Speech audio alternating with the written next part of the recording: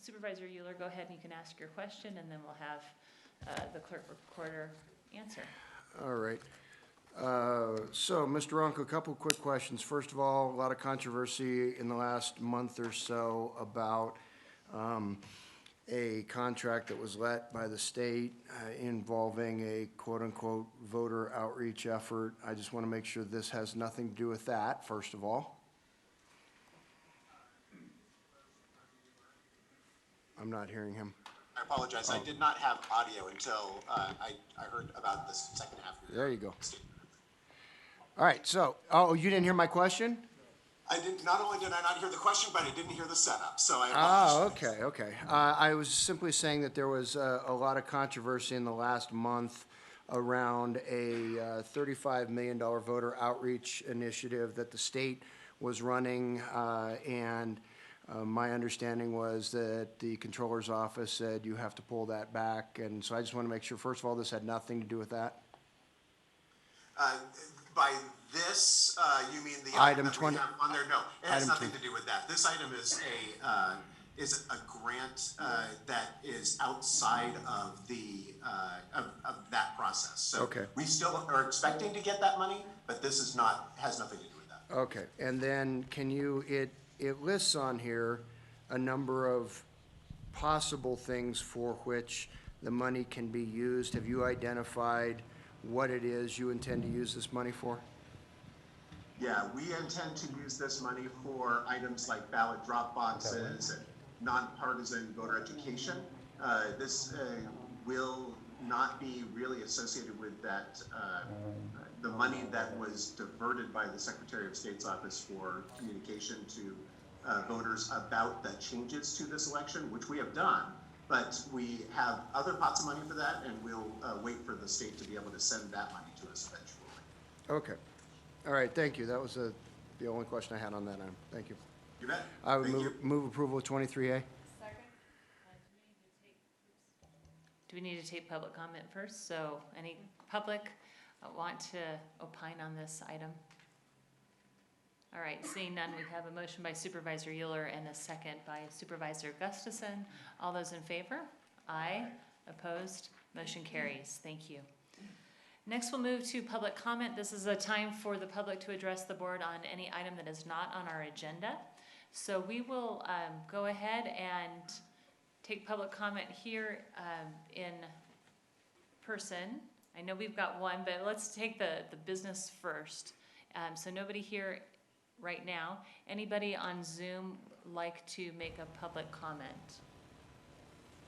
And I hear a yes, and bear with us a little bit. We are having a few technical difficulties. So this is the first time we've actually been in this building with doing Zoom, et cetera. So go ahead and take that Zoom caller. Judy, go ahead. Go ahead and unmute your mic and give your comments, Judy.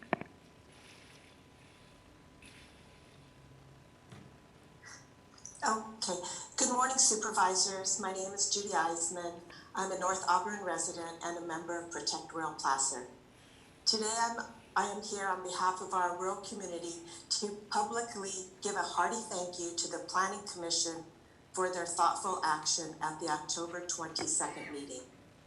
They did not rubber stamp an approval of the Hidden Falls Regional Park expansion project for the request for the municipal conditional use permit.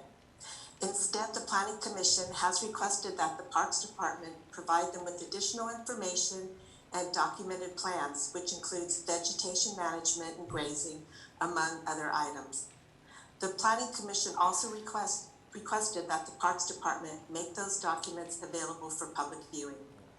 Protect Rural Placer truly believes that this action was the right thing to do. We felt valued and that our opinions and concerns about a very large project that would greatly impact our rural community were heard. So, thank you. Thank you, Judy, for your comments. Appreciate that. Do we have anybody else on Zoom, Megan? No other comments. All right. Then we also have somebody else from public comment here who would like to come forward and make a presentation. So, Samir, come on up. Good morning, Samir Tuma, Tahoe City Lodge and North Lake Tahoe Resort Association.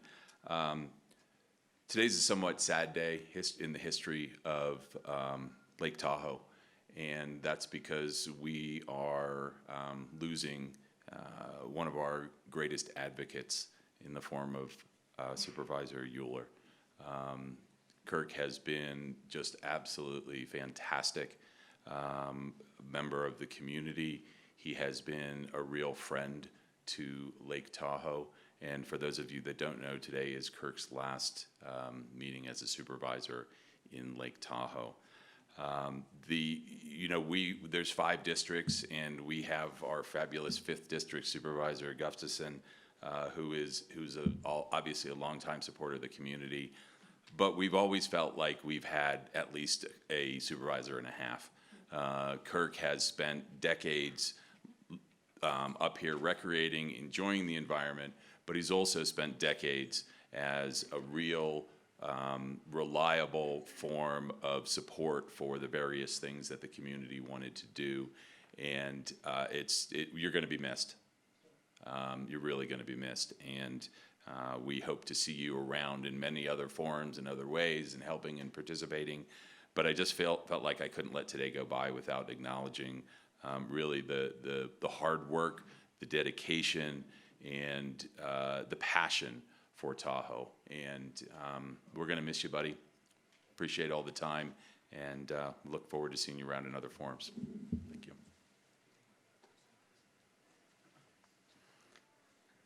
Good morning, Supervisors, Chair. Supervisor Euler, on behalf of the North Lake Tahoe Resort Association, its employees, our Board of Directors, and the entire business community, we'd like to present this plaque to you for your hard work of 18 years and commitment, not only to Placer County, but to North Lake Tahoe. I regret the opportunity not to work with you, even though I've been here less than a year, but hopefully we'll be able to stay in touch. But I'd like to present this to you and thank you on behalf. Thank you. Thank you, Jeffrey. Appreciate that. Thank you, Samir.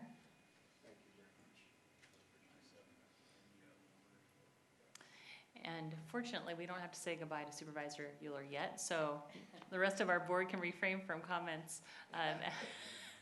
Supervisor Euler, is there anything that you would like to say? Thank you. That's it? Okay. All right. Thank you very much. We will go to anybody else with public comment. Yes, come on up. Good morning. My name is Jim Gardner. I live in Kings Beach. A lot of you know me. We're going to miss you too, Mr. Euler, Supervisor Euler. Thank you for letting me speak today, but I'm speaking about a couple items. The trash problem in Kings Beach, probably I've been talking about this like 25 years ago, 15 years ago, 5 years ago. And again, we have dumpsters overflowing in the streets. Nobody wants to do anything about it. Ucata County, it says fill out a complaint form. It's really hard to get the trash cleaned up around here. They overflow into the streets. They're there for days. We have unlicensed vendors in the streets, and nobody wants to do anything about that. In the days of COVID, they're out there, exchanging money, food, whatever. Summertime mayhem. God, in the summer, on weekends, parking. You can't park. People on the sidewalks. It's just crazy. So we'd like some assistance there. Pretty much enforcement, accountability, and a solution would be great.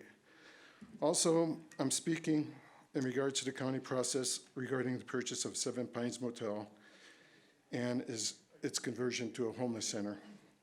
It was approved on your October 8th meeting with no prior outreach to the community. Only after the fact did we become aware of it via the Sierra Sun and other chat rooms on September 23rd. This sort of got pushed through in a process of 30 days. I mean, if a normal guy wanted to do it, it would take a year and thousands of dollars to do it. Many in Kings Beach are wary of the county's involvement in private development projects.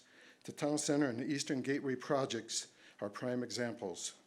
They have been bogged down with little communications from the county for close to 3 years. The Tahoe Inn has been allowed to stagnate. That's our entryway to California. You come into big California sign, welcome to California, then you see a boarded up motel for 6 years. I mean, we'd like to get something done here. The process for the 7 Pines seems rushed, and more public engagement would be appreciated. I am not for it, I am not against it. but I think the process is wrong. We need to have these meetings that concern Kings Beach and not Auburn, because this was taking place in Auburn, and nobody even knew about it until the agenda came out. And, you know, that's what I got to say, and thank you for letting me speak, and have a good day. Thank you for your comments. Anyone else from the public like to make a comment? Yes, sir. Good morning. Hi, my name's Kevin McDermott. I have a business here, and I live here in Kings Beach. First, I'd like to welcome Cindy to the board. It's nice to have someone local up here representing us. So welcome. We appreciate that. I'm a real estate appraiser, and as you know, I understand what people pay in taxes around here. I'm a big advocate for incorporating the town of North Tahoe from the Nevada state line up to the Nevada county line, following over to the Pacific Crest down to the El Dorado county line and back to the lake. If we did that, we would become one of the wealthiest cities in America. We would have Martis Camp, Lahontan, North Star, Schaefer Mill, and all these other communities that contribute an awful lot to Placer County and really don't rely on the services that much. One thing that I would like to suggest that I think would be really great to our community. A problem that homeowners have around here is getting homeowners insurance because of fire danger. All right, I have a solution, and it requires coordination. You guys have the power to make sure that all utility companies, all utilities, whenever any major work has to be done, even road work, water, sewer, electrical, cable, all of those lines get buried, okay? Now, here's where the brilliance comes in. Leave the poles up, remove all the wires, run plumbing up to the top of those power lines, and install agricultural sprinkler heads, right? That would prevent fire. That would be a service that could really benefit our community. We're one big fire away before becoming another paradise. I definitely don't want to see that happen. Rather than spending all of our hard-earned tax dollars on more subsidized housing, the Seven Pines Motel into a homeless center, which might be better up in Lake Forest, near the substation, for instance. Everything gets put in Kings Beach. And it would be nice to have it not all dumped on us, without that. So anyway, I hope you consider my idea for fire protection. We could take the initiative. We can certainly afford it. I mean, the house I appraised yesterday pays over $100,000 a year in property tax. It's just one house. I see it every day. We can afford it, so let's make it happen. Thank you. Thank you, sir. Any other comments from the public? Yes, sir.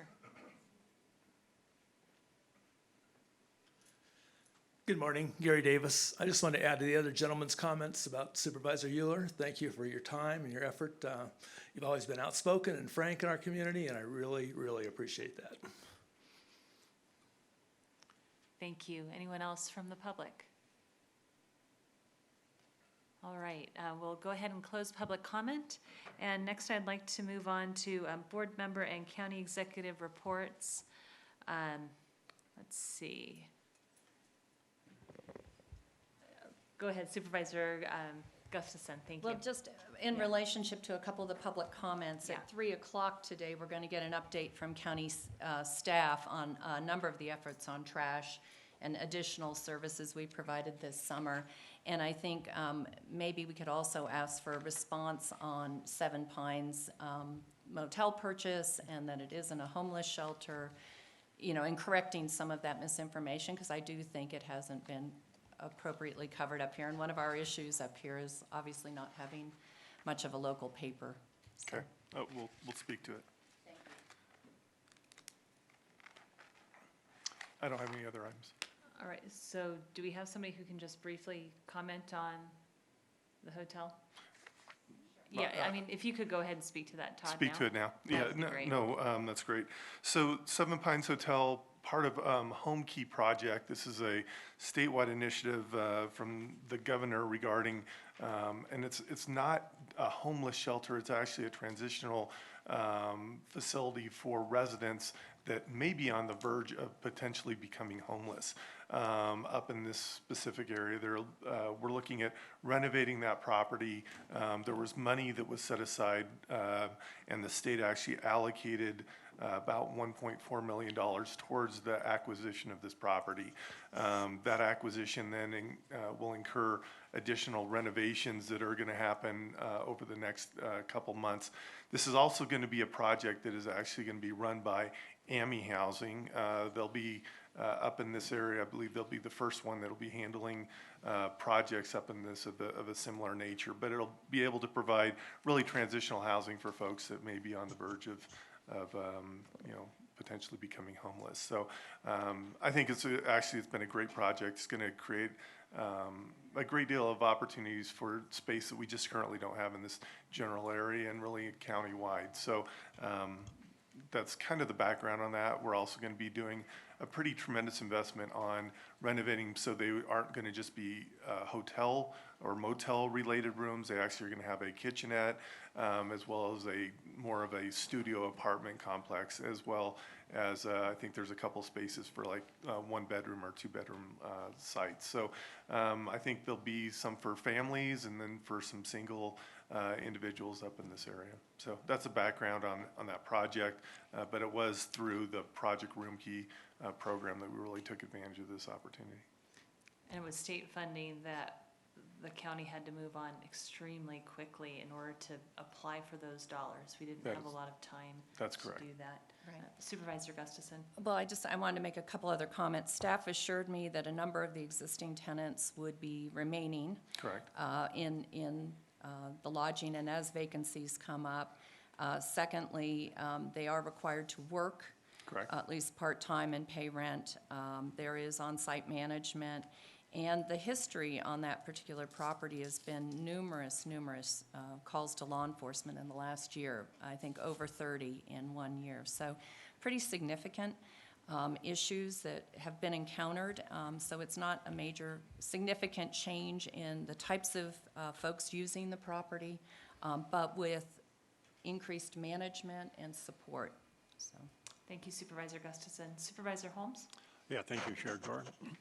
First of all, I want to let you know it's not a homeless shelter and it's not transitional housing. It's permanent supportive housing.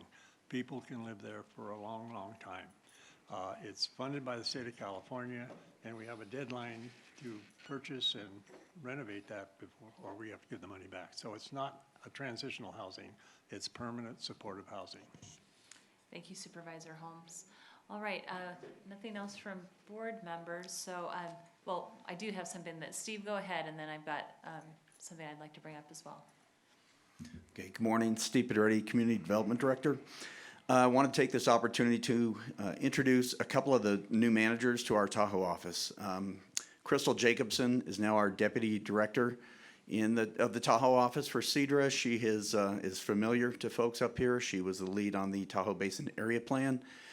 Now it's time to implement that plan and make some adjustments, and so she's the right person to do that. She's been up here several months so far. She and her husband have a house in Truckee, permanent residence now, and we're really looking forward to it. She's made some big improvements in a short amount of time, and I think over the course of the next year, we're going to see a lot more improvements. So, Crystal, I don't know, stand up. All right. We also have Gabe Armstrong, who's our new building manager.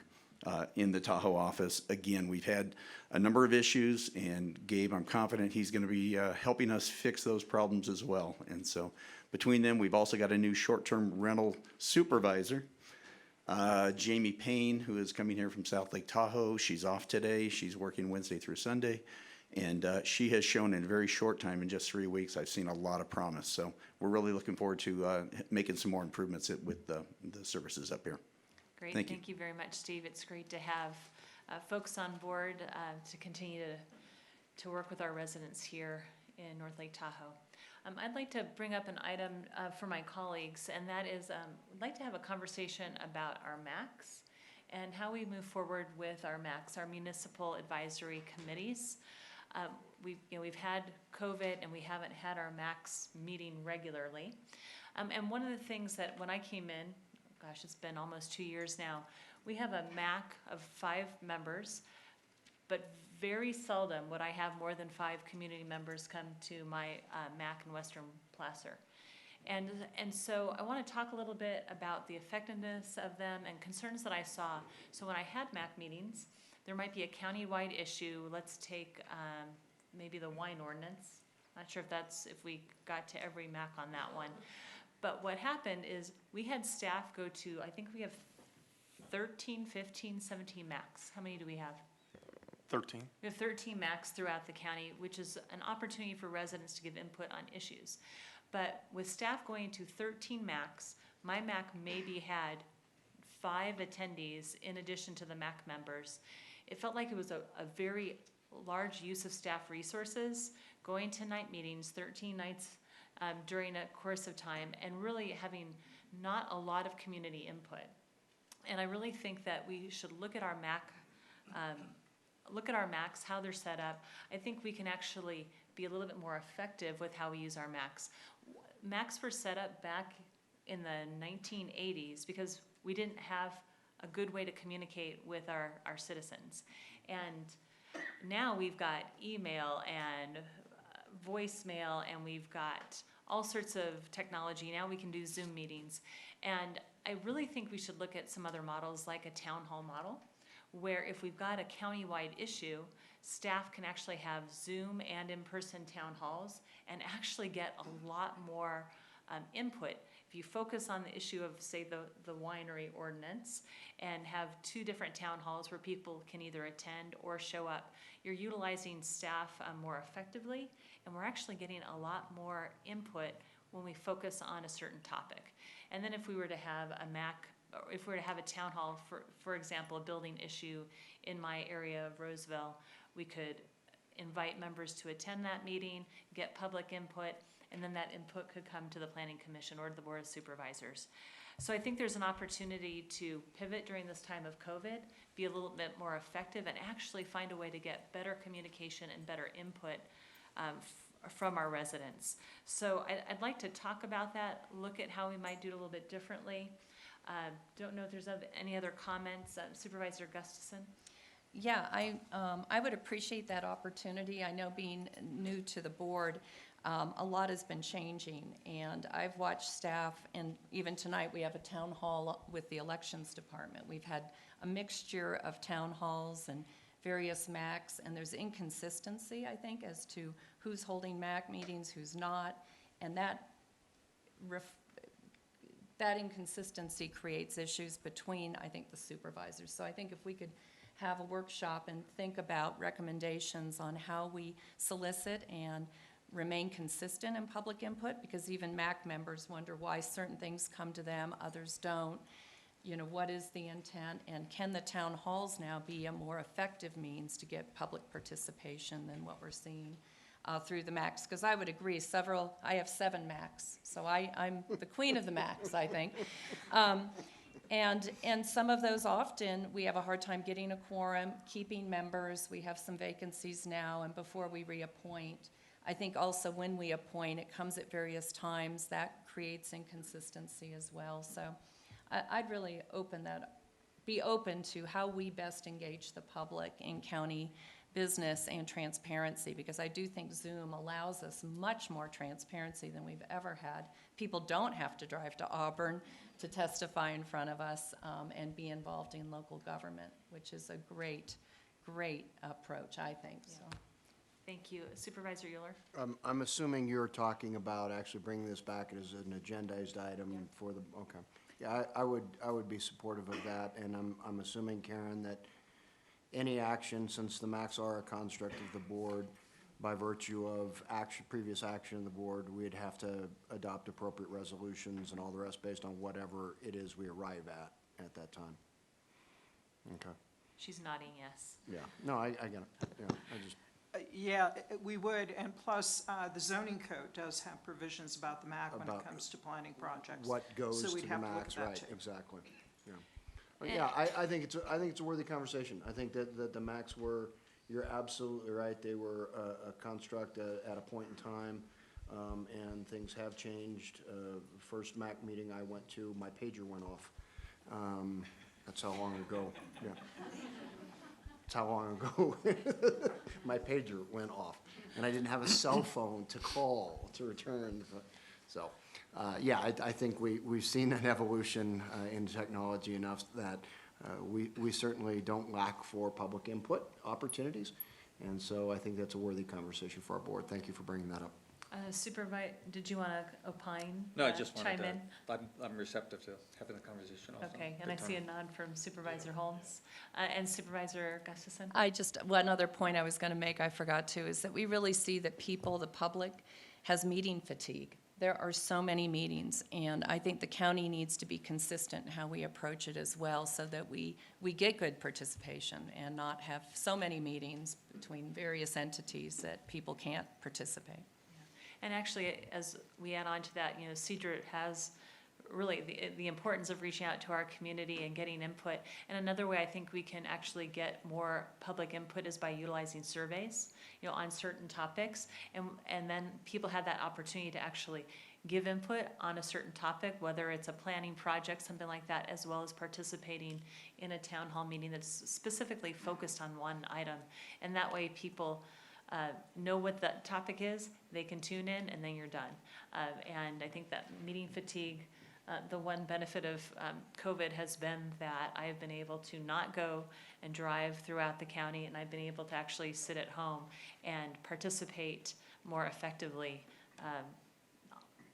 via digital communication, via Zoom, et cetera. So we'll, let's make sure we move forward on this. I'd like to have some conversations sooner than later. Okay.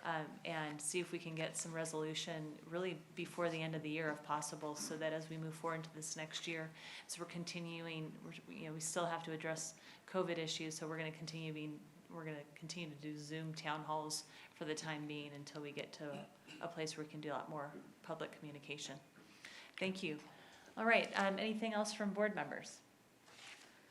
Super. Okay, then we're going to go ahead and move on to our first timed item, which is a commendation of Larry Sevison. I said that wrong. I should have had it right. So I'm going to pass this over to Supervisor Gustafson because she knows him well, and you may go ahead and take it away, Cindy. Thanks, Chair Gore. And others up here have known Larry longer because they're older. No, maybe they're not. But I can't begin to express all the things to say about Larry. We have a commendation here that I'm going to read officially and present to you, Larry, but I know we have many, many remarks to make as well. So I'm going to read it first, and then we'll make our remarks.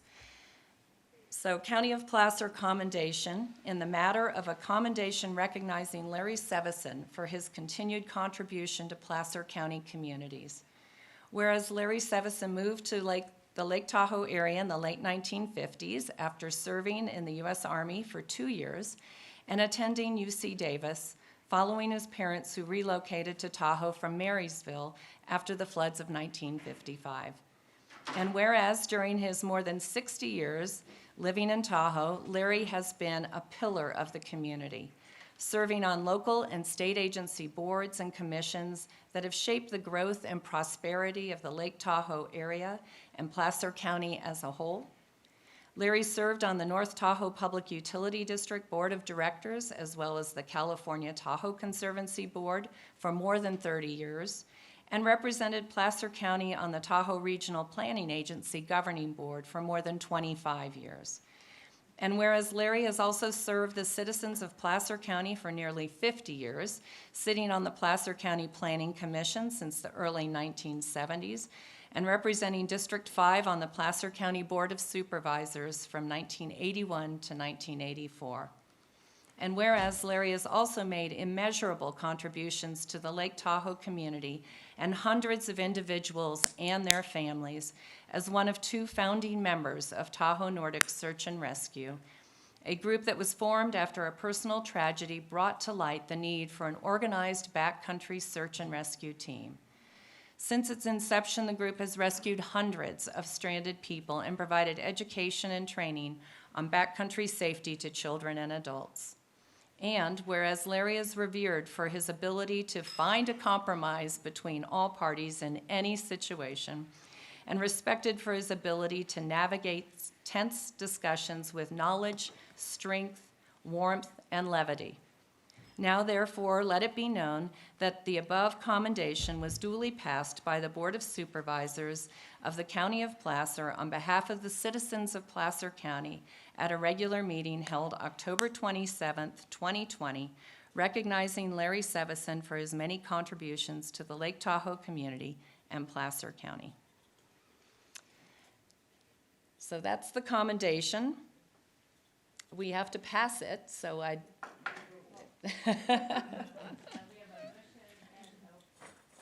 We have a motion and a second, so all those in favor?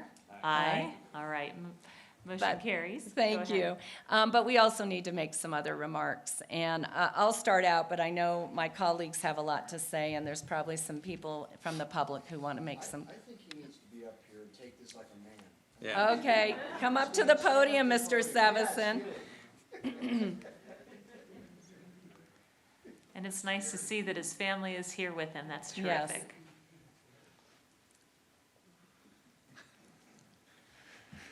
Thanks, Larry, for being here today, and thanks to the family for being here. I can see why you don't wear your mask. They're miserable.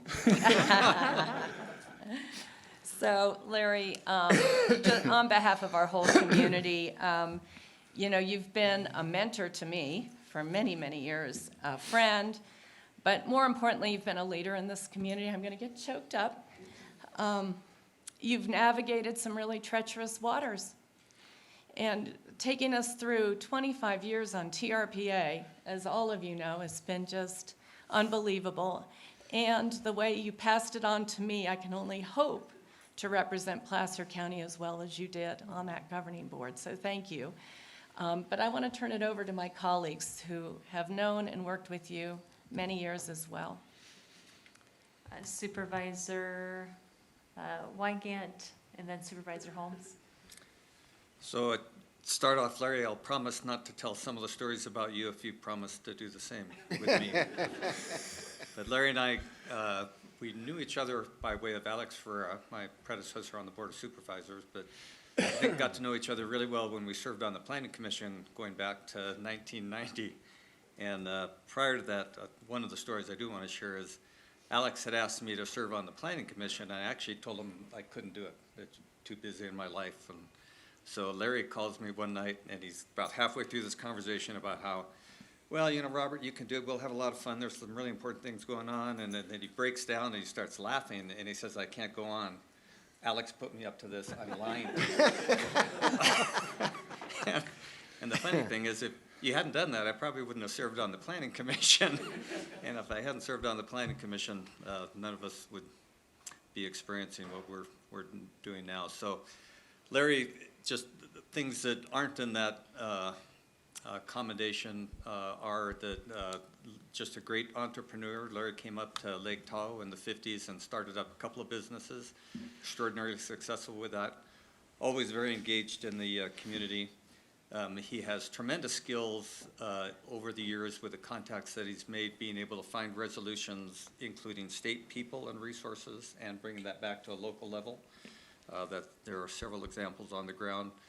Great service on the Tahoe Conservancy, getting that up and running, working with Dennis to get some good projects started so that people could see what could be accomplished, and then taking that forward as we went on. It's true, Larry is amazing at constantly looking for solutions, always listening to all sides, to the extent that sometimes it would frustrate me because some of these people I thought were saying some things that were so stupid that somebody finally needed to say, but Larry would keep at it, keep trying to find a solution, except for one time at a planning commission where he actually got angry and insulted somebody in public, and I don't know if you remember. Thought it was my wife. No, the comment was, one of our commissioners' husband made some comments in public, and Larry made the statement that, Judy, your husband is a jerk, with the microphone on.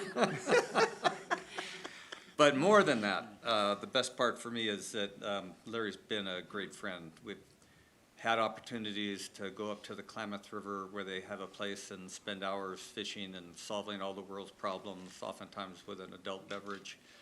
We've done the same thing up in Alaska on occasions. I could never get Larry to go for a cigar.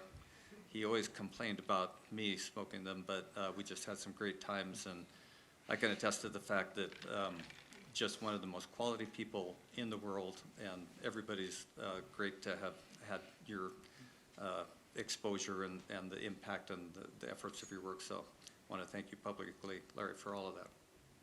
Thank you, Robert. Thank you, And Robert. Supervisor Holmes? Yeah, I don't know about your exposure. When I got elected back in the last decade, and one of the first things I needed to do in Tahoe was come and see you.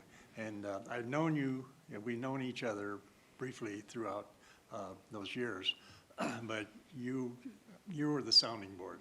If I needed to know something about what was going on up here, I always relied on you, and it was a great relationship, and you were very open and very friendly, and I know you're still going to be active, and I look forward to catching up with you in the near future. Thank you so much for your service.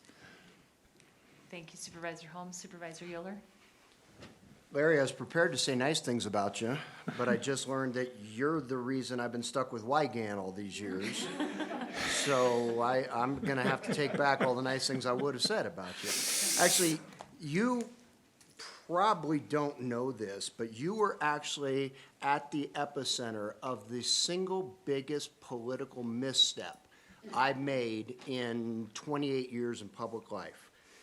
When in 1994, then Assemblyman David Knowles came to me and said he was concerned about Placer County's representation on TRPA. At the time, the supervisor from District 5 was not somebody that our board was comfortable having on TRPA, so we had Larry on TRPA. And the assemblyman came to me and said that he didn't think that our representative was strong enough on certain issues and how I should get myself appointed to TRPA. And so, being a little young and naive, I did that. And I will never forget the sit-down meeting that I had with Joanne Neft and Janice Forbes after removing Larry from TRPA. They sat me down and gave me what for. And it actually cost me an awful lot of support when I subsequently ran for that legislative seat in 96. It caused quite a rift. And after I served my first meeting on TRPA, Larry was kind enough to sit down with me and walk me through all of the issues, even though I had removed him and placed him as the alternate.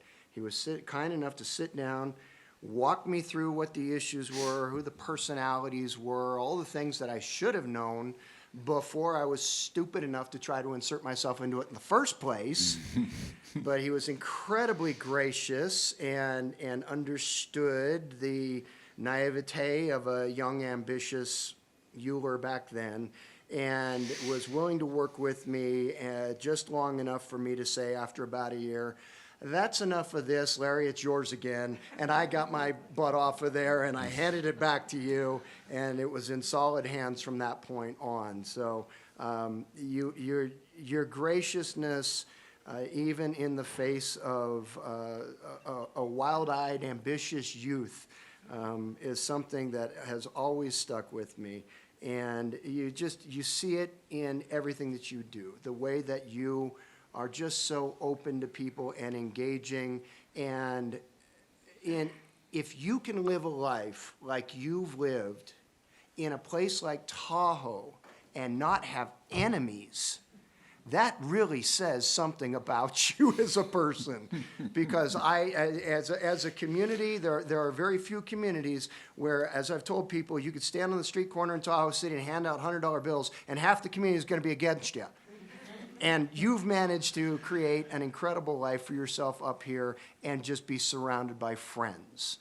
And so I want to thank you for not only the work that you've done on behalf of Placer County, but just the way that you've lived an exemplary life up here in this area. Thank you, Supervisor Euler. You have the floor, sir. Well, and I do want to, before Larry talks, I know there's others that might want to say a few words about Larry. Do you want to hear that first, or would you like to speak first? It's at your discretion. I want to hear all the bad ones first. Okay. Let's go back to Wygant. Yeah, I can't, all the fish you've taken out of that river, you must feel terribly guilty. I don't know. Not one bit. Well, I'm very flattered that the board has given me this honor, and through the years, allowed me to come and go, and then come and go again, and come and go again. And I can remember one day, I think we were having lunch at the old coffee shop in Carnegie Bay, and the phone rang, and it was the county executive, and they said, the board's meeting and they're talking about you. And I said, well, why are they talking about me? Well, they're thinking they'd like to have you go back and serve on TRPA again. And I said, oh, wait a minute. And I thought about it and thought about it. I said, well, I'll try it until they sort out who they really want, and it lasted for quite a while. But at any rate, I appreciate your kindness, kind words. And I can't say I haven't enjoyed it. I did. We all do. I think once you get started on this work, you become a prostitute to it, you know. And I think that it's pretty easy to get so involved that I know I had friends served on that board with me that suffered personal sacrifices as I think back, for the sake of being able to serve on that board, and it's a very high honor. So thank you. Thank you very much. Can we please give him a hand? And I know that we've got others who might want to make a comment. Thank you, Larry. I think there'll be a few more comments, and then we had one more announcement, so. So feel free to have a seat, and if there's anybody else who would like to come up and make a comment, you are welcome to do so. And feel free to line up 6 feet apart.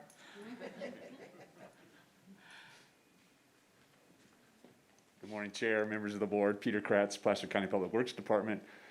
I'm here in large part because of Larry. He was definitely a big force. I joined the county in 2002, in large part because at that time we were getting a hold of a lot of conservancy funding.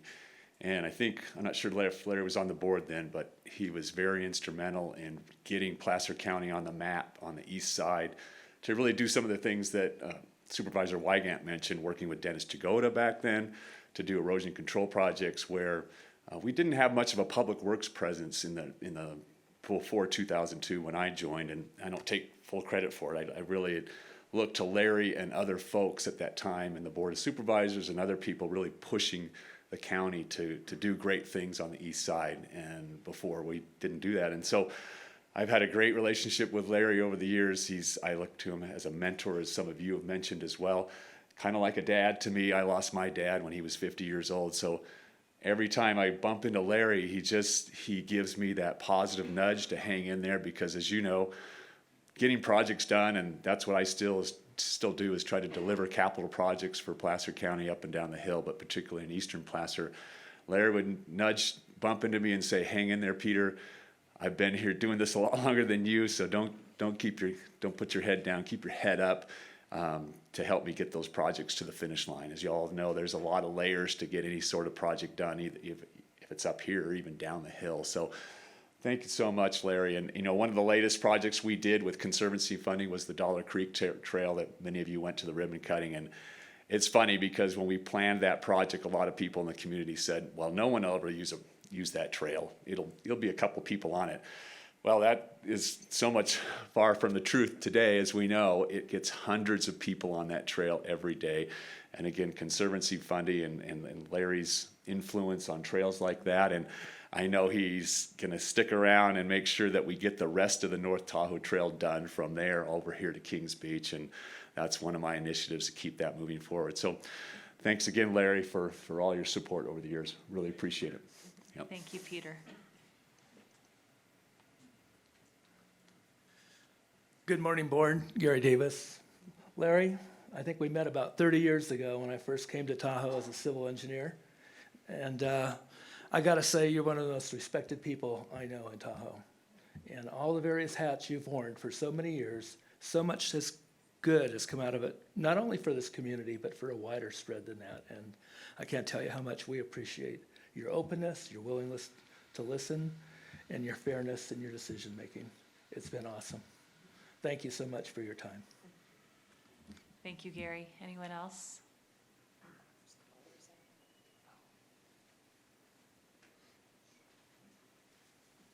So Larry, I've probably known you the shortest amount of time of anybody who's spoken, but you know, when I first came to Tahoe and started working on the Tahoe City Lodge project, one of my early relationships was with Cindy, and she sort of walked me through various different things that I was going to need to do in order to be successful. But the number one thing she said I needed to do was get to know Larry. Larry at the time was on the TRPA board, but there were so many other things and so many relationships that he had and what he understood. And Larry's been a great supporter of mine since day one, which I appreciate.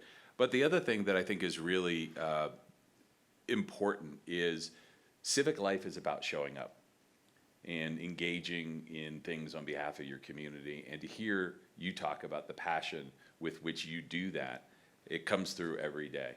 And you are always there, you're always showing up.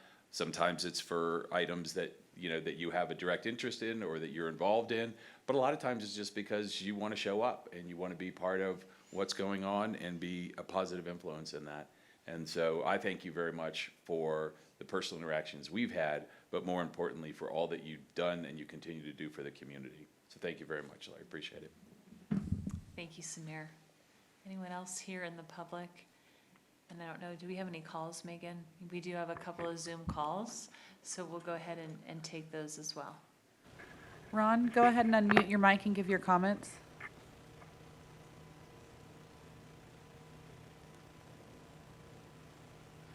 Ron, do you hear us? We're going to take your comments, I hope.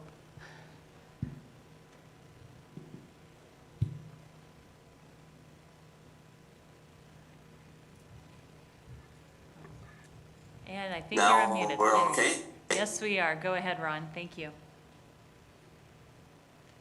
Okay, hi. Ron Trebus here, longtime Tahoe resident. Nice to see all you guys still. Larry, I was going to hang up after hearing all the good things that had been said about you, but then when Kirk said he was going to point out what was his worst mistake, he had me on the edge of my chair trying to figure out which one that would be. So I've hung on, and Larry, I want to make sure that you know what all of us in the community have felt, as has said Gary, Samir, and others, for your efforts both on the extremely local level, the North Tahoe wide level, the county level, and beyond that.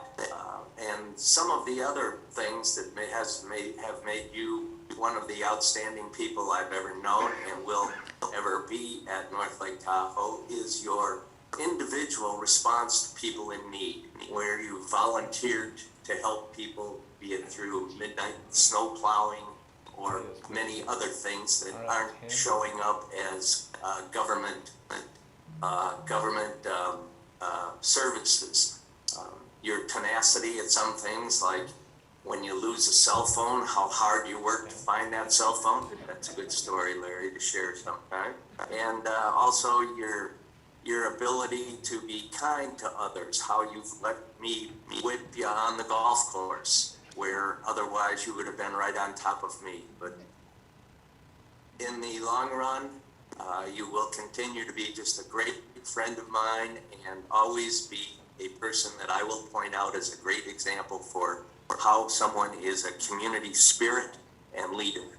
Thanks for this, and thank you guys for voting and approving this highly contestable commendation for Larry Sevens.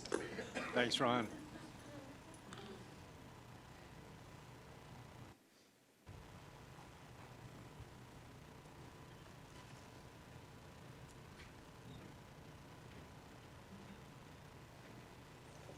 All right, thank you. No other calls from Zoom. Sorry about that. All right. Well, We had one other announcement. one other announcement. Yes, you don't want to forget that. Go I think- ahead, Cindy. Well, I wanted to say that, Larry, when we opened that North Tahoe Trail that you spent, I don't know, 20, 30 years working on and making sure the Conservancy continued to dedicate resources and assets to studying that trail, we said that it should be named something. And so with the county's blessing, we have a couple slides to show you. COVID has gotten in the way of us actually, can you see that? So it will be called the Sevison Trail at Dollar Hill, and there will be a plaque placed on it. That is Well wonderful. deserved. Yes.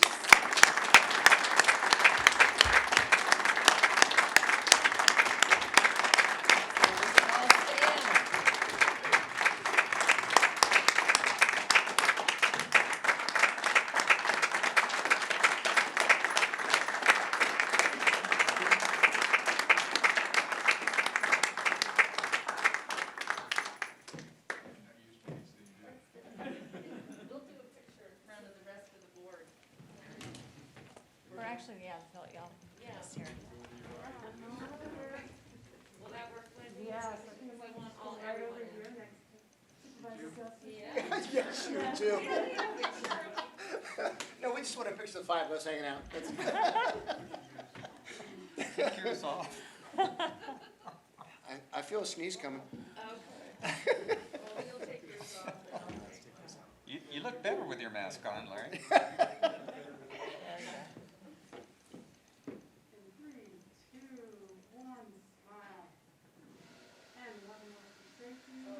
Yeah, without the glasses.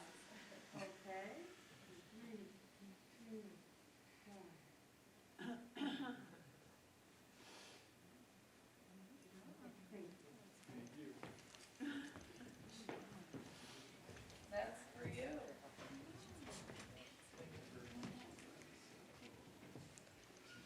Thank you very much. Appreciate it.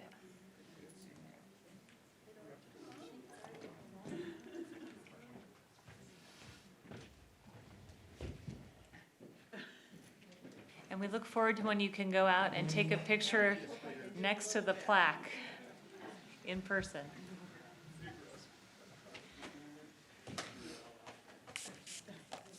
And Patsy, how could we forget to say a few words about you? I mean, you have dedicated so much time and patience to this community as well, and been the supporter and the advisor to Larry, and we are amiss for not having recognized you as well. So Patsy, to you. It takes a team, doesn't it? Well, thank you, everyone.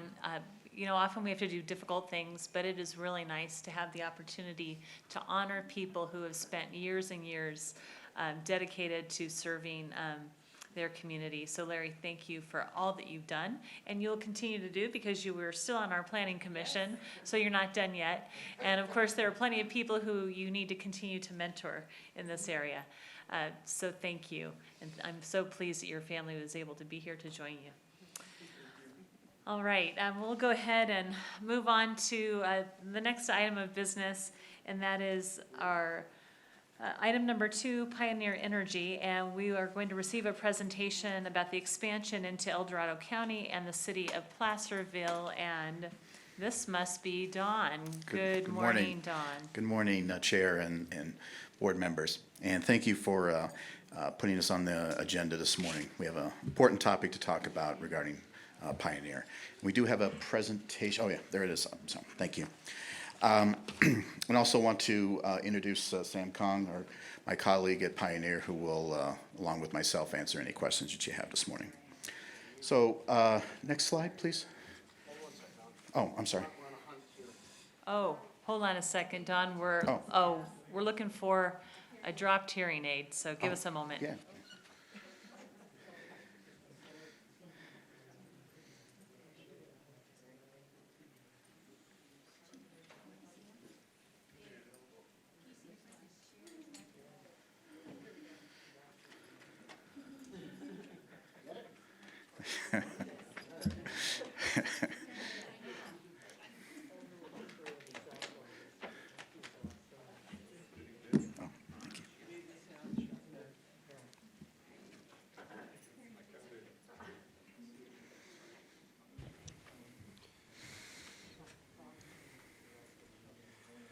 Don, may we assume that's a first for you?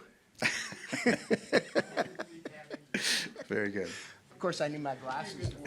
We found the hearing aid, and That was so now we can move forward. Go ahead, Excellent. Don, Glad thank you. Glad we found it. Okay. Just a real couple quick slides, just a reminder for the community on who we are. So we're a community choice aggregator. We started serving Placer County in February 2018. And just as a reminder, we're a not-for-profit local agency. We live off our user fees, and we are owned by the citizens that we serve, unlike PG&E, which is an investor-owned utility owned by shareholders who could be mutual funds in Australia. We are owned by the folks that we serve. Let's see. There we go. Oops. Where we are, so on the map there, everything in blue, which would be PG&E's territory, our customers eligible to be served by Pioneer Community Energy. We do not go into other publicly owned utilities, so we are not in Roseville's territory, SMUD's territory, and Liberty Energy is an investor-owned utility, but with the formation of the CCAs, it's been the focus of PG&E, SoCal Edison, and SDG&E. So Liberty Energy's been off the table. And as we consider this expansion with El Dorado County and City of Placerville, there is a portion of El Dorado County that's under Liberty Energy, and that would not be considered in the expansion. And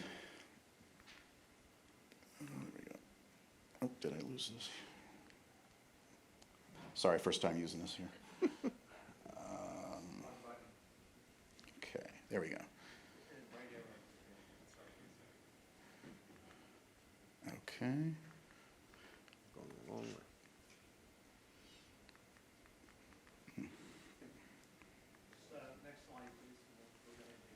Okay, there we go. One more. Let's see. Sorry about that. Not advancing. There we go. I am better at my regular job than handling that. Anyway, and just as a reminder of what we do, so we do serve 93,000 customers of all rate classes. We're owned by you, so you have local control over your rates, your power supply mix, and your energy future. And we also serve as an advocate for our customers to the CPUC in San Francisco and the legislature in Sacramento. And just as an example, just recently, about a year ago actually, Rockland folks had brought an issue up where mobile home residents were not able to participate in the savings of their CCA, being Pioneer, or other CCAs. And the issue was brought up to one of our own, Alexia Vitalik, who worked with the Cal CCA trade organization, went through the legislature, and about a month ago, Governor Newsom just signed the bill to protect mobile home residents, and it all started with an issue that began with Rockland, so that's just an example of using your CCA for legislative change.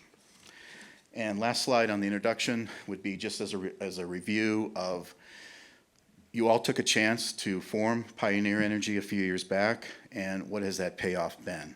So through going back from February 2018 to June 2020, I don't have final meter data for California ISO after June 20, but through that 2 years and 3 or 4 months, Placer County residents alone have saved $14 million, precisely 13.9.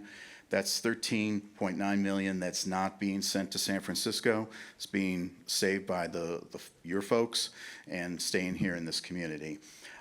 Savings for the entire service territory for that same time frame is about 28.3 million. So a very nice return on your investment to form Pioneer. Next slide, please. That brings us then to the topic we want to talk to you this morning about, which is expansion. So just go through the timeline here. I actually started mid-July with Pioneer, and about a month later, we had a conversation with the county administrator with El Dorado County, as well as the Placerville city manager, and it was an introductory conversation, and it quickly turned into, I think we'd like to join you guys. I like what I hear on both sides. Can we do some business? About a few weeks later then, Sam and I talked about expansion with the expansion committee of Pioneer's board, which also includes Supervisor Holmes. And the direction was to move forward to consider this opportunity and also to hire a consultant to begin an impact assessment study. And an impact assessment study essentially would be a financial pro forma, if you will, to consider whether the expansion makes financial sense for us. And that started in early September. And then we had an overview of expansion with our board in September's board meeting, and we also received approval to prepare an amendment to the joint powers agreement. And that just brings us then to October, where we're meeting with all our member agencies, giving you the overview of this opportunity. And you might ask, well, why are we talking about this before we have the results of the impact assessment study? And the reasoning is, we're in parallel of the study. In a normal expansion, you would have the impact assessment study. If it comes back favorable, we're meeting with you, we're making a decision and moving on. In this case, I'm doing it in parallel because to bring El Dorado and Placerville online in 2022, I have to have the filings done and all the approvals to the JPA done by the end of December of this year, because there's a one-year lag to be able then to bring El Dorado and Placerville online. So that's why we're meeting with you now, and then we're going to get the results of the impact assessment study actually next week, and then this item will then be back on your agenda in November if that impact assessment study is favorable. So just to understand why we're talking about this before we have the numbers. Next slide, please. So the next 3 or 4 slides, I just want to talk about what's in this for Placerville and El Dorado, what's in this for Pioneer, and ultimately what's in this for all of you and the citizens. So we'll start off what's in it for El Dorado and Placerville. They want what you have. They want local control of their energy future. They want stable and competitive rates, which is what you have. That's their end game, but what are they actually getting out of this to join Pioneer Community Energy? Well, starting left to right, startup capital. All of you took a chance to begin Pioneer Community Energy, to launch it. It took money and resources and time to develop the JPA, to go through the education of the public, and ultimately there was startup capital needed because there's a lag time between the revenues when they come in from the sale of energy and paying for that energy, and that required startup capital, and it was significant. And that's a tremendous benefit to El Dorado and Placerville to avoid that. Time. If they were to start a CCA on their own, they're probably looking at 2024, 2025. We're proposing to bring them online 2022, so they're saving time. And ultimately, knowledge. It's much easier to make multi-million-dollar decisions on power procurement when you have 7 other members on your board that have been doing those decisions for the last 2.5 years, as well as staff and consultants in place. So it's a good deal for El Dorado and Placerville to join Pioneer. Next slide, please. What's in it for Pioneer? Ultimately, we would not move forward with this decision unless it financially makes sense. So it needs to add to our bottom line. And what does that mean for Pioneer and for citizens of Placer? Would be stable and competitive rates.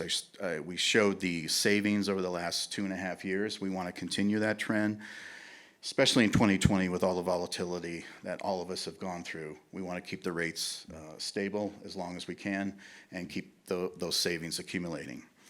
Ability to invest in jobs. We want to have a strong enough utility to start investing in, so let's say, biomass projects or local power supply projects that are going to create jobs, not only help the utility with power procurement, but create jobs in the territory that we're serving. More influence in Sacramento and San Francisco.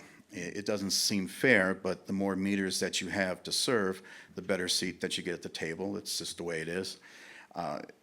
Potentially, we're looking, I don't have final numbers yet, we'll learn that next week, but 50 to possibly 70,000 extra meters from the 93,000 customers we already serve is going to help us in those conversations in San Francisco and Sacramento.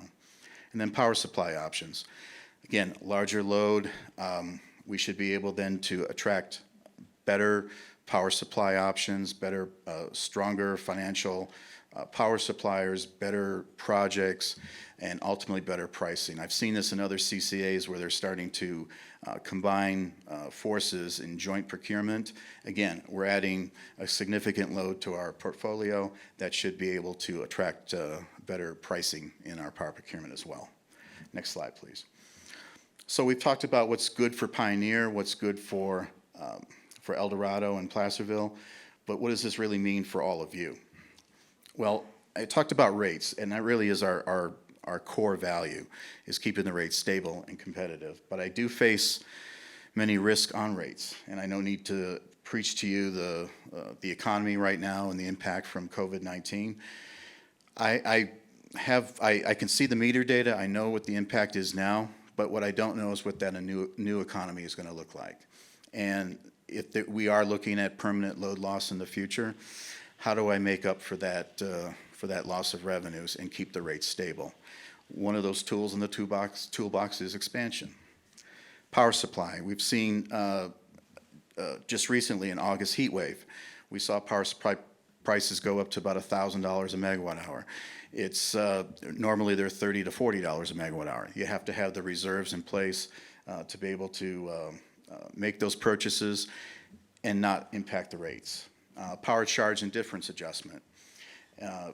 I won't spend a whole lot of time on this. This is a topic unto its own that we could spend all morning on, but it's a significant risk to us. It's a risk to every CCA. It's essentially an exit fee that we're charged from PG&E, and it's a direct impact to our rate competitiveness, and it's highly volatile. And so, again, having proper reserves in place keeps the rate stable, handle that volatility from the PCIA. And then direct access is not a near-term threat, but it could be longer-term, past 2025. And what that is a cap that the state imposes on how much large industrial load can be served by not just the IOU or the CCA, but a third party such as a Shell or a Calpine. If that cap gets raised in 2024, 2025, you lose 4 of your top 20 customers. Again, that's a load loss. Impact to our bottom line, impact possibly to rates.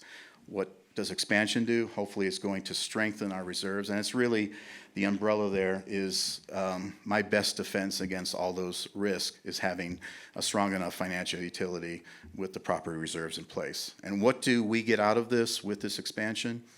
You see those risks, and that's not all of them, but that's another 50 to 70,000 meters to spread that risk across and to help keep the rates stable. So next slide, please. And just to give you a snapshot of our reserves. So our target, the blue line, would be 120 days of cash on hand over the following 12 months of expenses. And what that means is I want to be able to be in a position where if the revenue faucet was shut off, I have 120 days cash on hand to pay our expenses.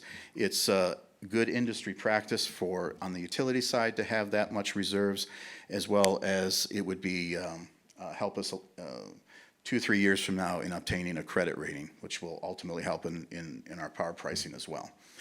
And you can see just in FY22, I'm seeing a pressure on power supply prices, and we would be actually looking at a decision point in FY22 of, well, do we dip into reserves or look at rates or something else? I think expansion is going to help us achieve those targets without tinkering with rates over the next couple of years. And next slide. So we talk about rate competitiveness and rate stability. Absolutely, it's a core value, but it's the way I look at it is it's getting on a flight, and if the flight lands on time and safely, well, you expected that. What's the real value then you're going to get out of Pioneer if we're financially stronger through this expansion? Economic development rates. want to be in a position where we're incentivizing and being part of that conversation where a business moves into the area and is hiring folks from the area, and we were a part of that conversation. How cool would that be?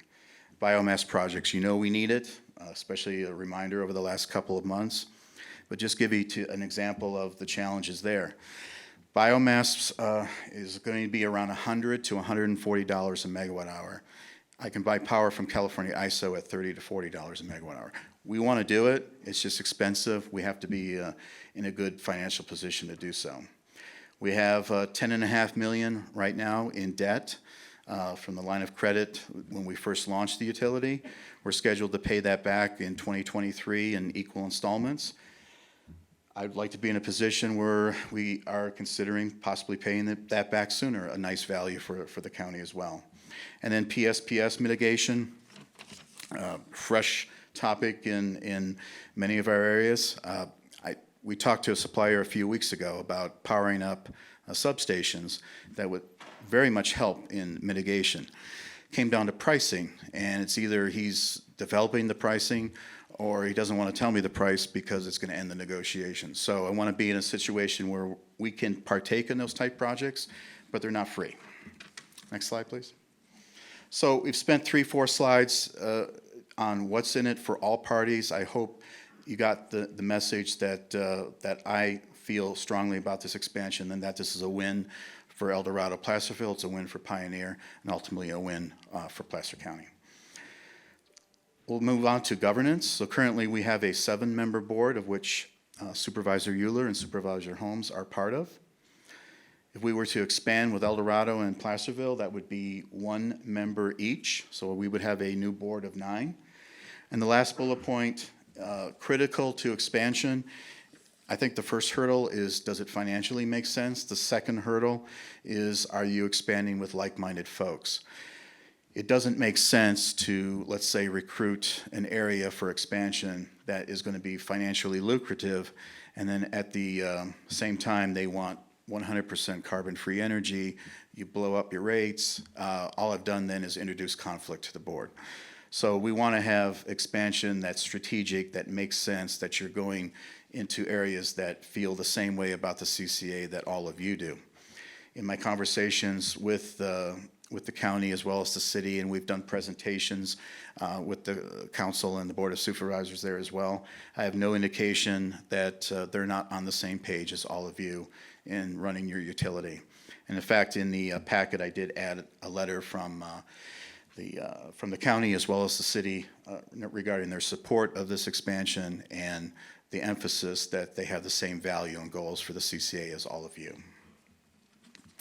So moving forward, again, we're meeting with all our member agencies in October. We have a few more tonight and another one tomorrow. November 6th at 3 p.m., we'll be receiving the impact assessment study. That's, again, the pro forma to say if this is a go or no-go decision. That impact assessment study was commissioned through Pacific Energy Advisors, an independent consultant who has done many of these type studies, and we want to make sure that the Pioneer Board with Supervisor Euler and Holmes, that they're completely comfortable with the assumptions that we're using in that study to move forward. If everything makes sense, this item then would be back on your agenda in November to open up the JPA to allow El Dorado and Placerville to join. The Pioneer Board would then vote to amend the JPA in December. We'll file the paperwork with the CPUC at the end of the year. Probably about a 90-day window before you hear back from the CPUC for a go, no-go. Assuming they approve it, we then start preparations in March and then bring El Dorado and Placerville online in 2022. Last slide. So our recommendation is, if the impact assessment study is favorable, we're going to request your support for opening up the JPA to allow the expansion.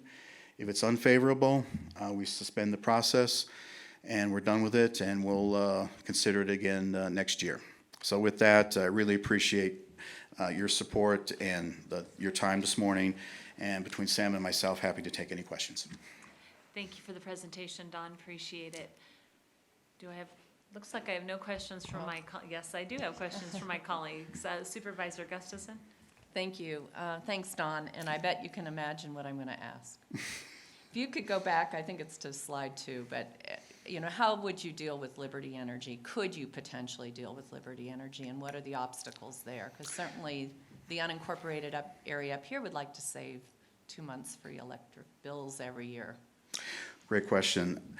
So a few of the hurdles that we would have to consider with Liberty Energy is we have a lot of already lessons learned through PG&E, and one of those would be developing exit fees, which is a contentious topic every year for the CCAs, but we do have those procedures in place. We'd have to work out what is that exit fee with Liberty, work out, for instance, you pay your PG&E bill, of which a line item of that bill is Pioneer Community Energy.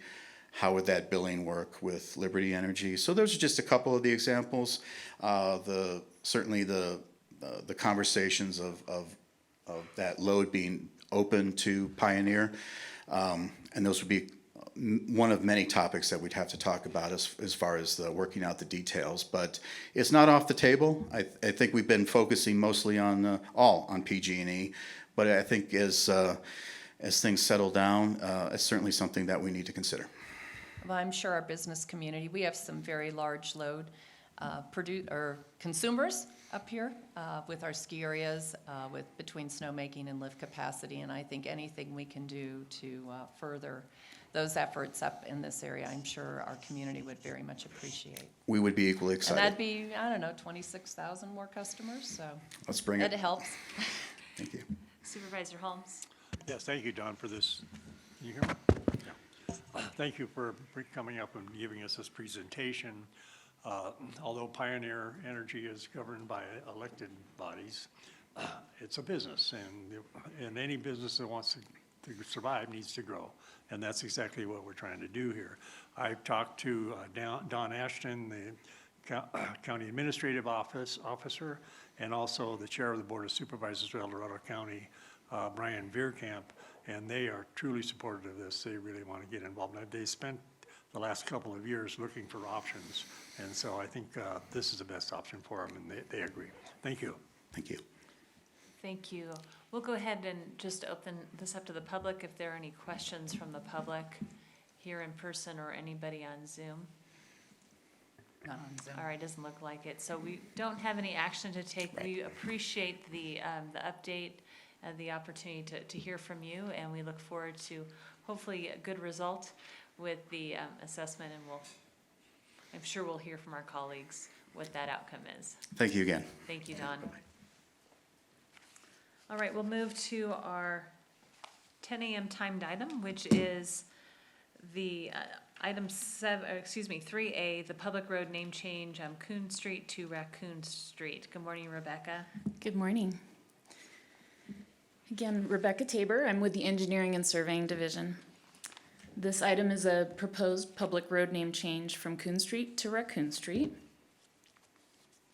And the road is located in North Lake Tahoe in the Kings Beach area. Vicinity map, just to orient you. Highway 28 in yellow, and then in red, we show the north-south alignment of Coon Street.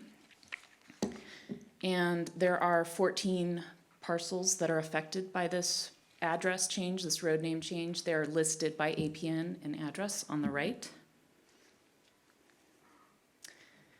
This is the final subdivision map that was recorded in April 1926 for the Brockway Vista subdivision. This is one of the sheets of the map. The Central Pacific Railway Company recorded this map and created the lots and the streets as part of that. They named the roads by animals and fish. Running north to south were the animals like fox, deer, bear, and running east to west were fish names, such as rainbow, golden, steelhead. So some further background, multiple public comments were recently received requesting that the county consider changing the name of Coon Street. Two of those commenters were residents of Kings Beach. There are also 2 community-initiated online petitions with more than 500 signatures in favor of this change. So due to the offensive connotation of the word coon, staff is proposing that the road name be changed to the original intended animal name, which is raccoon. So again, 14 parcels front on or would be addressed off of Coon Street. 1 parcel does not have an address currently assigned. 13 parcels will change their route name to Raccoon Street. The cost to the county is actually $4,700 total, but that had included Caltrans, 2 signs for Caltrans, which is about $800. So the actual cost to the county is about $3,900. And that would be by the Public Works Road Division to change the county road signs.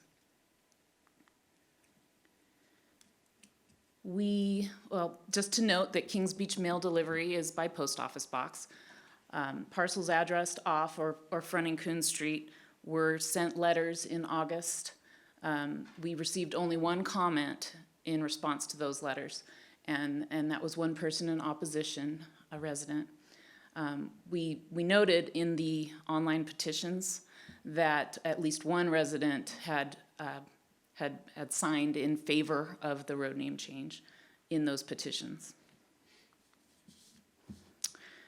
So for outreach, we attended the North Tahoe Regional Advisory Council meeting on September 10th. The NITRAC voted 6-0 in support of making this change. 1 member was absent. This was a recommendation of approval to the Planning Commission. We then went to the Planning Commission on September 24th. The commission voted in favor 5-1 to make a recommendation to your board for consideration.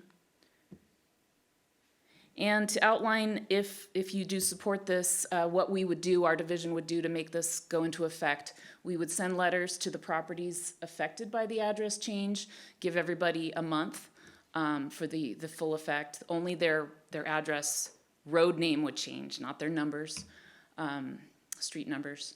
We would notify all of the first responders, emergency response, take care of the county official records, the permitting system changes in the county GIS, and then have the road names change out in the field.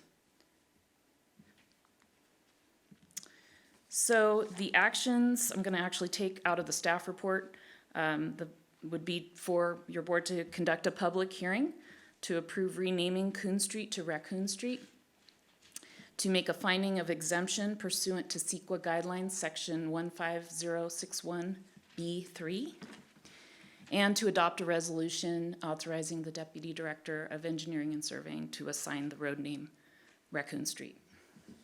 With that, I'm here to answer any questions. Thank you, Rebecca. So I don't currently have questions from any of my colleagues, so we'll open the public hearing and see if we've got any comments from the public, either in person or via Zoom. And looks like nobody has raised their hand via Zoom. Looks like nobody in the public, so we'll go ahead and bring it back to our... We just got a hand raise. We just got a hand raise. I had a feeling that might happen. And she dropped it. And she dropped it. Let's double check. Make sure she... Let's move her in.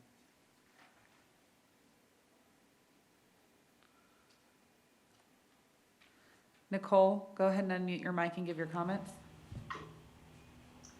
Hi there. I just wanted to check in and say thank you for hearing this again.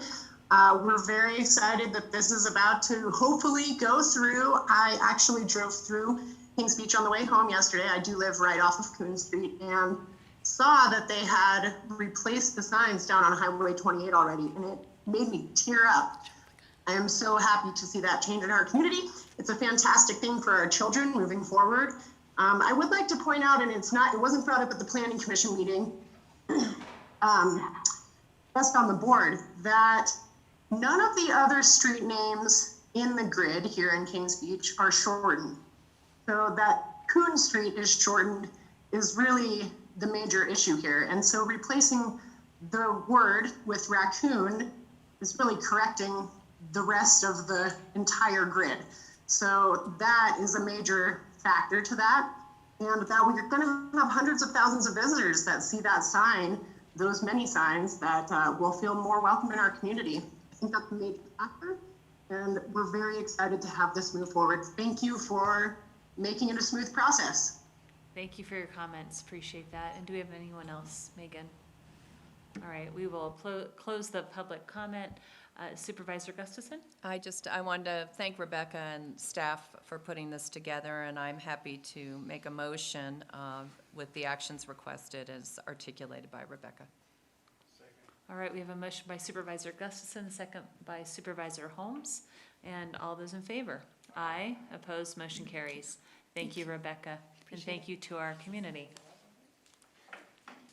All right, we have our 10-10 timed item, which is item 4A, the Resort Triangle Transportation Plan.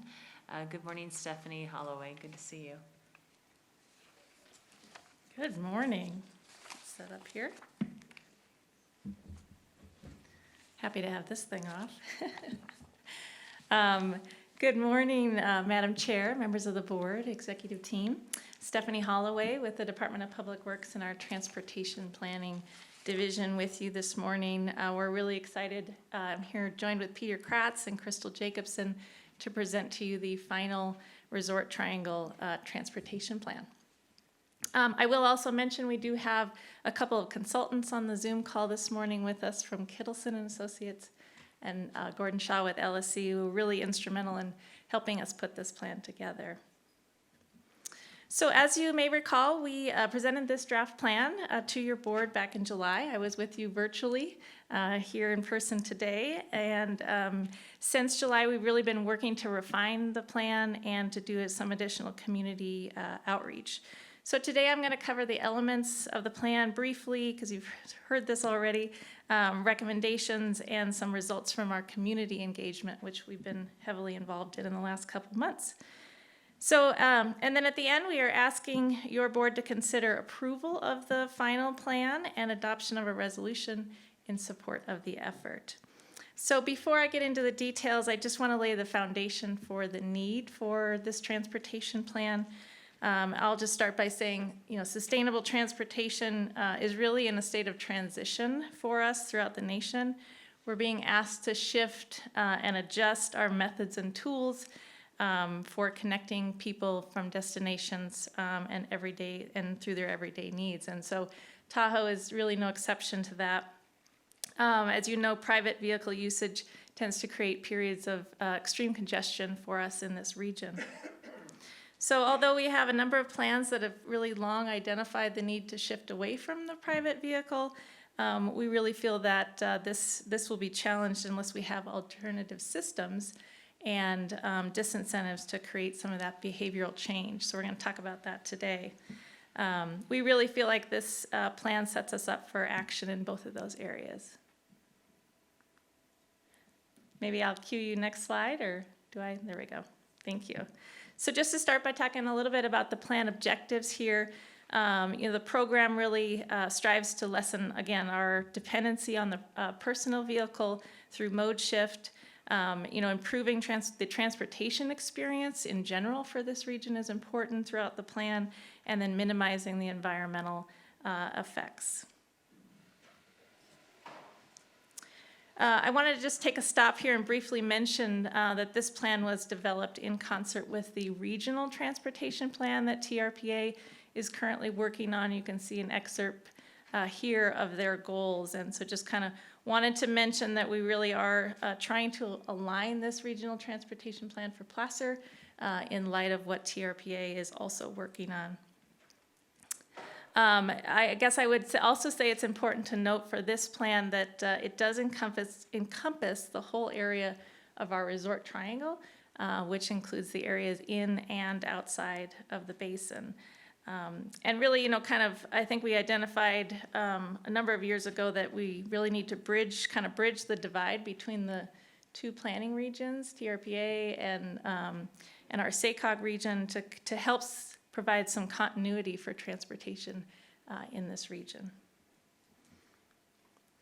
So I won't go over these in depth right now, but just to mention the 4 key focus areas: adaptive corridor management, you've seen this slide before, parking management, transportation demand management, and vehicle miles traveled. And I'll just kind of mention VMT here briefly. It's not a major highlight in the plan, but I do want to say that, VMT has really become a transportation focus for the county, for the state, but specifically, I think, in this region. And we believe that the programs and the projects that are highlighted in this plan help us move towards VMT reduction. So just to again highlight some of the stakeholder engagement, we did organize 2 specific stakeholder outreach groups. One was really more of a technical group with our PDT looking to kind of inform the recommendations that are in the plan. The other, our stakeholder representative group, was really community advocates around transportation within the region.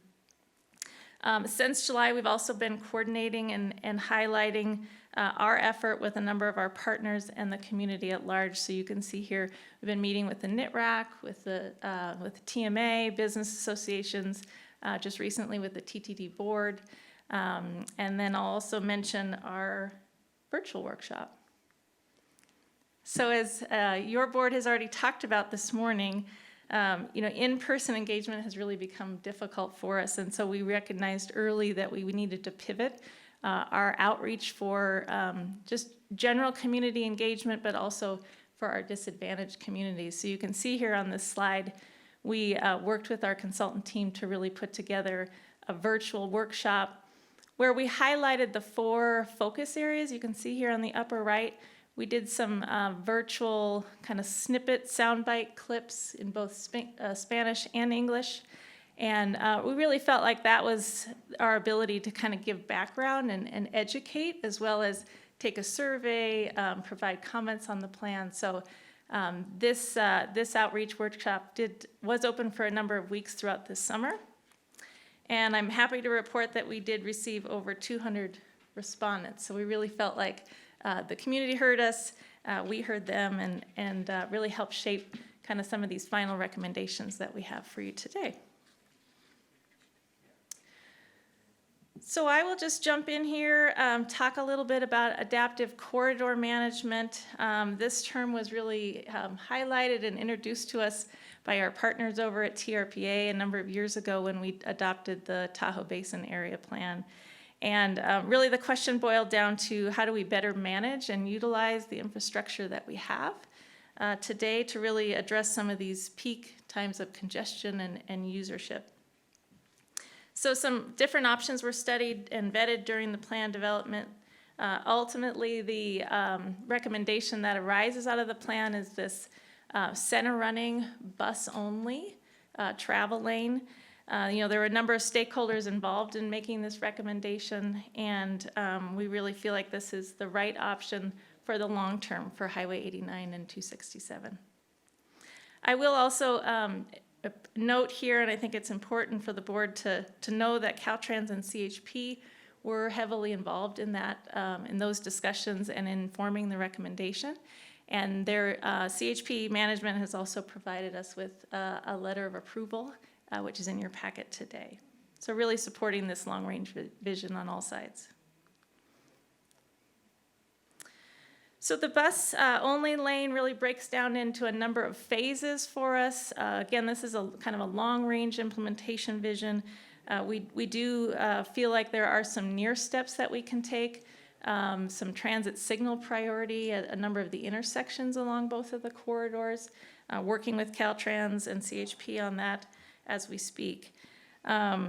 Also included in that are some potential queue jump lanes, so providing a dedicated lane or a priority lane for transit to move through those congested intersections is part of our phase 1 and phase 2 implementation. And then lastly, building off of that, we would be connecting the intersection improvements with this center running bus only lane. And I'll say that the intent here is really to manage this lane at times during peak congestion. And so we aren't running that on a continual basis.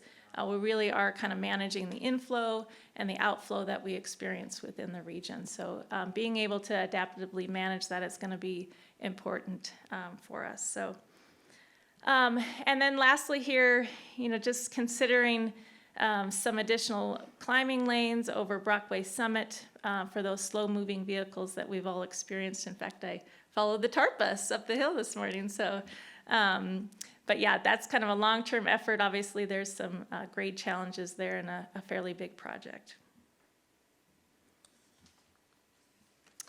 So there's a number of outreach slides here just to kind of bring your awareness of our stakeholder engagement.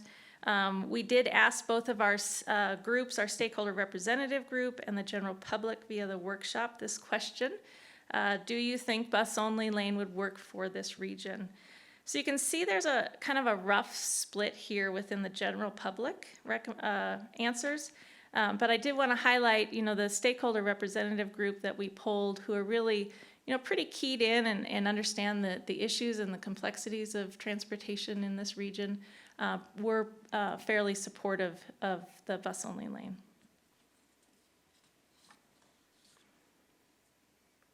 Okay, moving on to parking management.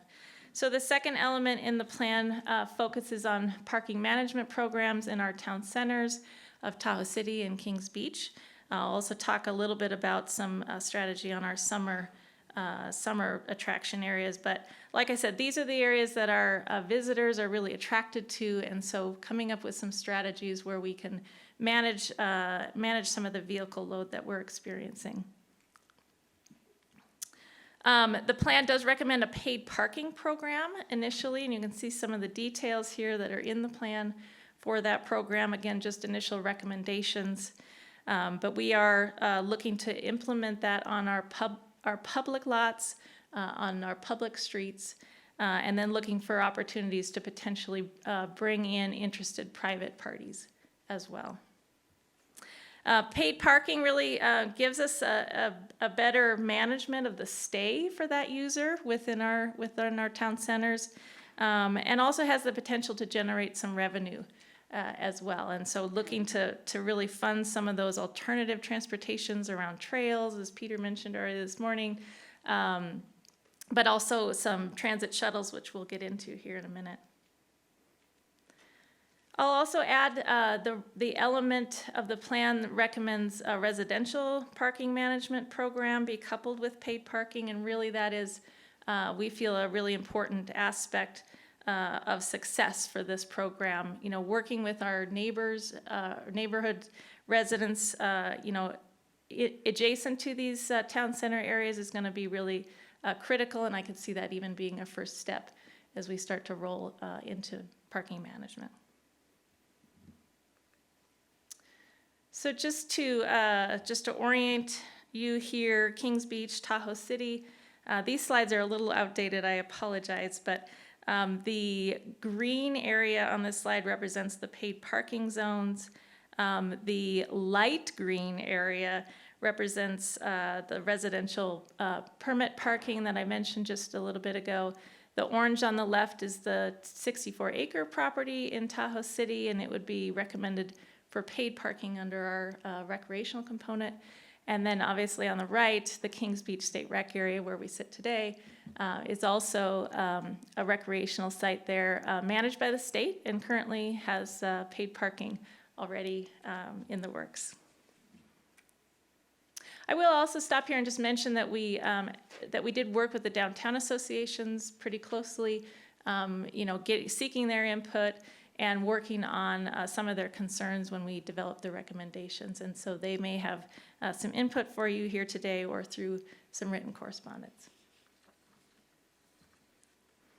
So moving on to our high-frequency beach attractions. You can see here, these are a number of the beaches and the recreational areas that we would be proposing a similar paid parking program.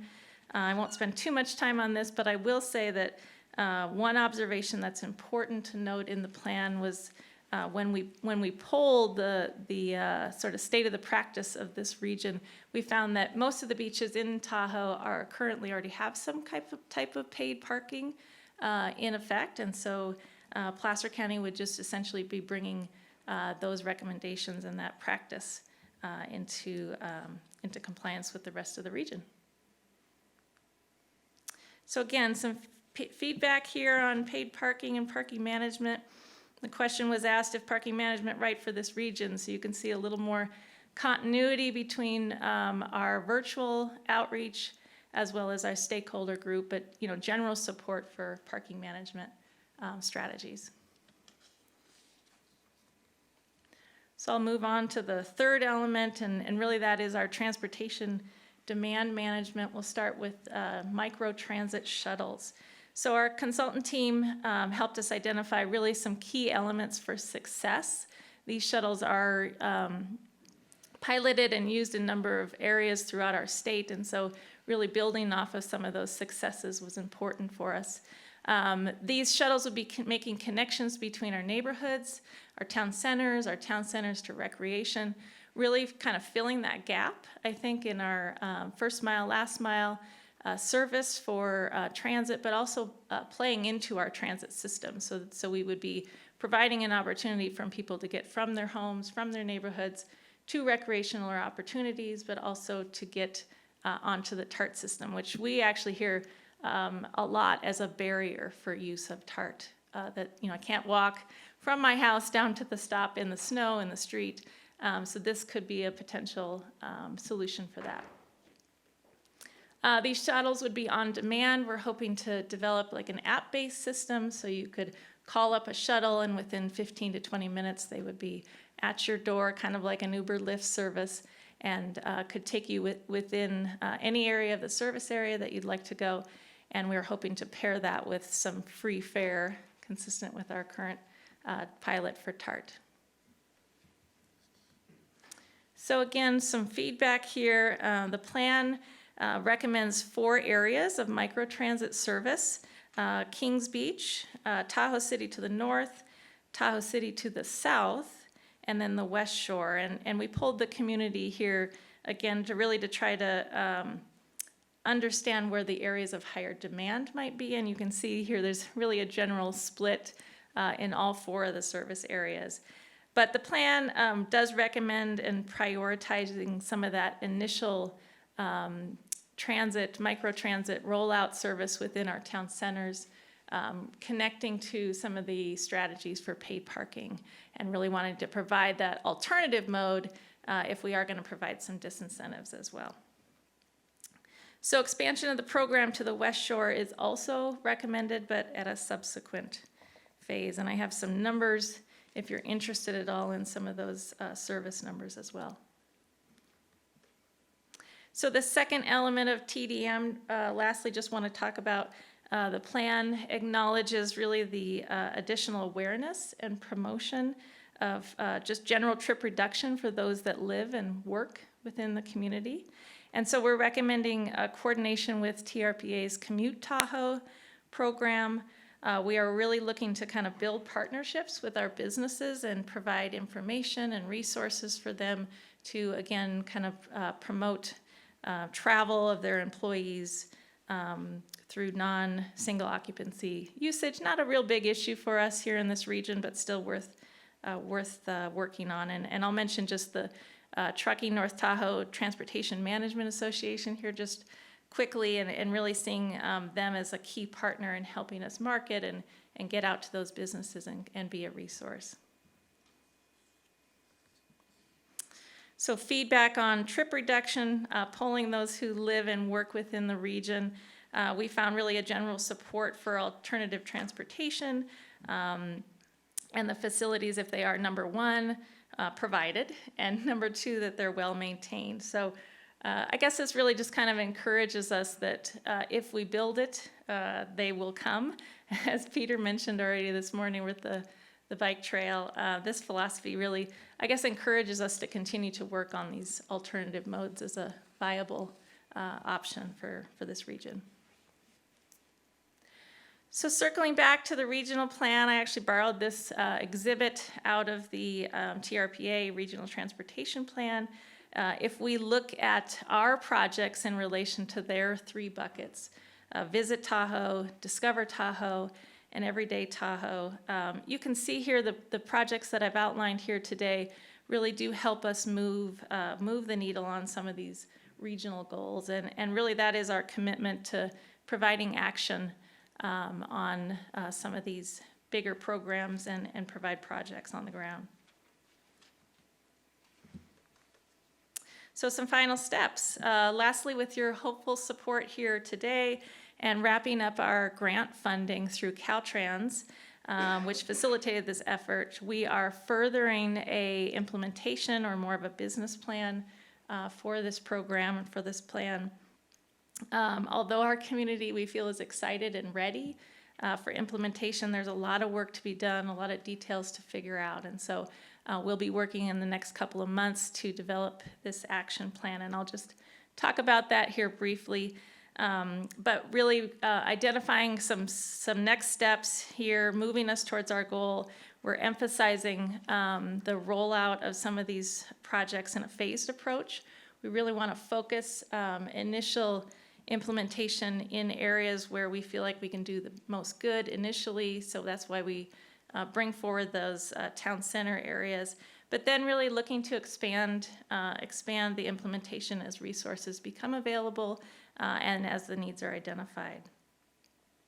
And then I'll just say, again, and I've said this a couple of times, but I think it is important to note that, you know, a number of these strategies we feel should be deployed in tandem with each other. And so providing an alternative travel mode via shuttles, but also kind of providing that disincentive for people to bring their vehicle into the region. I think those are important to roll out together.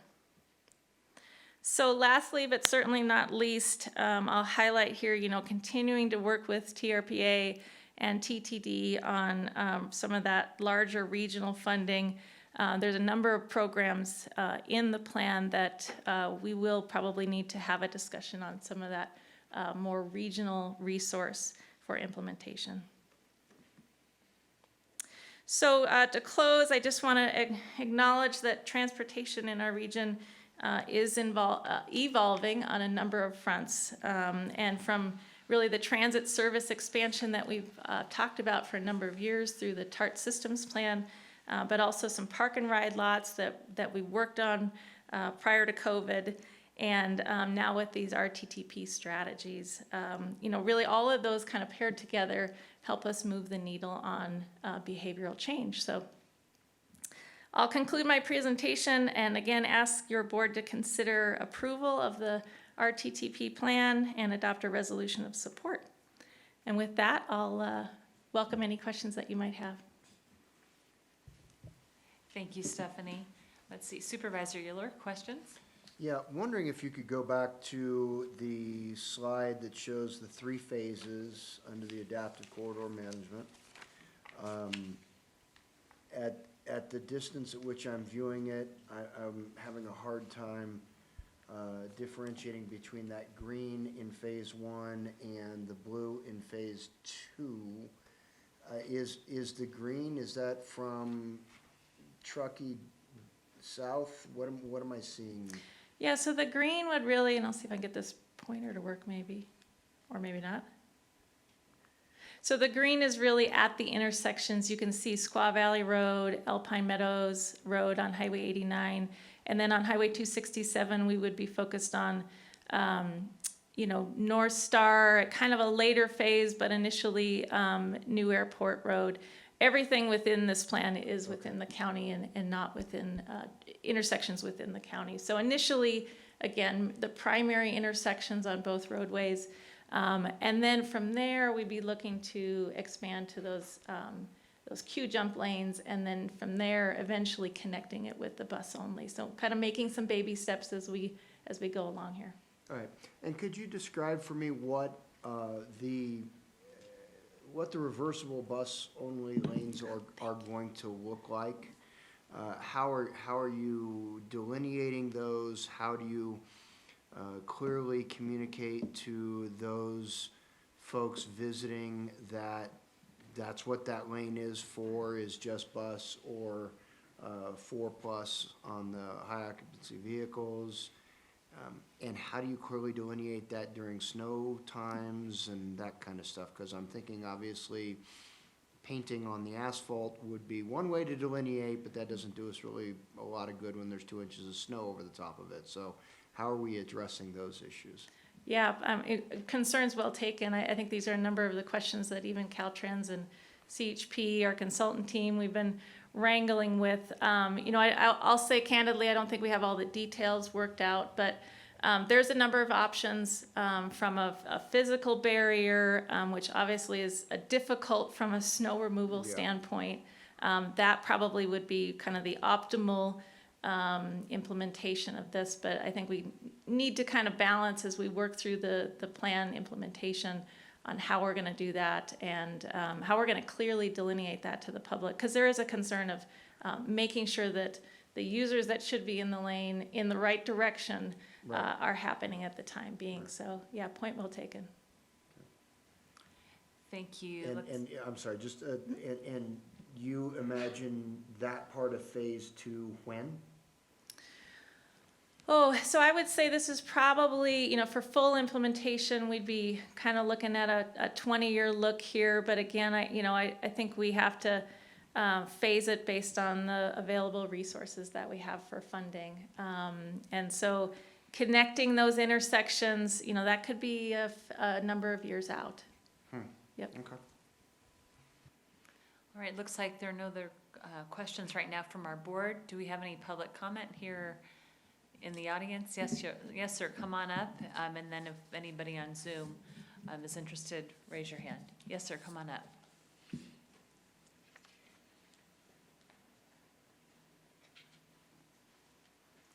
Good morning. My name is Jeff McLennan. I am a full-time resident of Rockland, and I'm also now a part-time resident of Kings Beach, being a partial owner of a vacation property. I apologize to the consultants and all and staff for not commenting sooner, but being in town these few weeks, I decided to take advantage of this opportunity. A couple of ideas, depending on how things wash out, if you will. I see a possible opportunity of the PPP, private-public partnership. If the Uber and Lyft issue resolves itself, I might suggest that some of your transportation efforts include a private sector motivation. And by that I mean, rather than relying only on public transportation, that drivers who live in this region be allowed to participate. The second comment I'd like to make, of course, is on behalf of disabled and elderly and people who are otherwise not capable of taking care of themselves but still like to get around. I would like to make sure that the minivans, micro transit, include plenty of opportunity not only for serving the county offices in this area. As you know, we have several in the human services and the health sector, but also people that might need a little extra time. I know schedules are important, but I do know as I climb the ladder of age that I need a little extra time once in a while to get going. So I would ask that the private-public partnership as well as the disabled community be given some consideration. Thank you. Thank you for your comments. Appreciate it. Anyone else here in the room? And we do have someone on Zoom, so we'll take those calls as well. Christine, go ahead and unmute your mic and give your comments. Thank you. Good morning, Madam Chair and members of the Board of Supervisors. My name is Christine Maley-Grubel, and I'm the Executive Director of the Truckee North Tahoe Transportation Management Association. As you probably know, the Truckee North Tahoe TMA is dedicated to fostering public-private partnerships and resources for advocacy and the promotion of innovative solutions to the unique transportation challenges of the North Lake Tahoe Truckee Resort Triangle. The Truckee North Tahoe TMA participated in the stakeholder engagement to provide detailed recommendations on focused areas of this transportation plan to fulfill the primary goals of enhancing transit operations on highways 89 and 267 and encouraging people to increase taking other travel modes to reduce their dependency on their personal vehicles. The TMA is supportive of all the focused areas of the plan to reduce traffic congestion in the Lake Tahoe region, including the adaptive corridor management strategies, such as dedicated bus lanes and transit signal priorities, a parking management plan to include paid parking strategies, transportation demand management to include shuttles, on-demand shuttles for first and last mile service, as well as updating the current trip reduction ordinance focused on employee transportation alternatives provided through their employers. And the TMA looks forward to working on the promotion of that commuter program. In addition, we encourage establishing vehicle miles traveled thresholds, working regionally with stakeholders to develop potential strategies to reduce VMT. On behalf of the TMA, we would like to thank Placer County staff for a thorough community and stakeholder outreach process and for including the TMA in the process. And certainly, we also want to thank all of you as members of our Placer County Board of Supervisors for your leadership in advancing transportation alternatives to driving personal vehicles, and urge your support of the staff recommendation to accept the Resort Triangle Transportation Plan and support the next steps to implement the plan. Thanks very much for your time and your consideration. Thank you for your comment. Do we have anyone else? All right, we don't. So we will close public comment unless somebody, yes, we do. I knew that would happen.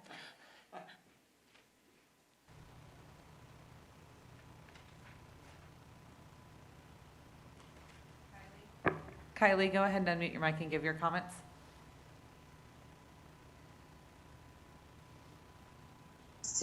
Good morning, Board of Supervisors. Can you hear me all right? Yes, we can. Thank you. Awesome. Thank you for meeting in Kings Beach today. I wanted to share some comments from the Tahoe City Downtown Association in regards to the RTTP project. The TCDA has been participatory as a stakeholder with Placer County staff for the last few months. And really appreciate being a part of this discussion. We've received multiple presentations and provided feedback, but we would like to share some feedback with your board regarding this program.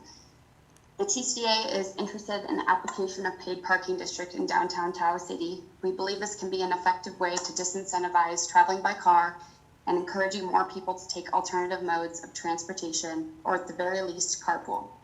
We feel there are some key elements to this program that need to be addressed before a parking district is implemented.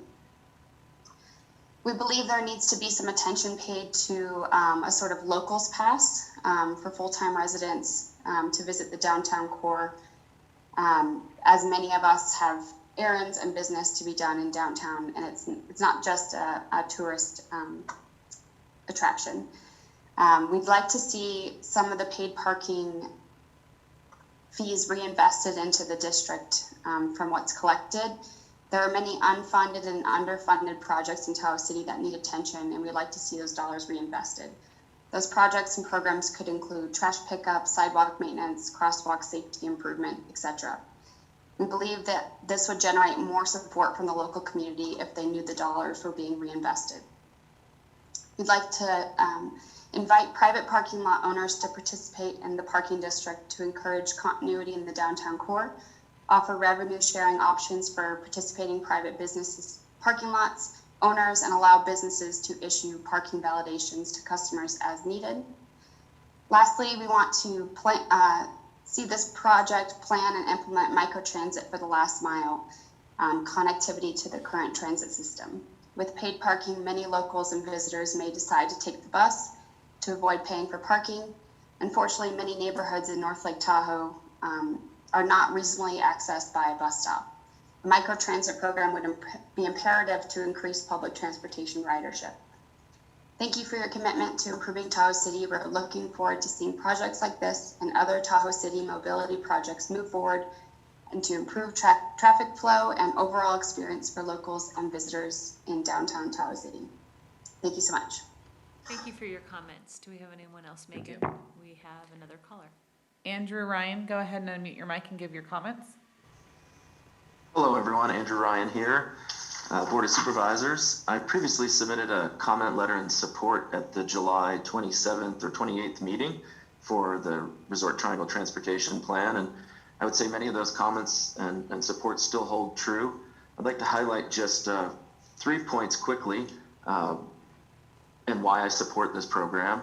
Parking management, I feel, is just paramount to the quality of life in the resort areas. and the town center areas as the increase in day users has gone exponential.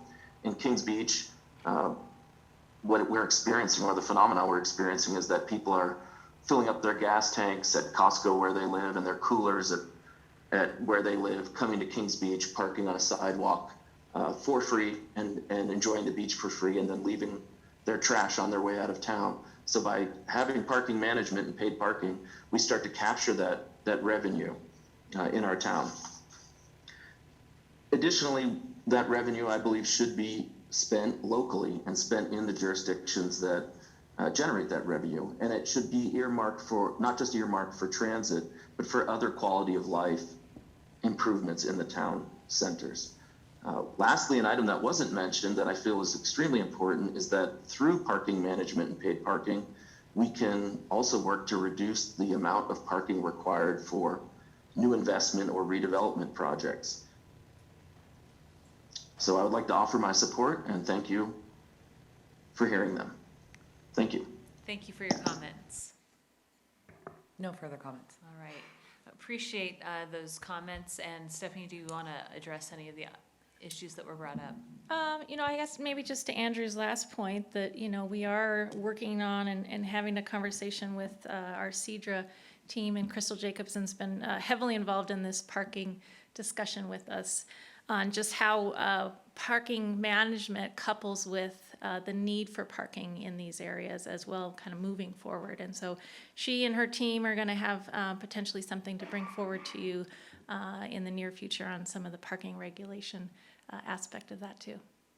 Thank you. Supervisor Gustafson?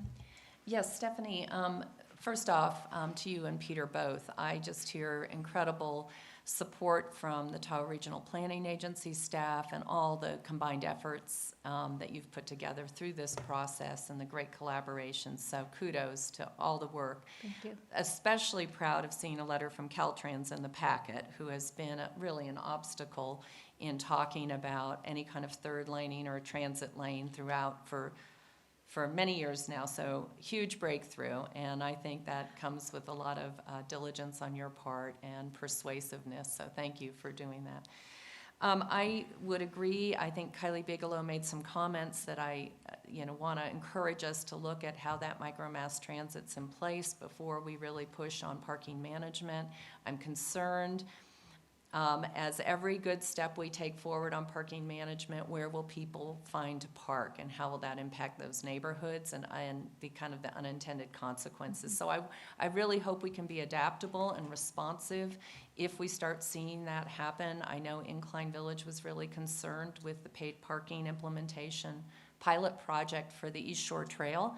And it seemed that it worked pretty well, but there was a lot of signage and a lot of enforcement and cooperation from law enforcement and others to make sure we didn't see that spillover of visitor parking into the neighborhoods and creating obstacles at other locations. So I think it's a great plan, but we need to be flexible. We never know exactly what people are going to do, and of course, it's so hard for us to enforce many things in our side streets and back streets when that happens, even in our public facilities. So just continue to encourage that, as well as making sure we have adequate bike racks, because I've seen such an explosion in e-bikes and more people using them, and making sure we have adequate bike racks for people to secure their bikes so they can come into town and use that. And we have limited space in our downtowns in some of our buildings and facilities to have much out there, but would be really helpful too.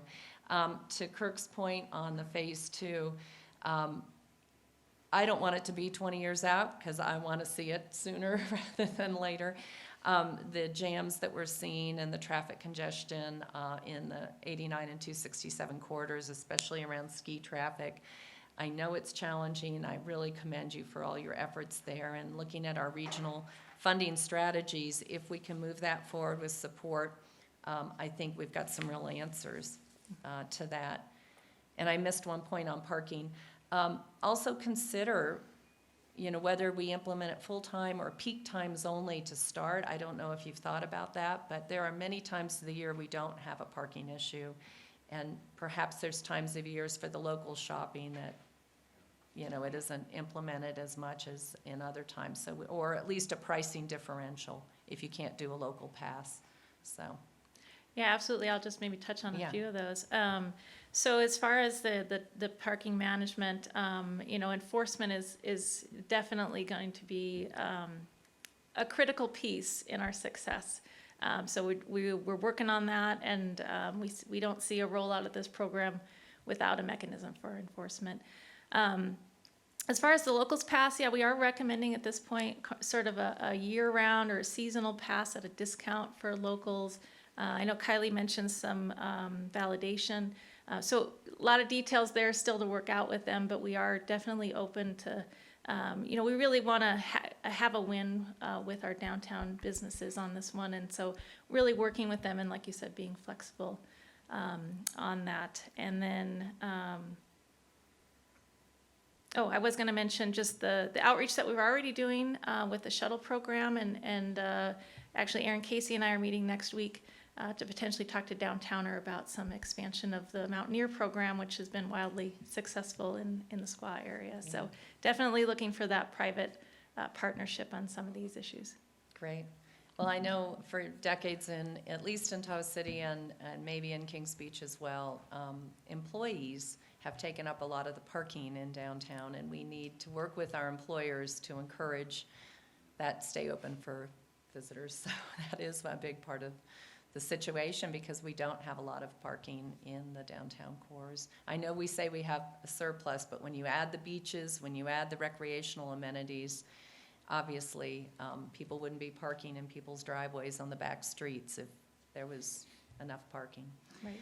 I was just looking for the numbers, but we know, and to share with my other supervisors, that the recent reports out of Reno and the growth in population expected in western Nevada within a 45-minute drive of Lake Tahoe is unbelievable. And they are coming. They are going to want to come to Lake Tahoe. It is a public trust resource, but how we manage them here is going to be critical to our future. So I really appreciate these steps in starting down that path. So, you're welcome. Thank yeah, no, you. It's been a fun project to work on, so thank you. I have a couple of questions. The gentleman back there mentioned the opportunity to use public-private partnerships, things like Uber, Lyft. In Citrus Heights, the city of Citrus Heights, they had a pilot project with sort of using that type of transportation for last mile type of thing. So I think it's worth looking into something like that. Wherever we can use private dollars, I think is a great opportunity.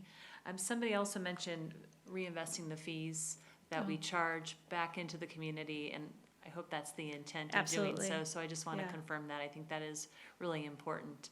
And then, I think it looks like you're addressing some of the issues, like addressing the needs for those who live here, some type of parking pass for those folks, and validation for parking, et cetera. So I think y'all have done a great job, and just appreciate that work. And hopefully, as Cindy said, we can move forward sooner than later. And that point about residents moving to the Reno area and then coming here to recreate, I hadn't thought about it, but that's really important. Yes.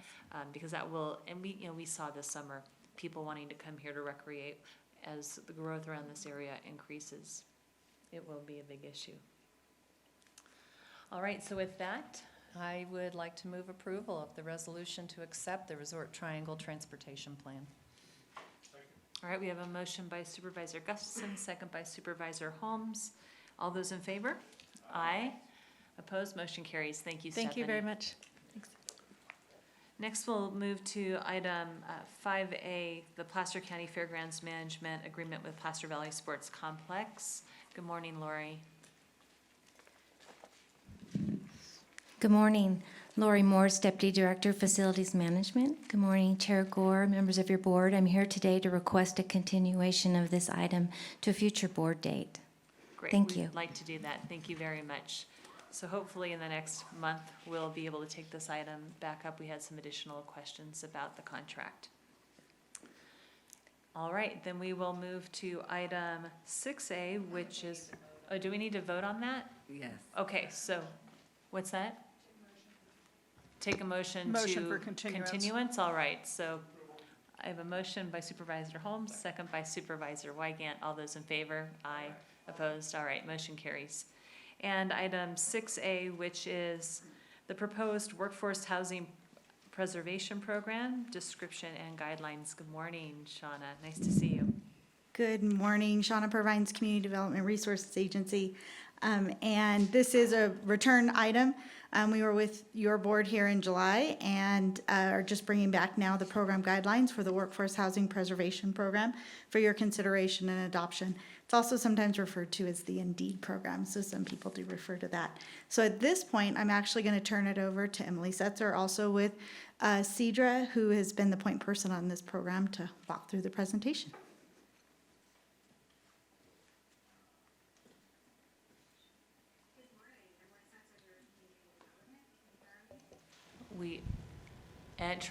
Speak again and let's make sure we can hear you.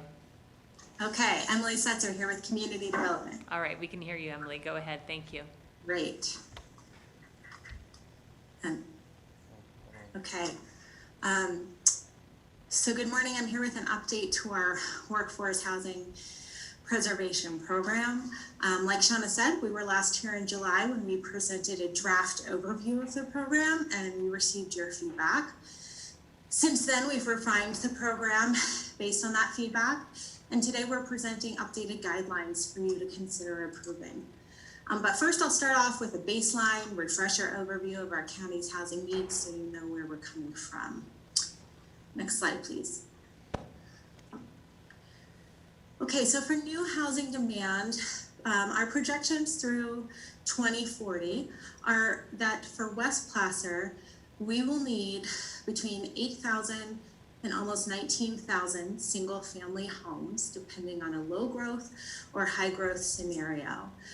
And then we would need between around 1,000 and 2,500 multifamily units, again on that low growth to high growth scenario. For East Placer, that new housing unit demand is kind of flip-flopped there. So fewer single-family homes, more multifamily.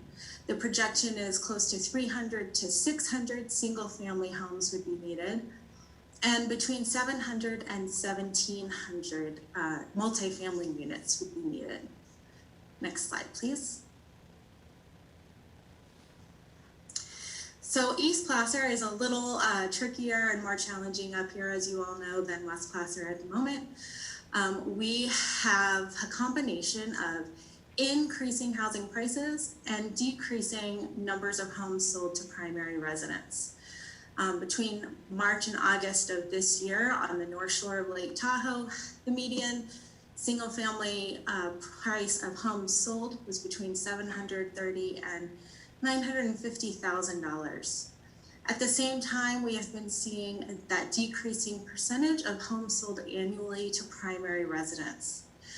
Around 2010, we had about 10% of all the homes sold annually were sold to primary residents. Between 2014 and 2016, that decreased to 7%. And then in the last few years, that decreased to about 6%. So this is a concerning trend because we are increasingly losing our housing stock availability for our local workforce. Next. And next again. Thank you. So we do have a population of about 12,000 people in East Placer. To put that in perspective, we do have 15,000 homes, but about 88% of those are second homes, with only about 12% of those being owner occupied. Next, please. And our median income in East Placer is about $62,000, which is about $20,000 less than Placer as a whole. So between the rising house prices and the decreasing availability of our housing stock, this program shows a lot of promise. Next slide, please. Our goals for this program are countywide. They are to preserve and utilize our existing housing stock for the local workforce and to increase our developer options to satisfy their affordable housing requirements so that we can help secure workforce housing. Next slide, please. The program would essentially help new home buyers purchase a home by paying them up to about 16% of the home value in exchange for deed restricting that home so that it can only be occupied by the local workforce. And then when that home goes to sell later, it will sell for about 16% less than market value. And this is creating a secondary market of designated workforce housing. And as you know, this was modeled after Vail's Indeed program. And so that has been a really great model for us to model this program after. Next slide, please. Since we last spoke to you, we have taken board feedback as well as some community feedback and made some refinements to this program. Instead of opening the program up to existing homeowners at this time, like Vail does, we have decided to initially at least target new home buyers and new units. So that includes conversions of non-residential development into long-term rental and for sale residential units, and also construction of new long-term rental or for sale residential units. We've also incorporated TRPA achievable income limit caps for occupants in East Placer. And we have completed our economic analysis with our consultant, who helped us determine that the deed restriction value for our area that would work best would be up to 16% of that fair market value. And then because we have limited resources, at least initially to start this program, we are proposing a maximum cap of $60,000 per unit. And that could be expanded later in later iterations of the program, depending on our funding resources that are available to us. We have incorporated an auto renewal of that 55-year deed restriction term. And we do require that participants would have to work in our region for at least 7 years before retiring. Next slide, please. So countywide, nothing has changed on this side of the program since we last spoke to you. The developer or the trust would be able to assist that home buyer with purchase in exchange for deed restricting that home for local worker occupancy. We would incorporate that 16% deed restriction value with the cap at $60,000. For the countywide option, the area median income of those occupants of that home would be capped at 120% at the time of purchase. The deed restriction would run for 55 years, and then it would auto-renew with each sale or transaction of the home. That residence would be in unincorporated Placer County, and then at least one occupant should work no more than 20 driving miles from the residence at an employment site in Placer County. And at least one occupant must work at least 30 or more hours a week on average over the course of the year at an employment site in Placer County. Next slide, please. In East Placer, we are targeting those 3 targets of participants, again incorporating that same 16%. The total household income cap does differ. In East Placer, we're using those TRPA achievable income limits, which are 245% of area median income for single family units and 220% of area median income for multifamily units. Again, it would run for 55 years with the auto renew.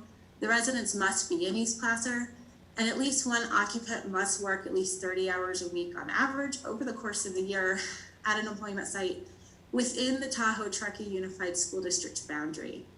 And before they are able to retire, the participants must work for at least 7 years in the region. Next slide, please.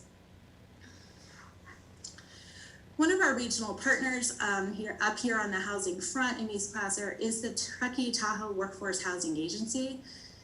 It is a JPA that is formed with the school district, the airport district, Truckee Downer PUD, and our hospital health district. They did a recent survey just about a month ago, I think, of their employees in the area that provided really valuable insight to what we commonly call the missing middle or moderate income bracket for our region's local employees, and give some insight about what they're looking for when it comes to housing. So they got 828 responses from their employees. It showed that 54% of new employees to the region live outside of the Tahoe Truckee area. 49% of those employees living in Reno Sparks want to move to the Tahoe Truckee area. Their median renter income is about $82,000 a year, and on average, renters could pay about $22,000 for their down payment. Households earning below $150,000 are the most interested in deed-restricted homes. And what's really key, I think, to this program is that those employees said that 2/3 of their employees earning under $150,000 a year would consider purchasing a deed-restricted home. 31% said they would, and another 31% they might or would be interested and need more information. So that was really useful to us in terms of this program. Next slide, please. The benefits to this program are that this does help preserve our existing housing stock for local workforce, especially in East Placer that is really decreasing year after year. It helps provide home ownership opportunities for a wide range of income households. It's quicker and less expensive than new construction, which we know takes years to get on the ground. It does not trigger prevailing wage. It supports vibrant year-round communities. And it secures a house for 55 years with that auto renew rather than just providing a one-time homebuyer assistance loan. It also supports improvements to the existing housing stock and incentivizes adaptive reuse of vacant structures, which we've been seeing some interest in from some developers in the area. It also provides opportunities for regional collaboration. And we have had really constant communication with a lot of our partners on the housing front, including our local community foundations countywide, Housing Trust Placer, the Building Industry Association, Mountain Housing Council, and then Martis Fund in the town of Truckee, as well as that JPA, to name a few. So we do envision this as a regional collaboration. Next slide, please. We will monitor and adaptively manage this program and then report to the board annually on those findings. Some of the data and trends we will evaluate include the types of housing units and the prices of the housing units in the program. We will track how often those units sell and whether they were renter or owner occupied. And then over time, we'll be able to track changes to the population as well. That will help us assess the effectiveness of the program, and then we can adapt and update it annually with board approval. There is also an enforcement arm for this program, which includes annual auditing of the participants and monetary enforcement for non-compliance. Next slide, please. Our program goals are to achieve 50 deed restrictions per year, with 40 of those in East Placer and 10 in the countywide. So for our first year, we're proposing a soft launch, that would be 2021, to secure $1 million to launch that program, and then establish fund for developer deposits with our private housing trust.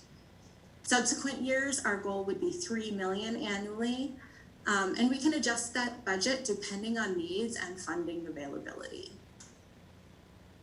Next slide, please. So here's a visualization of how over the next 10 years, gradually every year, we will be able to increase our secondary market of workforce housing. So this is estimated with that goal of 50 units per year, with about 50 every year going up to 2030. So that equates to about 466 housing units as an estimate by 2030. That would be about 363 in East Placer and 93 in West Placer. So over time, this really does increase benefits to our region and communities. Next slide, please. So in order to get this program off the ground, we do need to begin securing funding. So we are proposing a funding request today.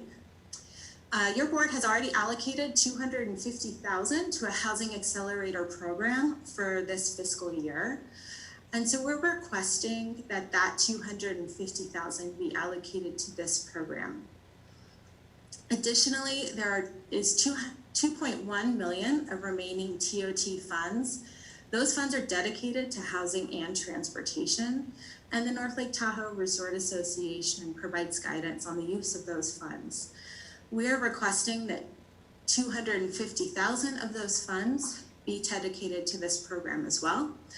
And the North Lake Tahoe Resort Association did approve that request at their last board meeting.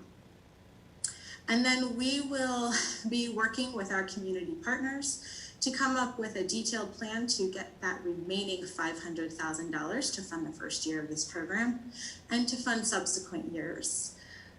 These initial funding allocations are important as we engage in those conversations with our community partners in order to help us demonstrate the county's commitment to this program by leveraging county dollars with private funding when we go out and have those conversations. Next slide, please.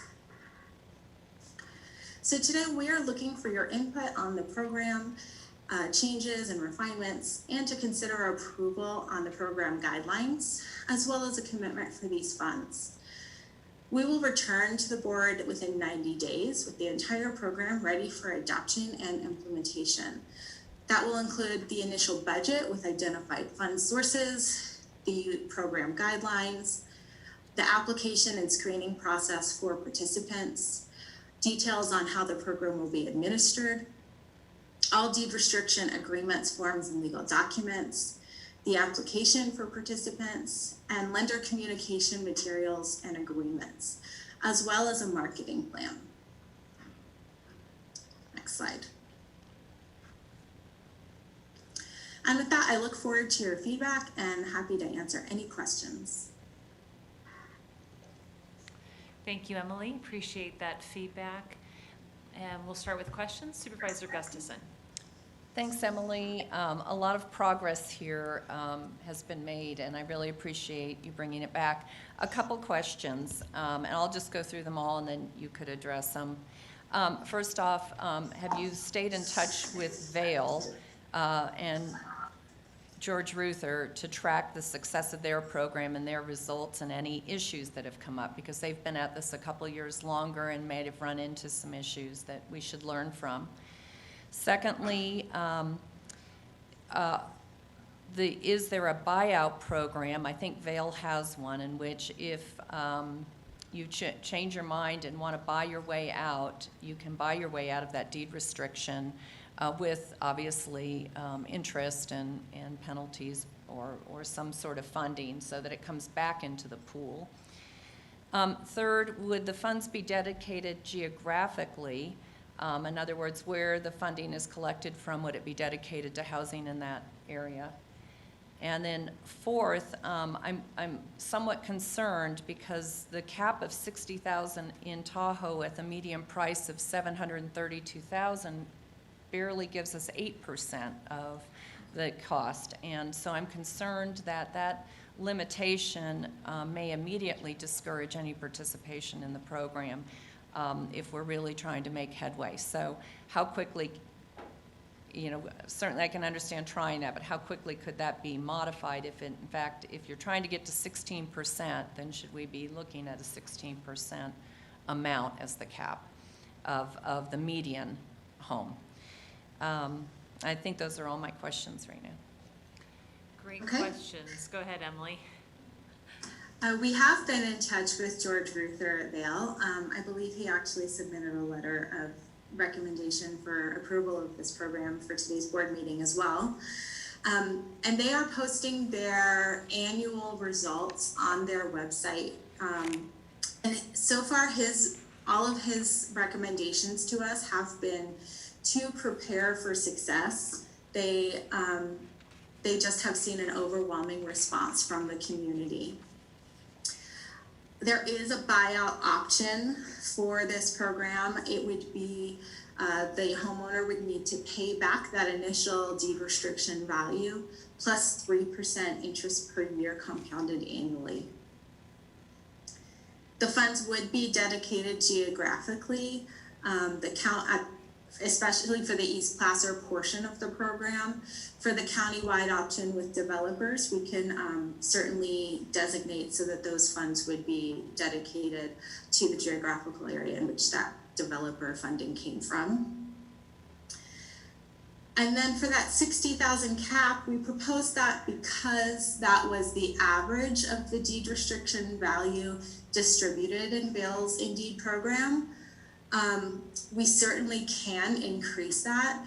That would be we would probably be looking for either more funding in order to still meet that same number of units goal as far as our goal per year, or we would potentially be decreasing the number of units we're looking to restrict each year. So that is completely open to we can do any of that. So it's open to board feedback, and we can take direction on that however you see best.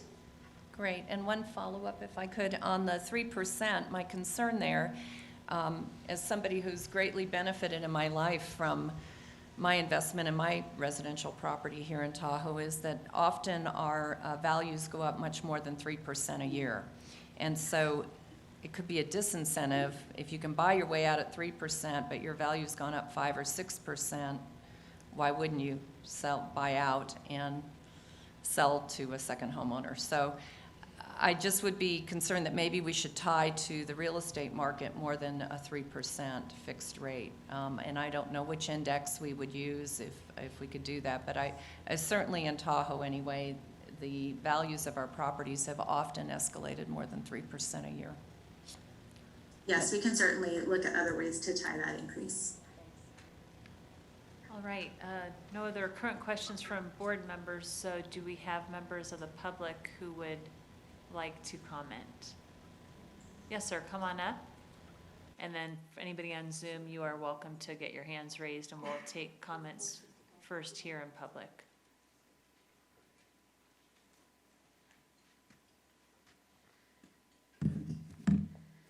Good morning, Supervisors. Chris Ager of Tahoe City.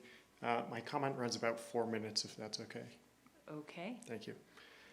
In July, I made some comments concerning the county's approach to addressing housing issues in the area generally, as well as an earlier proposal for the Workforce Housing Preservation Program. The good news is that some of my biggest critiques of the proposed program have been addressed. However, I believe there are still some significant issues with the proposal put forth today. I will return to some of my more general comments from July. I believe that the county lacks a coherent understanding of the housing issues in the area and, as a result of this, has not properly prioritized where both efforts and financial assistance should go so as to most effectively address the most severe and pressing problems. To be perfectly clear, as it concerns the eastern portion of the county, I believe that what is most needed and most worthy of financial support is promoting the construction of new multifamily rental units for households making up to 120% of AMI. I do not believe that a family of 4 with an income of $210,000 that is looking to buy beyond their means should receive direct financial support from public funds, as the proposed program would permit.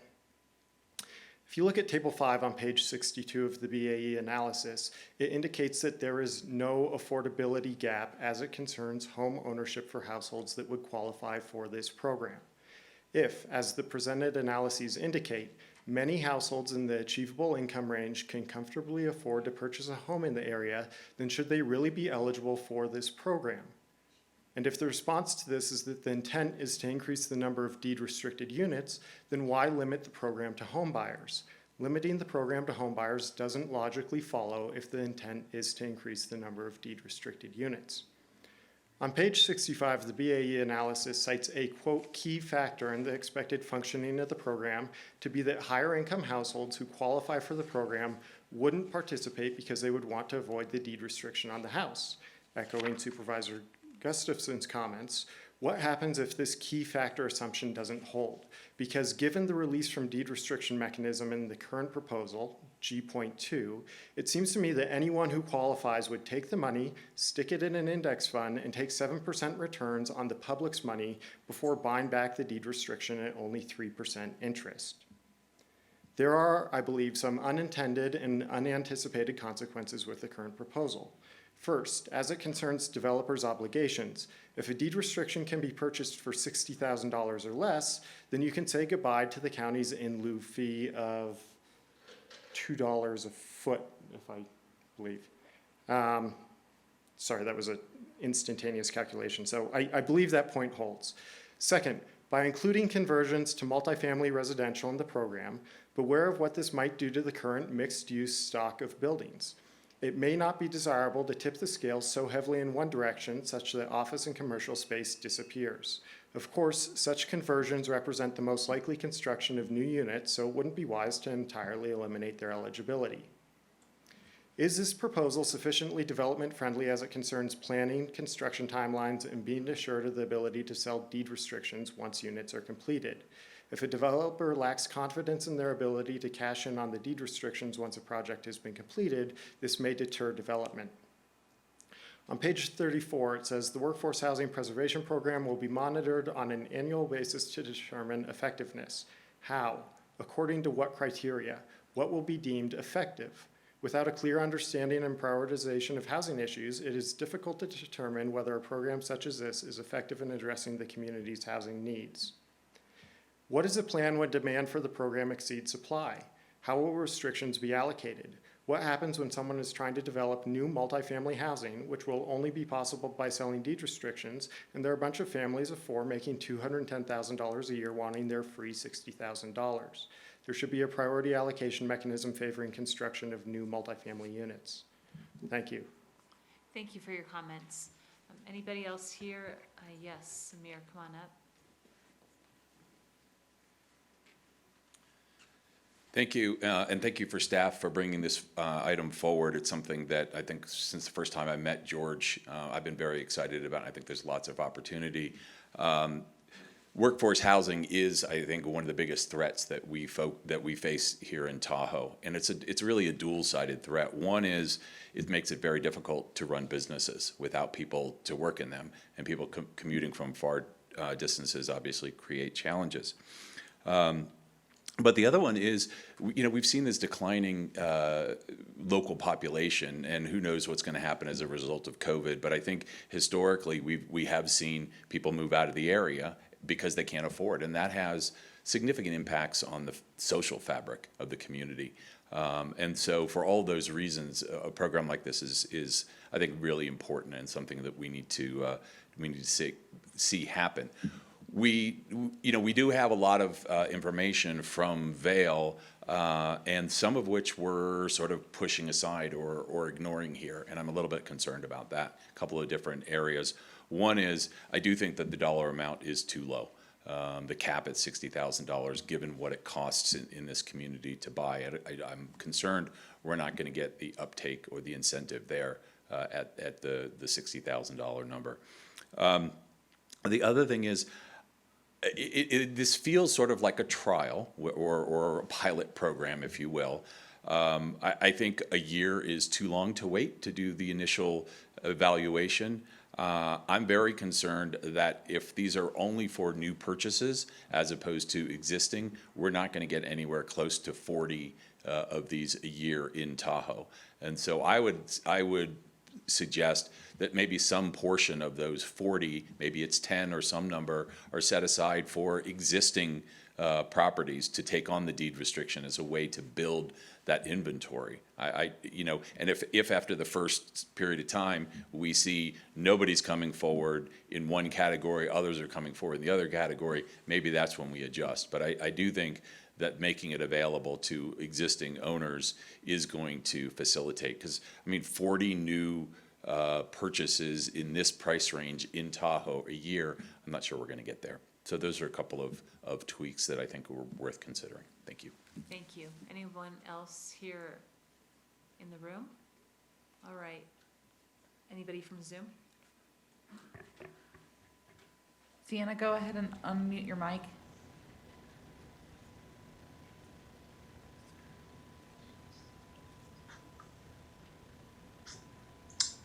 Everything set? Yes, thank you. Great. Good morning, supervisors and community. My name is Shauna Doherty. I'm with the town of Truckee. as the Housing Program Manager. Thank you very much to staff for bringing forward this item. I have been working with Placer County staff over the last few months to review the research and speak with stakeholders because the town of Truckee is very much looking at this program in 2021. And so just wanted to congratulate Placer County for potentially being the first in California to do such a program.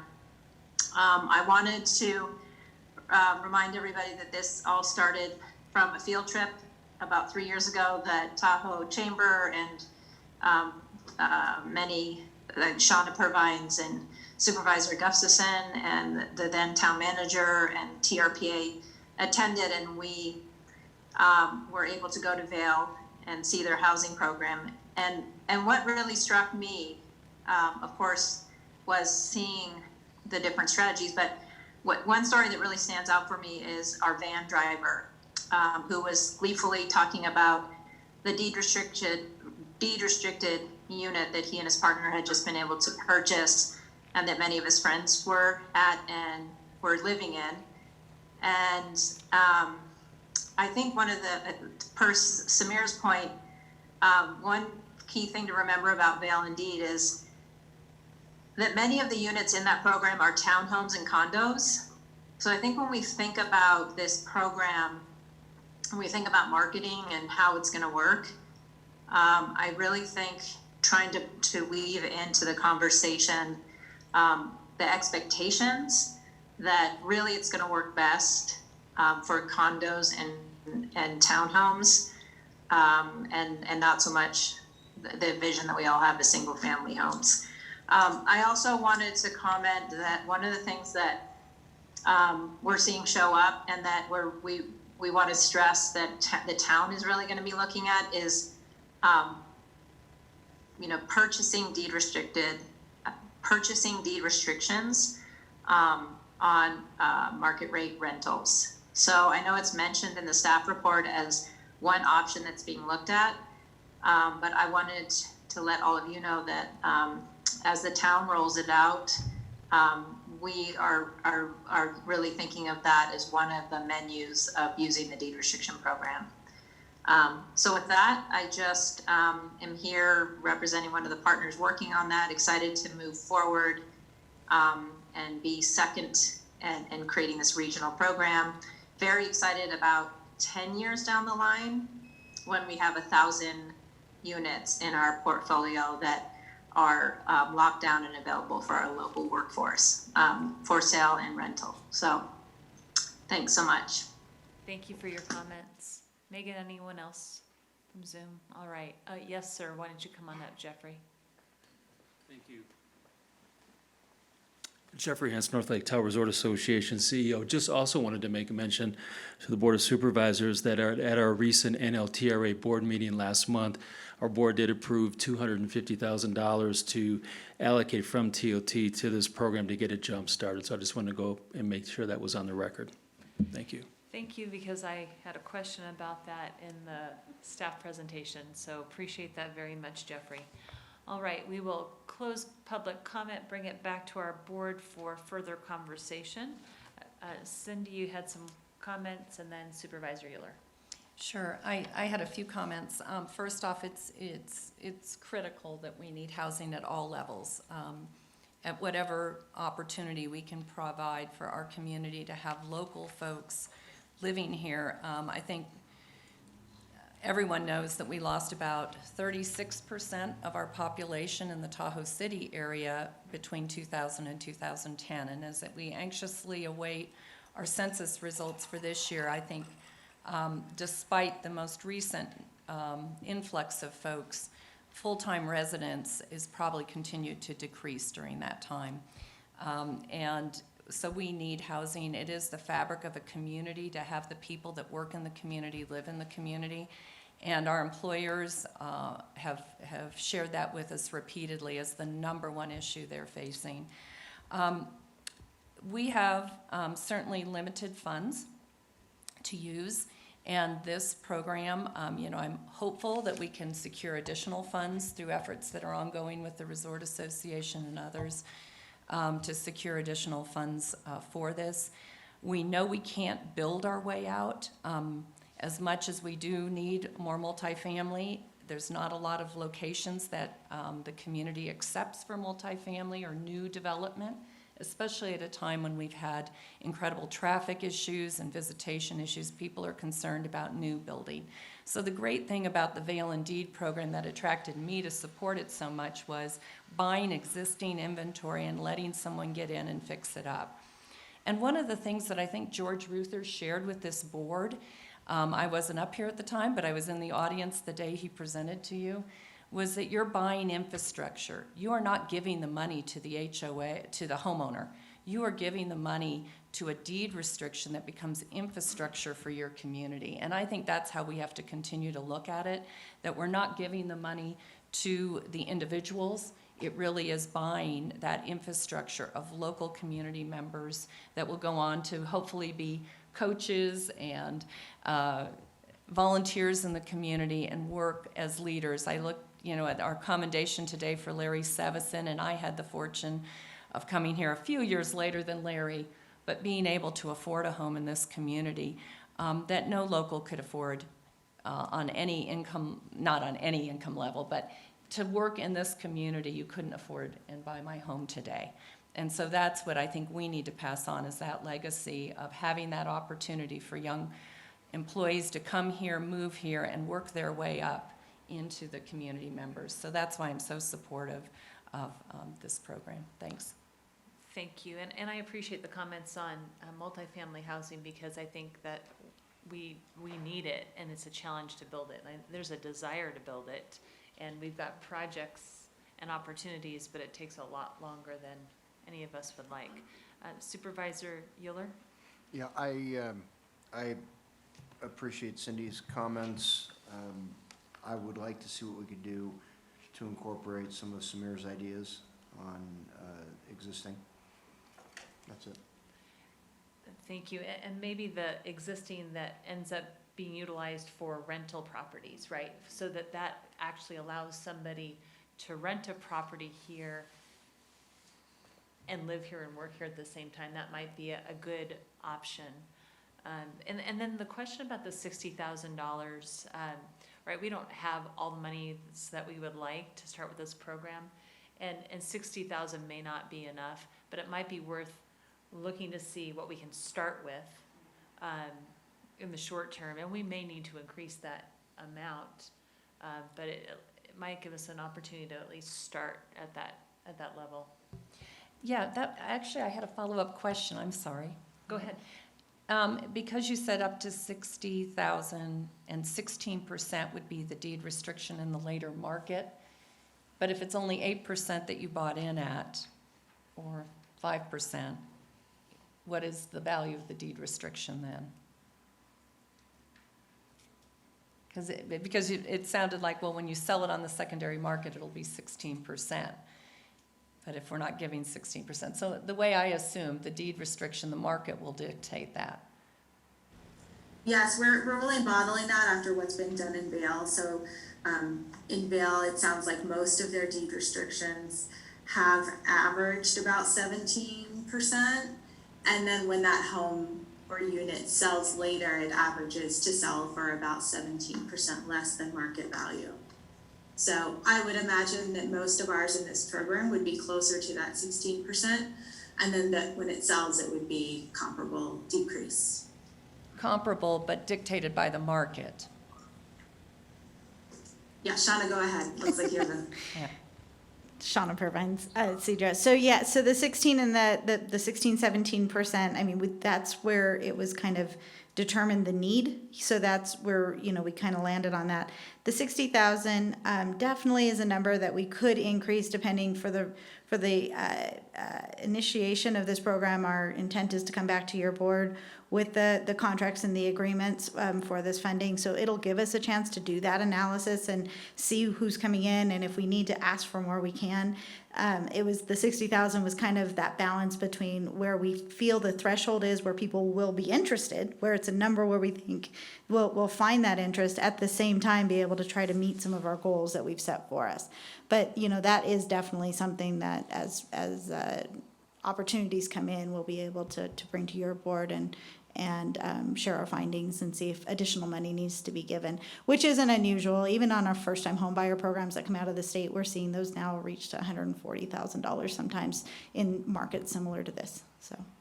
Well, I think the one concern somebody might have is if they enter the program now and we change it later to a higher value, but they're still under the same deed restriction, how might that affect their ability to sell it in the market?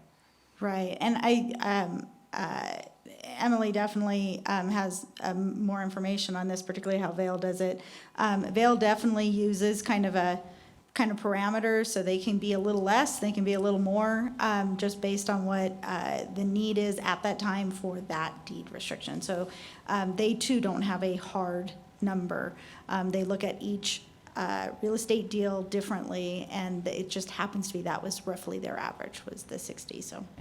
Well, they're fortunate that they have had the opportunity to build a whole lot of deed-restricted multifamily, and they have more housing units than we do for, in deed-restricted programs already. So I can see where their number might be a little bit less than what we would need up here at this point. Yeah, and we did, as from July to now, really taking a look at the opportunity to look at those conversions or the multifamily.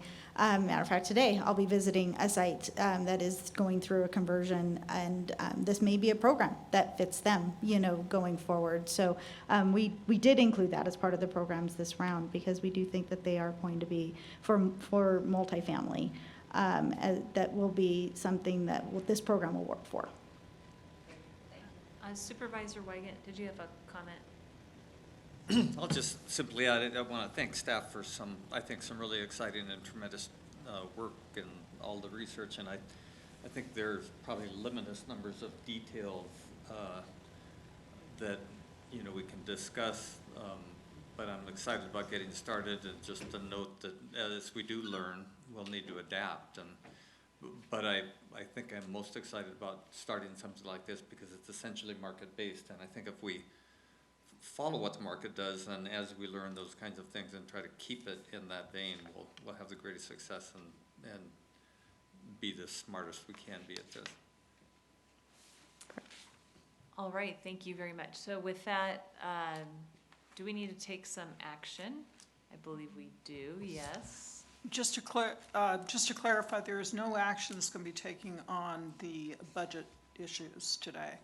The requested action is only to approve the workforce housing preservation program description and guidelines. Right, and I think you heard some feedback from us, which may mean a few tweaks, correct? Correct, a few tweaks. And so within the 90 days, when we bring back the full program and the budget allocations and the more formal items, we'll be able to address those. We just wanted to give you an idea of where our kind of the fundraising efforts that we're looking at right now to kickstart it. All right, thank you. Well, I would move approval with feedback to staff to address some of the issues that were raised today by the public as well as the board. All right, a motion and a second by Supervisor Wygant. All those in favor? Aye. Opposed? Motion carries. All right, thank you very much for your hard work.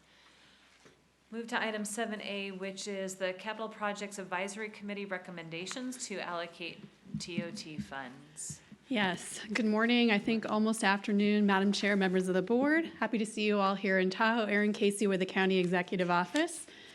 Looking forward to presenting this item on the Capital Projects Advisory Committee. This is an amended recommendation from fiscal year 1920, the fall grant cycle. The presentation overview, I'll just provide a quick summary here, talk a bit about the CAP committee itself and its role, the summary of the fiscal year 1920 grant cycle and the outcomes from that particular cycle, additional project and application review, as well as two options for your board's consideration today. The first is the amended CAP committee recommendation for the 2019-20 fall grant cycle. There is an alternative staff recommendation. I'll outline both for you today, and then board action. A little bit on the committee. The Capital Projects Advisory Committee is co-chaired by Placer County and the North Lake Tahoe Resort Association. The fall grant cycle was the third grant cycle that the committee had worked in. This is currently they're working on their fourth, so many of our committee members have a lot of experience now working through this program, understanding the roles and responsibilities, and making recommendations to your board.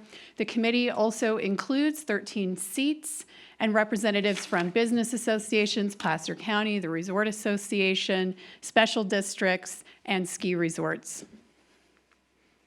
Committee objectives include reviewing grant applications specifically for capital projects, ensuring that those capital projects are consistent with the tourism master plan and the priorities outlined in that document, leveraging state, federal, and local matching funds. There are match requirements tied to this program, and then holding public meetings to review projects and further engage the community around decision-making and recommendations to your board. The fall 2019-20 grant cycle, our applications were released in August of 2019 to the public. We received 19 grant applications and over $7.2 million in total requests for transient occupancy tax, or TOT dollars. From that application pool, the CAP committee recommended up to $4.5 million in TOT funds for 13 projects. After the committee made that recommendation and prior to me bringing that to your board, I did receive some feedback on several projects that were included in that recommendation. Specifically, of the 13 projects, there were 6 that were identified as having some issues, and the issues here are outlined both in the staff report as well as in the presentation. To summarize, the issues included not clear alignment with the tourism master plan. The project wasn't a tier 1 priority as outlined in the master plan, for which there is over a $250 million gap that's been identified, funding gap. And the project is a local amenity and does not support the tourism-based economy. As a result of those concerns, I brought forward the CAP recommendation for 13 projects and recommended to your board that you consider asking the CAP committee to reevaluate the 6 projects that were of concern. Your board did take action and asked the CAP committee to reevaluate those 6 projects, which the committee did do. In response to that direction, the committee requested supplemental information from applicants to address areas of concern. The committee then deliberated in September of 2020 after review of that information, as well as they had the opportunity to ask questions. Many of the applicants for those 6 projects attended CAP committee meetings and were able to provide additional information to the committee prior to deliberation and decision-making on a recommendation. This table outlines for you the 6 projects that were postponed for further assessment. This is also included in your staff report. There's additional detail in that table within the staff report. I've summarized it here for the purposes of the presentation, but you'll see the project name is listed both in the staff report and here on the slide. I've also included both options side by side so you can compare and contrast the difference between the CAP committee's recommendation and what I'm bringing forward to your board for consideration today. You can see there that of the 6 projects, 2 of them were withdrawn from the time that your board directed the CAP committee to reevaluate the projects and to today. The reason for that include changes to the project and the scope as a result of COVID, schedule, etc. So the committee was really only considering 4 projects at this point as a result of those withdrawals, and those withdrawals are identified in the table in the staff report and here. I've also included for the projects that remain the amount of funding that was requested, TOT dollars requested, and then also what the CAP committee recommended and staff's recommendation. So I'm going to go through the second column, or option 1, which is the revised CAP recommendation. You can see here that they are recommending 2 of 4 of the remaining projects and funding amounts specifically for those projects. The first is the North Tahoe Regional Park Sports Facilities Enhancement and Expansion Project. This proposal was revised from the original document, or from the original proposal. It includes construction of a trail and expansion of an existing turf field. This is from the North Tahoe Public Utility District. They have an existing turf field that needs to be replaced. They are proposing to cover the cost to replace that turf field and are asking or seeking funds from the county to expand the size of that field. The CAP committee recommended the full funding request from the North Tahoe Public Utility District in the amount of $825,000. Below that, you'll see Kilner Park Master Plan. That project was not recommended by the CAP committee.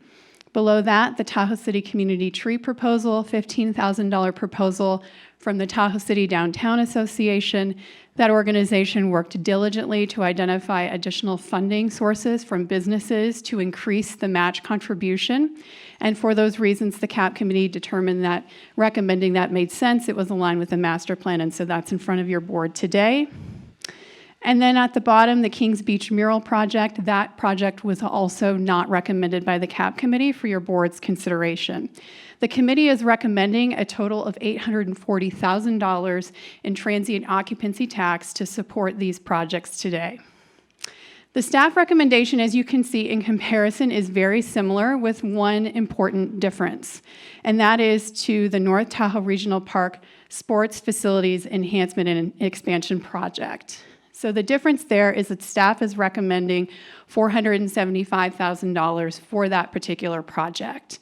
Specifically, that is related to the turf field component of that. And I'll go into a little bit more detail as to why staff is recommending a reduced allocation of TOT for that particular project. The North Tahoe Public Utility District's application, as I mentioned earlier, includes two sub-projects, really, a trail construction project at $125,000, and then the remaining funding amount would be allocated to the turf field replacement. Staff is recommending full funding for the trail construction component, $125,000. But for the turf field, I am recommending a reduced allocation of $350,000 for that expansion. The North Tahoe PUD would be required to match that contribution dollar for dollar, and the TOT funds would only be released after that match was confirmed by staff. The savings in the funds from the option that's recommended by staff would be rolled up into the existing grant program and could be allocated to Tier 1 projects in the future. So I think that's important for your board to know. Quarterly reporting would be required, and there would be an additional commitment to partner with the Resort Association to promote the enhanced facility as well. Other considerations and reasons for staff's recommendation or a change in the allocation or amount of funding for that particular project include impacts from COVID-19 in the last fiscal year to transient occupancy tax collections. I'm sure, as your board knows, there were impacts from last year, particularly in the third and fourth quarter, to the amount of revenue that was collected. And so for those reasons, staff is recommending the reduced allocation. We also believe there are going to be or could be unknown impacts from COVID in the current fiscal year. Those are unknowns at this point, but want to be conservative and thoughtful in terms of how how funds are being allocated to a variety of projects, competing needs, et cetera. And so that's another reason staff is recommending a reduced allocation to that particular project. There's also, as I mentioned earlier, over a $250 million funding gap that's needed to support higher priority Tier 1 projects. The turf field is a Tier 2 project. It is identified in the master plan, but it is a Tier 2 project. So again, just putting the staff recommendation in front of your board, staff is recommending that you approve funding in the amount of $490,000 in TOT for two projects, the Tahoe City Tree Lighting Program at $15,000, and then the North Tahoe Regional Park Sports Facilities Enhancement and Expansion, that's a mouthful, at $475,000 for the trail and the turf field expansion. With that, I am happy to answer any questions your board may have. Thank you. Thank you, Erin. Let's see, questions. Supervisor Gustafson? Yes, well, we are in Tahoe, so I guess I'm dominating today with questions and comments.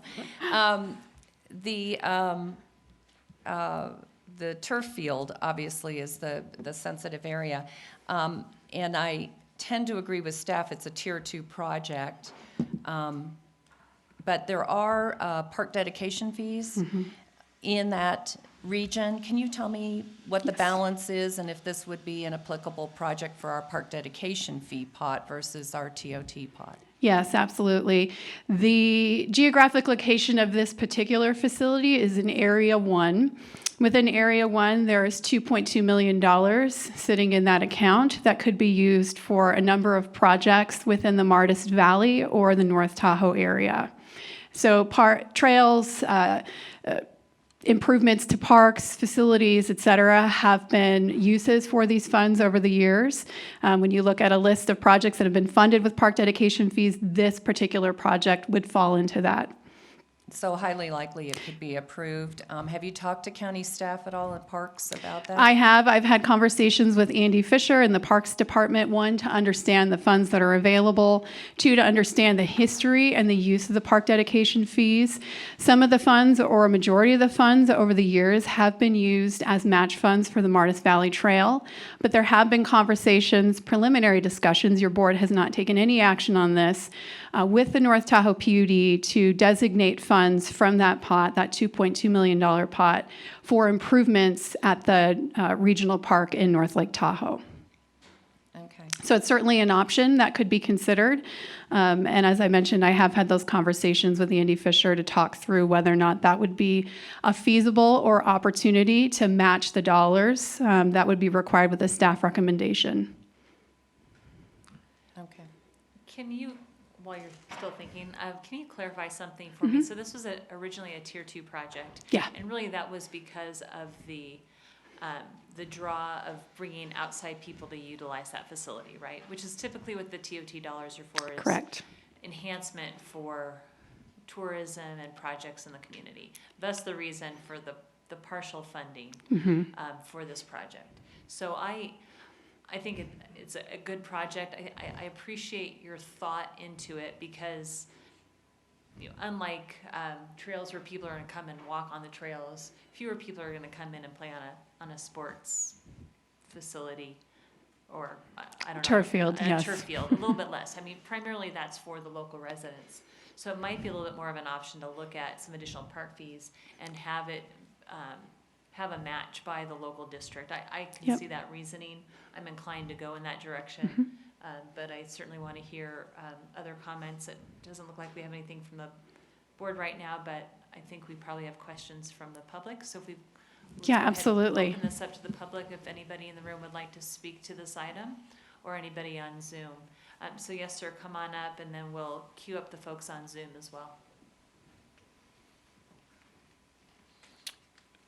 Madam Chair, members of the board, Brad Johnson, General Manager, North Tahoe Public Utility District.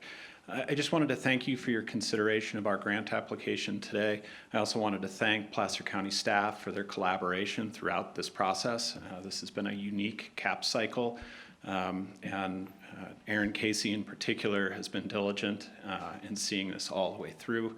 And then finally, I wanted to thank the CAP committee themselves. This is a large group of members of our region. They volunteer their time in this process.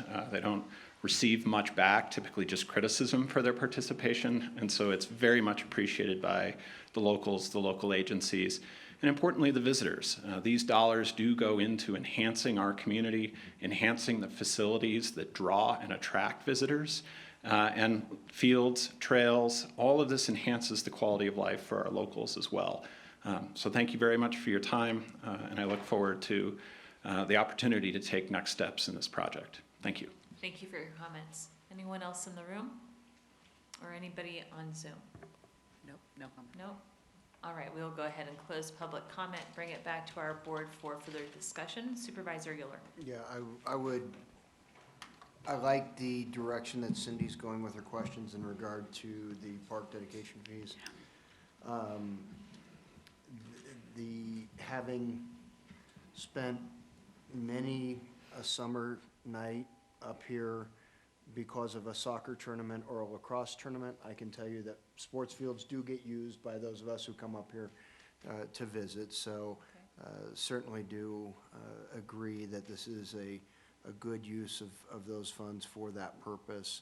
But I do like the idea of going down the road of looking at the park dedication fees as well. Thank you. Further discussion? Okay, I'll make a motion, if there's no other discussion, to approve the staff's recommendation. Second? All right, so, With direction to pursue park dedication fees for North Tahoe to make that project whole. all right, great. So we have a motion and a second. All those in favor? Aye. Opposed? Motion carries. Thank you very much. Appreciate that. So I'm going to do a quick time check. We're going to take the next two items with our treasurer tax collector because she is here in person. And we'll take those items, then we will take a short break where we'll take closed session and then continue on with our meeting. So good afternoon, Janine. Nice to see you here. Good afternoon, Madam Chair, members of the board. I'm pleased to be here. I think I have a presentation that's coming up right now. So this afternoon, I'm here to talk to you about debt disclosure policies and procedures.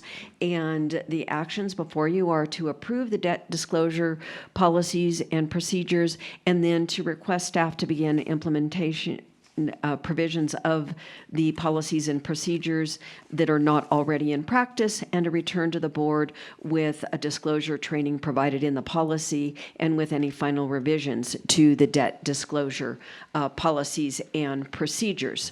So what this revolves around are best practices in relation to Securities and Exchange Commission requirements. And let's see, it looks like presentation's up now, at least over here. Yeah, I think we're going to just have to look in front of us or off to the side, folks. Sorry about that. So the debt disclosure policies and debt disclosure requirements revolve around, as I said, Securities and Exchange Commission requirements. And the bottom line here is recognizing what is material information. And according to Securities and Exchange Commission regulations and guidance, material information is information where there is a substantial likelihood it would have actual significance in the deliberation of a reasonable investor when deciding whether to buy, sell, or hold debt issued by the county. And so this includes various forms of communications, meetings, public statements, news releases, website.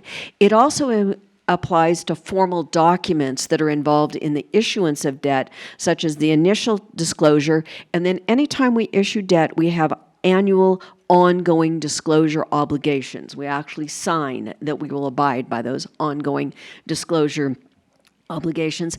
And then it also pertains to what is a material event. If something happens that would trigger that statement, material information that would cause a reasonable investor to make a decision about whether to buy, sell, or hold bonds, then that has to be disclosed within a very immediate time frame. So that's what these policies concern themselves with.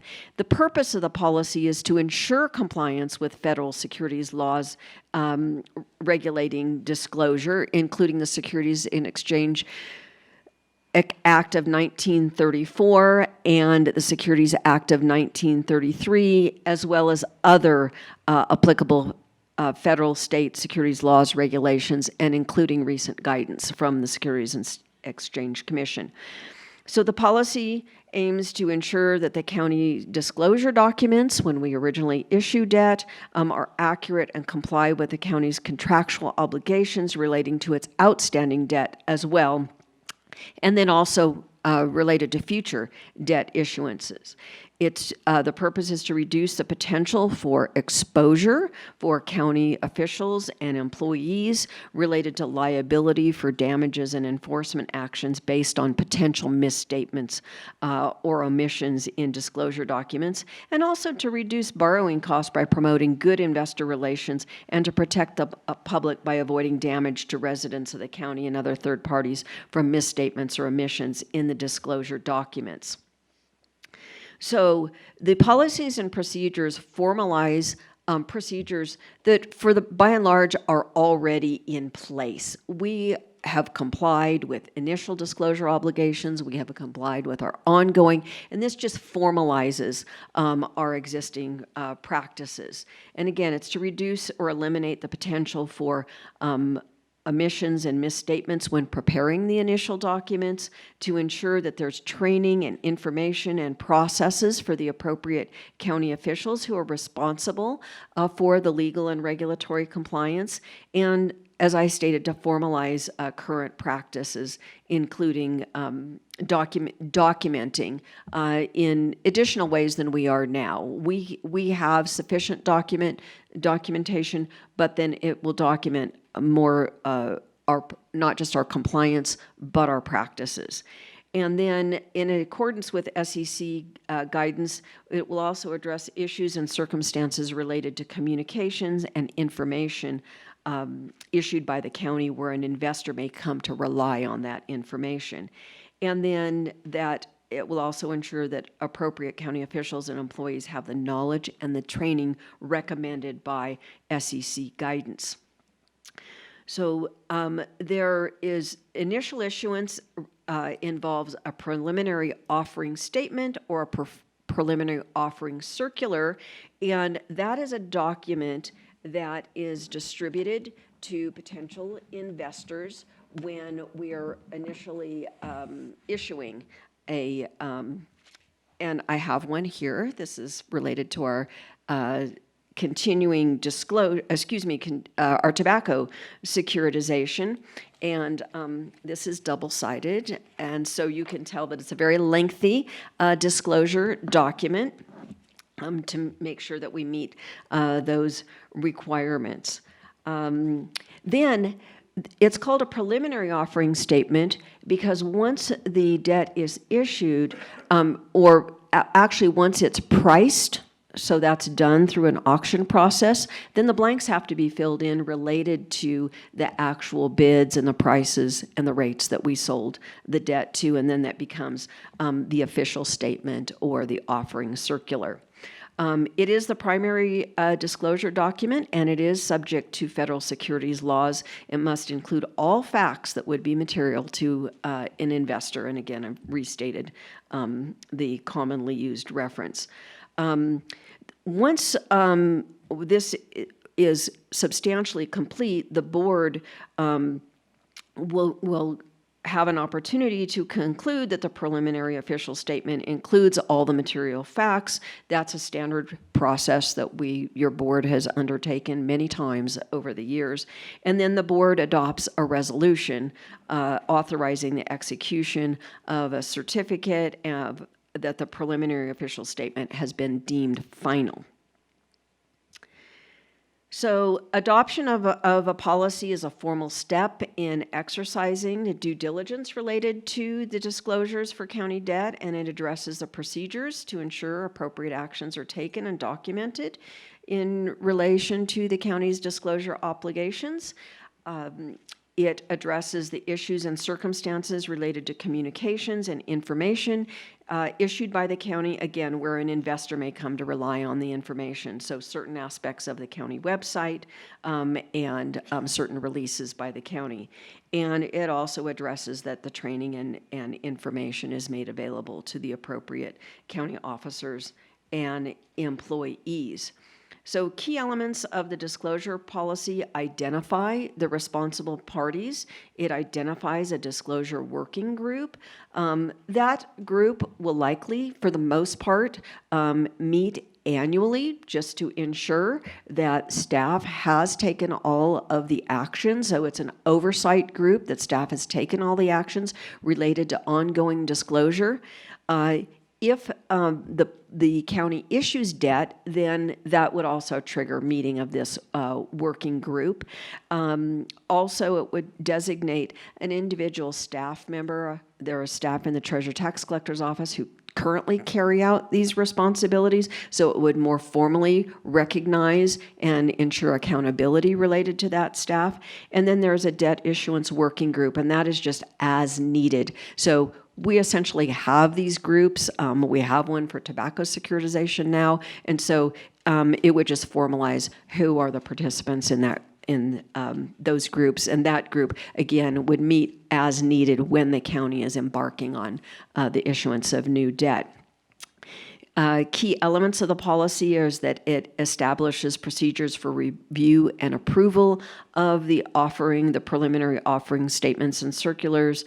It formalizes the annual ongoing disclosures and addresses the public statements and made on the county website and through other venues, and the education and training that's required. So the next step, subject to your board's approval of the policy, would to implement the policies and procedures, in other words, formalize the actions, most of which are already being taken, and then do a final review and bring back to your board any potential revisions, and then also to embark on the training. So we would return actually to your board for the appropriate training as well.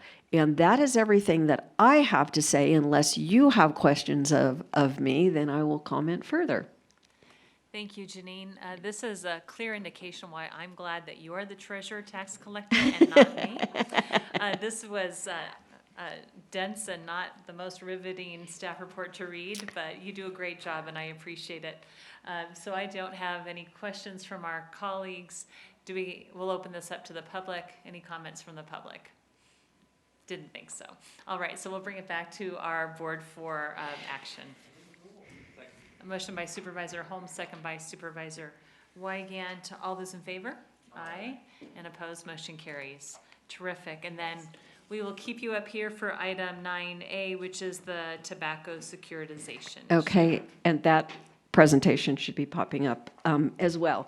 So the action before you is to adopt a resolution consenting to the issuance and sale by the California Tobacco Securitization Agency not to exceed $67 million initial principal amount of tobacco settlement bonds, and those are Gold Country Settlement Funding Corporation Series 2020 bonds, in one or more series, and other related matters, authorizing the execution and delivery by the county of the certificate of the county, and authorizing the execution, delivery of, and approval of other related documents and actions in connection therewith, and then also to direct that eligible proceeds from the Series 2020 bonds be expended on future infrastructure improvements at the Placer County Government Center and construction of the Health and Human Services Building and other board-approved capital facilities projects.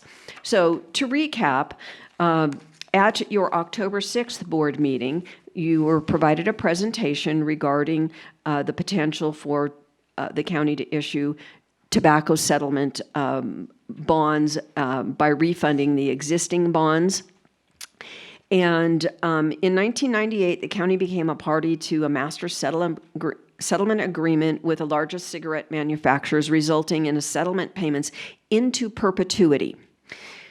Securitization is the sale of a stream of future revenue in exchange for a lump sum. The amounts received from the securitization of the MSA payments depends on forecasts of cigarette consumption, interest rates, and other factors. The county's prior securitizations were in 2002 and 2006. So since 2002, the county has been assigning these revenues for the repayment of bonds. They have not realized them as income or revenue to the general fund per se. And in 2002, the county, when they did their initial issue, they used $41.5 million for the construction of the Cedra building. And then in 2006, we refinanced that amount and took down additional revenue by securitizing an additional tranche of future revenue and used it to go towards the construction of the South Placer Justice Center courthouse, and there were net proceeds at that time of about $13.5 million. So the board directed staff to proceed at its October 6th meeting with a proposed refunding and repayment of the 2006. So the not to exceed amount is $67 million. It probably won't come near that amount, but a significant portion of that amount will go to repay the prior loan and the prior debt. And so the county is expected, depending upon interest rates, to receive about $3.5 to $5 million to go towards current projects. And as I indicated, the county executive has recommended utilizing the proceeds for infrastructure improvements out at the Placer County Government Center, including sewer, water, and roadway improvements, and the construction of the Health and Human Services building, including reimbursement of funds already spent to date in the planning process for that building. And also, we'll add to that list other board-approved projects to make sure that if circumstances change, we have a place to spend that money on board-approved capital projects. The County Finance Committee met and concurred with the CEO's recommendation to proceed and to apply the proceeds to capital improvements, as I indicated. So to address the requirements of the Master Settle Agreement and the federal tax laws, and the tobacco securitization requires loans and agreements between three entities: the county, the California County Tobacco Securitization Agency, which is a 9-member JPA of 9 counties, whose sole purpose is related to assisting counties with the issuance of tobacco securitization bonds. And then the Gold Country Settlement Funding Corporation, which is a Placer County-formed single-purpose nonprofit corporation. The primary documents are the bond purchase agreement, the preliminary offering circular, which I spoke about in the last item, the loan agreement, an escrow agreement, and an indenture. And so the following flow chart shows the relationship between the entities. You have this in your packet, and how the bond investors provide a lump sum to the California Tobacco Securitization Agency, who then loans that to the Gold Country Funding Corporation, and then that is then advanced to the county for use as capital on capital projects. And then what happens is, as I mentioned before, the future revenues are assigned and secure the repayment of the loan and ultimately the bonds. So again, that structure is detailed in your packet. So to summarize on these legal documents, the bond purchase agreement is between the Tobacco Securitization Agency and the underwriter, who will be Stiefel, and that spells out the terms of the sale of the bonds. The offering circular, the preliminary offering circular is the primary disclosure document. It's also used as an informational tool for marketing the bonds. And then there is an indenture and a supplemental indenture. The indenture provides the direction and the details about how funds will flow, how debt service payments will be made, for the trustee to follow, and also informationally so that everybody knows what's going on, how this money is being utilized and repaid. And then an escrow agreement, which is direction from the agency to the trustee regarding the use of the proceeds to defease and pay off the prior bonds.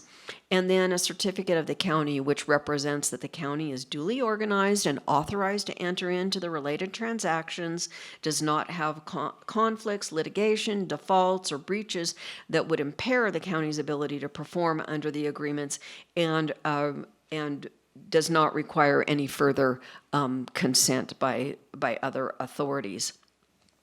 So in summary, your resolution consents to the issuance of the Series 2020 bonds in a not-to-exceed amount of $67 million, true interest costs not to exceed 5%. So if we were to offer the bonds and the interest rate came back higher, then we would not go forward. Final maturity no later than June 1st, 2060. It approves a draft of the preliminary offering circular in substantially final form, and that is attached to your staff report. It approves a certificate of the county in substantially final form, authorizes partial refunding of the prior bonds and partial repayment of the prior loan and any amendments necessary. So we can issue the bonds. We could not issue the bonds if it didn't go well, or if we got bids back in such a way that it made sense to only repay part of the bonds and refinance part of the bonds, but not others, then there's authorization to do that as well. And then it authorizes and directs the authorized officers, who are the CEO, the chair of the board, and the treasurer, to take the actions necessary to execute and deliver the documents to consummate the transaction, and it ratifies and confirms and approves all prior actions to date. And so then again, to recap, your final action would be to direct the eligible proceeds from the Series 2020 bonds be expended on the capital projects, as I indicated. And so with that, I will take your comments and questions. And I warned you last time, finance isn't sexy. No, it's not, but I'm really glad there are people like you who do it. So thank you very much, Janine. Supervisor Euler, question? Yeah, Janine, total time for all these steps, including the issuance, all the way up to receipt of actual proceeds for the sale? We're looking at a closing in mid-December. So we're looking at, we will go out to the investors next week. And so there'll be a marketing period, and then pricing in mid-November. And then once the pricing, again, based on that pricing, these documents have to be finalized. And then we'll look at closing, and that's where we'll be contacting the chair to sign some documents. The CEO will be signing some documents. The clerk of the board will be signing some documents. I'll be signing some documents. And then we'll have a closing. And at that point, it enters almost what is the equivalent of like a real estate escrow period, if you will. And then we'll have that closing, and the money will come in. So we're looking at mid-December right now. And as of today, we're saying we are doing this for the purpose of the infrastructure improvements and moving forward with the HHS building. But should the board at some point in the future decide there is a greater need for those dollars, there's no penalty in us reassigning those dollars, having sold the bonds for that purpose, is there?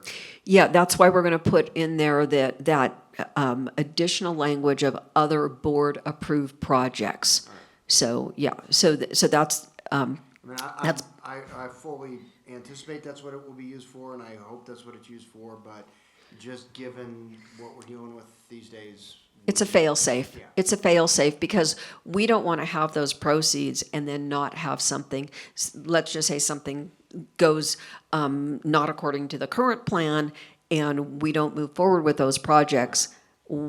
The only alternative we have is to return that money to the bond investors if we don't have other projects, and that's just not good for anybody. And is it safe to assume that given market rates that we're seeing right now, we should be timed fairly well for a decent rate on our bonds? Yeah, and what will happen, because it is a securitization, that rate will determine what our proceeds will be. And so that's why we have a range right now. We've been tracking the market. Every day is a different day. It's just how much different. And so that's why we're giving the board and the public at this point a estimated amount between $3.5 and $5 million. Yep. Okay, thank you. Thank you. No other questions from my colleagues? Anyone from the public? Looks like we've lost a lot of our public on this sexy item. And anybody from Zoom? All right, we'll bring it back to our board for action. Move approval. A motion by Supervisor Euler, second by Supervisor Gustafson, and I need a roll call vote, please. Wygant? Yep. Holmes? Euler? Aye. Gustafson? Gore? Aye. Motion passes. Thank you very much, Janine. And just for clarification, that was on both A and B? Very good. Yes. Okay, thanks so much for your time. Have a good day. Thank you for making your way up here. All right, we are going to move to closed session. The board will now adjourn to closed session to consider 2 items of existing litigation and 1 item of anticipated litigation. Thank you. We'll do our best to come back by 1 o'clock and try to get us back on schedule. Thank you. Council, a report out from closed session, please. The board met in closed session to consider 2 items of existing litigation. On each of these items, the board heard a report and provided direction. The board heard 1 anticipated litigation matter and provided direction. This concludes the report out of closed session. Thank you, Karen. All right, we are back and we are going to take a couple of items. First, we're going to take item 26.A, which is, we pulled it off of consent. I've got it here. It is the County Executive Fiscal Year 2021 Budget Amendment, Fund Balance Reserve Adjustments. Good afternoon, Daniel. Nice to see you. Thank you. Good afternoon, Chair Gore, members of the board. I'm Daniel Chatney with the County Executive Office.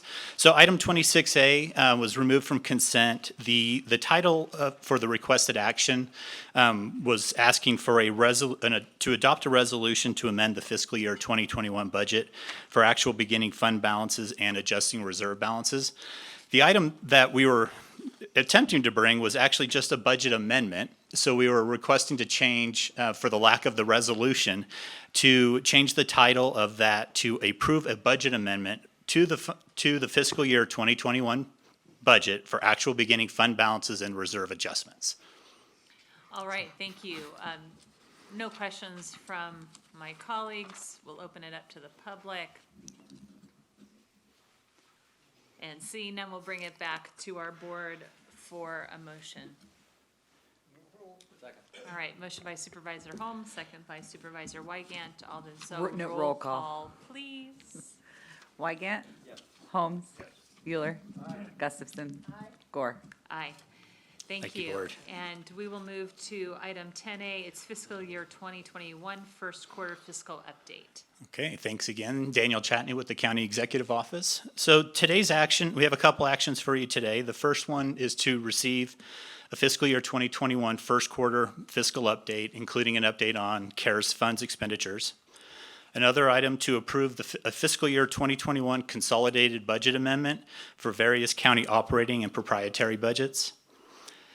Approve a fiscal year 2021 consolidated budget amendment for lighting districts, lighting and landscape districts, benefit assessment districts, county service area zones, permanent road divisions, and sewer maintenance districts governed by the Board of Supervisors. An approval for adding some specified fixed assets to the master fixed asset list, and to introduce an ordinance approving an amended fiscal year 2021 uncodified allocation of positions to departments. So the first thing we'll do is talk about our fiscal year 2021 first quarter fiscal update and go over some of our major operating funds and kind of the position of those at the end of the first quarter. So starting with the county general fund, property, on the revenue side, property taxes are a major source of revenue. And as we all know, we won't see most of those revenues in the first quarter of a fiscal year. We'll start seeing those in the middle to the end of the second quarter. So we don't see very much change in the revenue projections or the first quarter compared to last year, just a slight increase of about $3.8 million difference between year over year. On the expenditure side, again, it's first quarter update, so not much has changed since the adopted budget. We see salaries and benefits at 22% of the overall budget for the year. So in tracking all the way down to a 20% total on expenditures. So that tracks along nicely with general wage increases and cost of living increases for contracts and such. In the HHS fund, this fund operates their revenue on a much different level than some of our other county operating funds. Mainly, they get a general fund allocation that comes in at the end of the fiscal year to help balance their fund. But throughout the year, they receive intergovernmental revenues from state and federal contracts. First quarter shows a negative $9.3 million actual revenue to date. That has to do with the accrual of revenues for 1920 that will be received in 2021. So when those actual revenues arrive, that will clear the negative and then start building to a positive situation. It's very similar to the prior year where they were at $7.3 million in the negative. Again, on the expenditure side, at 18.24% of the overall budget, they're tracking about 25% on salaries and benefits, and straight down the line, everything looks to be holding as we would expect it to be for first quarter. In the Public Safety Fund, on the revenue side, they do receive a $130 million contribution from the general fund for this fiscal year. They've received 25% of that as it's transferred in quarterly on an annual basis. And then their other major source of revenue is intergovernmental, which is their public safety sales tax, or Prop 172, and that's trending just slightly down by $326,000 from last fiscal year, which I think we would expect with the sales tax transitions due to the COVID pandemic. On the expenditure side, again, 20.24% overall, 24% on salaries and benefits. So again, nothing that we wouldn't expect to see this soon into the fiscal year. On the library fund receives property taxes directly, and again, since those will start arriving in the December timeframe, they're just showing 2.4% of receipt of revenue on the taxes so far. They do receive a general fund allocation, which will be transferred in later in the fiscal year. Their salaries and benefits are tracking at 21%, so again, right along the line with what we expect for first quarter. And on the Fire Control Fund, I just want to point out a couple things on their budget for this year, starting with the general fund contribution of $2,098,000. And if your board recalls from June at the budget adoption, there was a supplemental request for an additional $1 million of general fund contribution to help sustain the Fire Control Fund and its zones of benefits for the year while the ad hoc committee continues to work through that process. So that's been recognized in this budget and transferred to the Fire Fund already this year. On the other financing sources, and then down at the bottom on transfers out, you can see about a $400,000 difference on both of those. So that was a countywide radio project that ended in fiscal year 1920, so those revenues and expenditures to accommodate that did not roll into or continue into fiscal year 2021. Additionally, on the expenditure side, most of the expenses are related to the CAL FIRE contract, which we'll see an overall increase this year from year to year because of the addition of the fire marshal position. But those invoices come in quarterly and generally later in the fiscal year, but we expect to see the expenditures align with prior years as well. So all that leads to our projected ending general fund reserves and fund balance for fiscal year 2021. So overall, the fund balance is stable, a slight increase of $2 million over the ending fund balance of fiscal year 1920. The majority of that was just the final cleanup of the general fund budget. The prior action that you just took, there was an additional $1.5 million that was added to reserves at that point in time. But overall, some of the things that are changing, you can see the capital reserve going from $41 million at the end of 1920 down to $37 million at the end of 2021. Again, that's just programmed capital improvement, capital reserves transferred to the capital fund for projects on the slate for this fiscal year. Our PARS reserve, which is our Section 115 trust fund for pension obligations, increasing by $4 million from $10 million to $14 million at the end of fiscal year 2021. And I do want to call attention to the changing in the contingency reserves and the unassigned fund balance. So with the transition to budgeting fiscal year 2021, new year expenses with new year revenue, we eliminated the carryover fund balance budgeting action. So what that did is essentially put about $15 million back into reserves. And so that's why there's a jump from 28 to 47 million. At the same time, the $25 million to $15 million change in unassigned fund balance is the same result. So it's not sitting in unassigned fund balance anymore. It's going to roll into the contingency reserve. So a very stable fund balance projection for the end of fiscal year 2021. Okay, the first action item to take today is what we're calling a quarter one consolidated budget amendment. So this is a new CEO implementation, a quarterly consolidated budget amendment that we'll bring to the board, where we combine multiple budget amendments from various departments throughout the county into one board-approved budget amendment. That budget amendment does include updates to the master fixed asset list and position additions to the uncodified allocation ordinance. So what we hope this process will do is create efficiency, reduce the number of budget amendments that will come individually to the board, and provide some flexibility for departments. So this first quarter one is really a cleanup of the adopted budget. So rebudgeted items are items that weren't finished by the end of fiscal year 1920 will carry over into 2021 and are included in this budget amendment. So overall, for the county operating and proprietary funds, there were budget amendments totaling $43.6 million. There are offsetting revenue and expense decreases for $36.6 million. So an overall impact to fund balance countywide of $6.9 million. So I just want to point out two areas where those are impacting the most. One is the general fund with $3.8 million.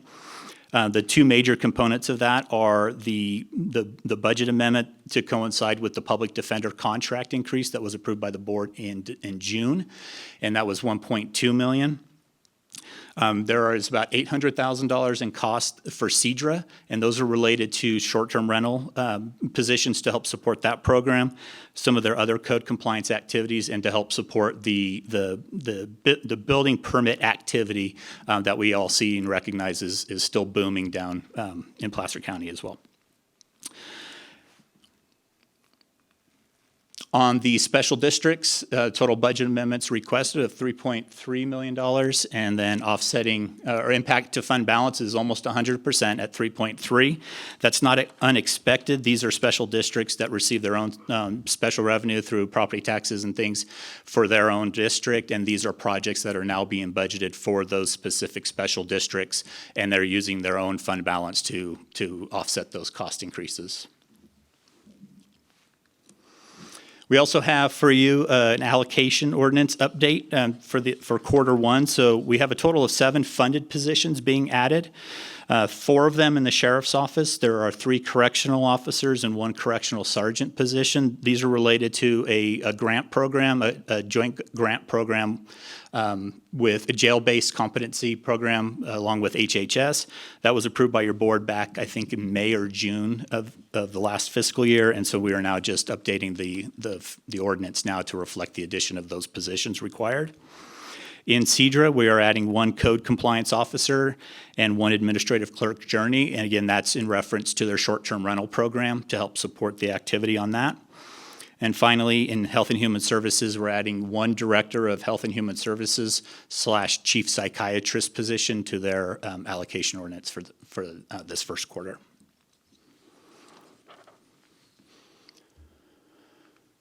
So talking a little bit about fiscal year 2021 revenue, the adopted budget for 2021, if you recall, does not include revenue impacts from COVID. Again, property tax is the county's main source of tax revenue. Sales tax really makes up about 4.8% of the general fund revenue, but it does make up 22% of public safety and HHS's budgeted revenues.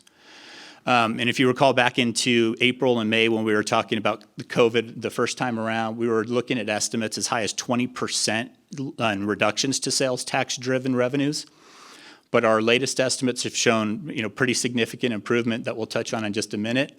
But a lot of that's due to the online sales, the increase on online sales, and that's kind of balanced out any losses from our brick and mortar retail businesses around.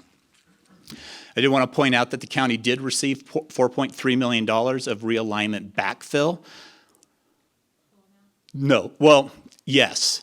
So in the 2021 state budget, it was budgeted for $750 million spread throughout the state.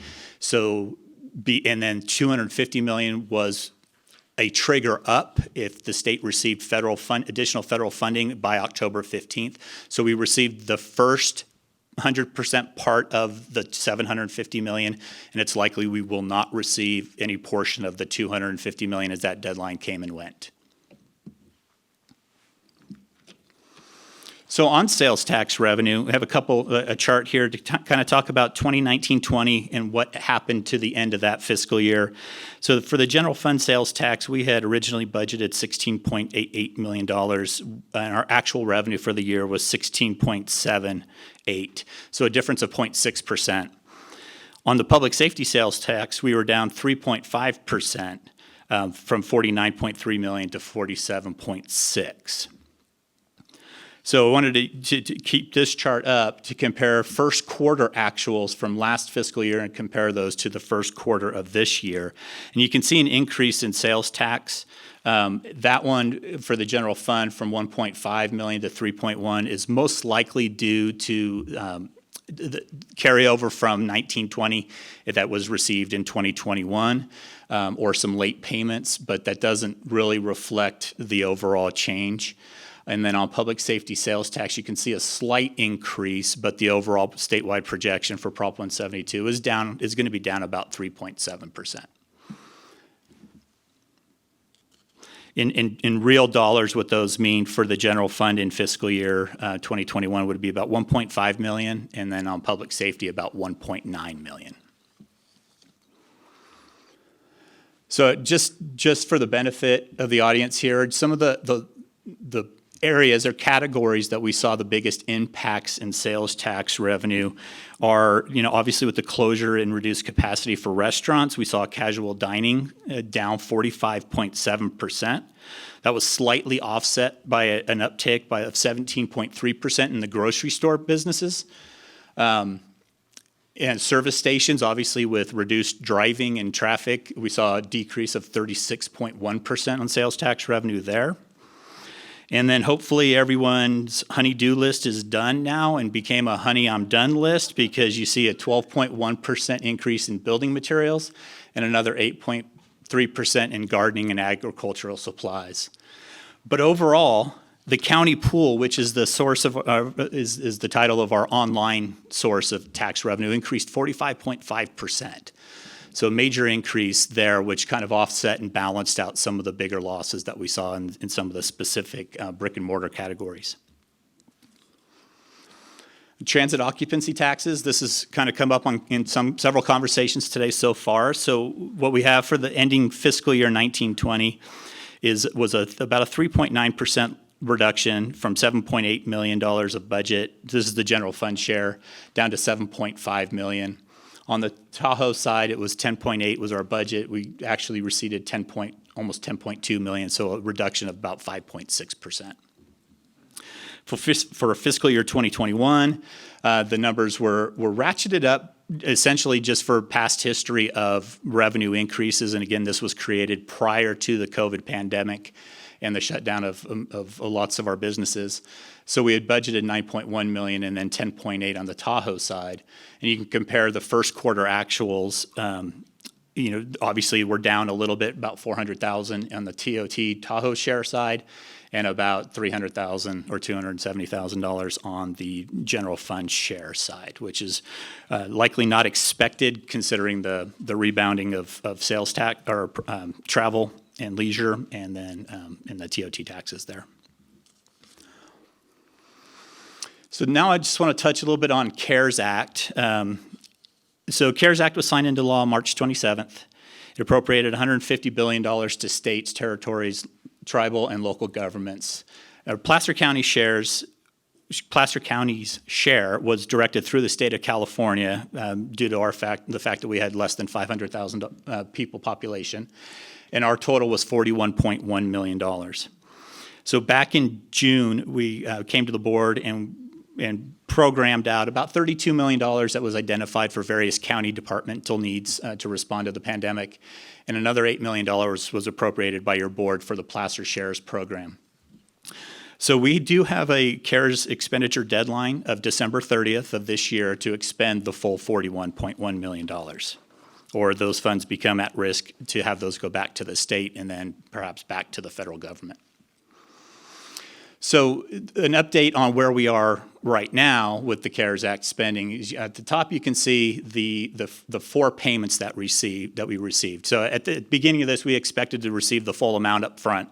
However, the state decided to parse that out into 3 equal installments of $6.8 million, and then depending on your programmed expenditures for the rest of the year, whether you were eligible to receive the final number, and now we did receive that of $20.5 million. So to date, we've received 100% of our $41.1 million of CARES Act revenue. Some of the places where we've spent some of those dollars, $8 million to the Placer Shares program, 1.2 for the Placer Eats and Drinks program, $250,000 with the Stanford study, $400,000 related to Placer Shares for the Sierra Business Council admin fees. Your Project Home Key, which Seven Pines project up here, was appropriated $1.3 million to help with that project. Some testing support for Placer County Schools of $500,000. And then we've going from the $32 million list before, we've looked at county operations and about $20 million still needed to fund all those efforts. And majority of that coming from the Health and Human Services Agency, with another about $12 million from there. So to explain the difference between where we started and where we end now, the departments, with time, they were asked to kind of hold tight on their expending until we received the full $41 million. So some of these things haven't been spent yet, but in the same time, they were able to go sharpen their pencils and work through their estimated expenses. HHS did a pretty big job on that, and I think they reduced their overall estimate by about $4 million. So that leaves about $9.4 million unappropriated at this point, or expected to not be needed in those various programs. And none of this includes labor expenses. These are all special software programs to help online and remote access for employees. This includes additional cleaning services for building maintenance projects, the purchase of plexiglass and other supplies to kind of make public and employee safety improvements in some of our forward-facing customer centers. May I ask you a question, Daniel? Please. So for the labor costs, basically, we're just utilizing our staff to continue doing all the work with COVID-related needs, correct? So, because I think we probably have spent more than just our regular labor costs. We've hired temporary employees, that type of thing. So those costs are not included? Those were not included in this summary of county expenditures.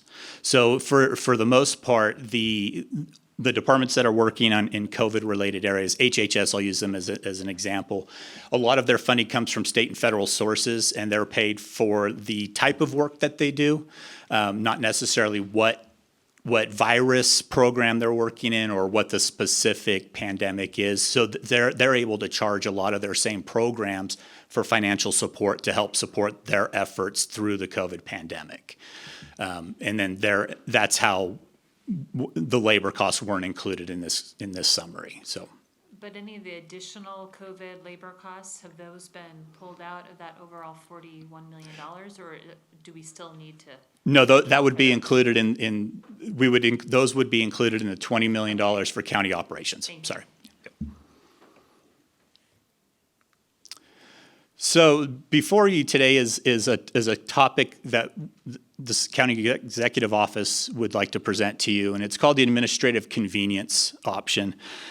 So this is an option that allows the county to essentially use the CARES funding to offset the costs of labor costs, salaries, and benefits in either the public health or public safety arena. And doing so would free up general purpose funds. So in other words, CARES Act funds could be transferred to public safety in lieu of the general fund transfer. And that's an eligible expense under the Coronavirus Relief Fund. And this is actually a state of California Department of Finance slide discussing the administrative convenience option.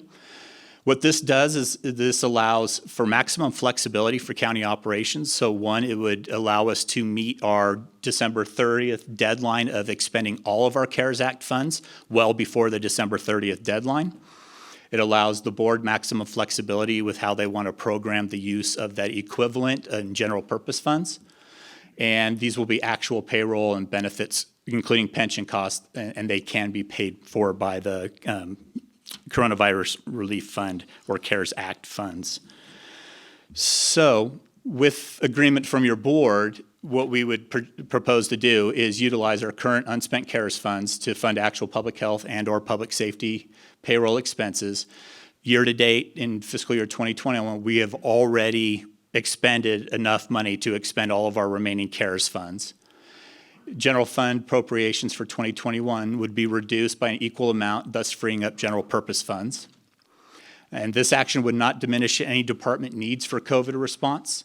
And the needs have already been identified in that $20 million for county operations costs and would be met by priority from your board or from the county executive office.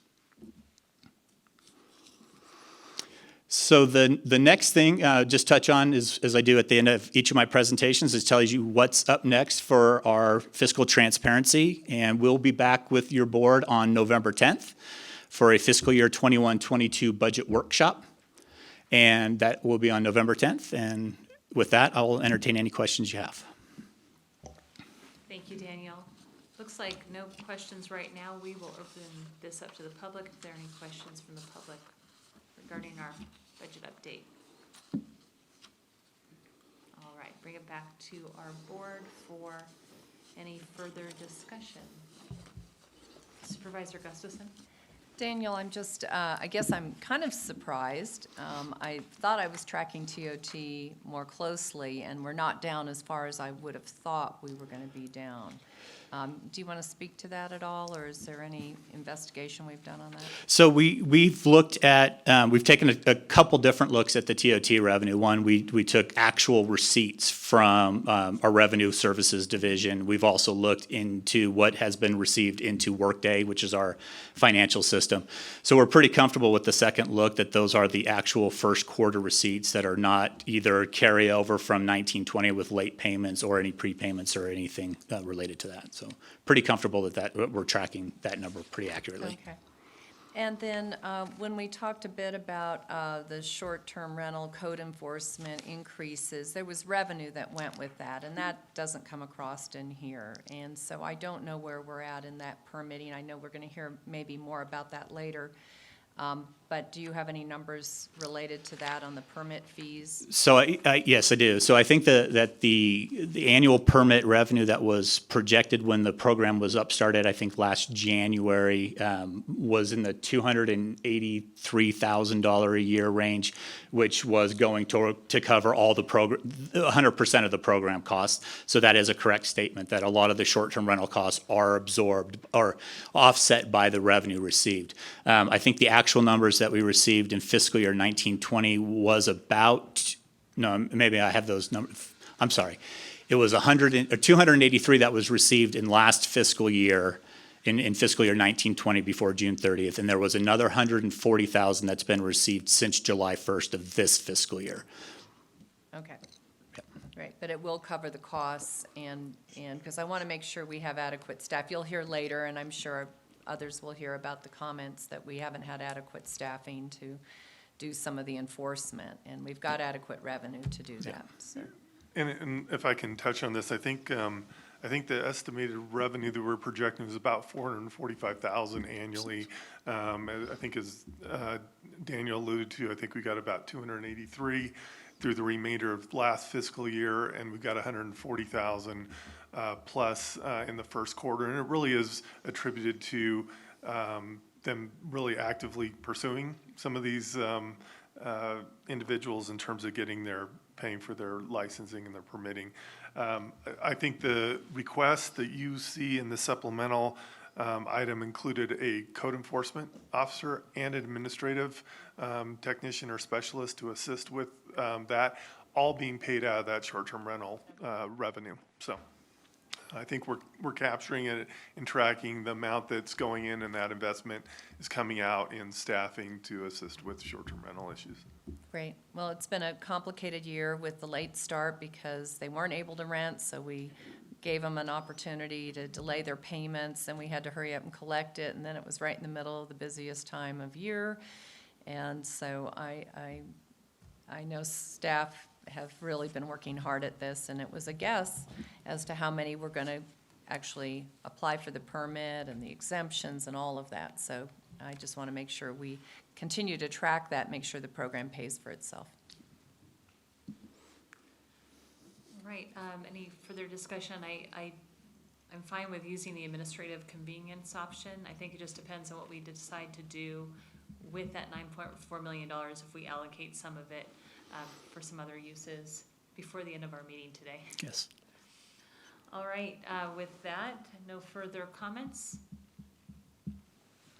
We have somebody who wants to move approval? Move approval. Second. All right, we have a motion by Supervisor Holmes, and you're looking at this. Second motion, or separate motion. That's what I was, Several. Yeah. Oh, okay, we're Yeah. gonna, do we need to do it all in, can we do it in all one motion, or do we need to do all separate? You can do one motion, but then you have to do roll call on everything. That works for me. Okay. So I heard a motion by, I don't remember, Supervisor Holmes, second by Supervisor Gustafson. All right, so then we'll do a roll call, please. Wygant. Holmes. Euler. Gustafson. Aye. Gore. Aye.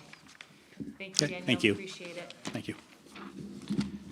Next, we'll move to item 11A, next steps on placer shares, grant extension, and future funding consideration. Good afternoon, Jane. Good afternoon, Chair Gore, Supervisors. Jane Christensen from the County Executive's Office. Pleased to be here with you today to share additional information on placer shares. As you may recall, this is a follow-up to the board's October 6th direction to not only use the remaining funding from the original $8 million allocation to do an extended round of placer shares, but also to report back to the board on what we saw as the need out there in our community on both the small business and nonprofit fronts and report back to the board. Here with me today are Kristen York here in the chambers and Jess Carr of the Sierra Business Council online, as well as Veronica Blake of the Placer Community Foundation, and online is Phyllis McCann of the Tahoe Truckee Community Foundation, as well as Sherry Conway, who together have comprised a team that has helped us execute this Placer Shares initiative to date. As you know, because you have lived this history with us, we began all of this back in March when the CARES Act passed. As you all know, $150 billion, as Daniel just reported, went to local governments, tribal government, states for their CARES eligible expenses. We received our money starting in July, and thankfully in October received the last and full allotment of our $41.1 million via the state.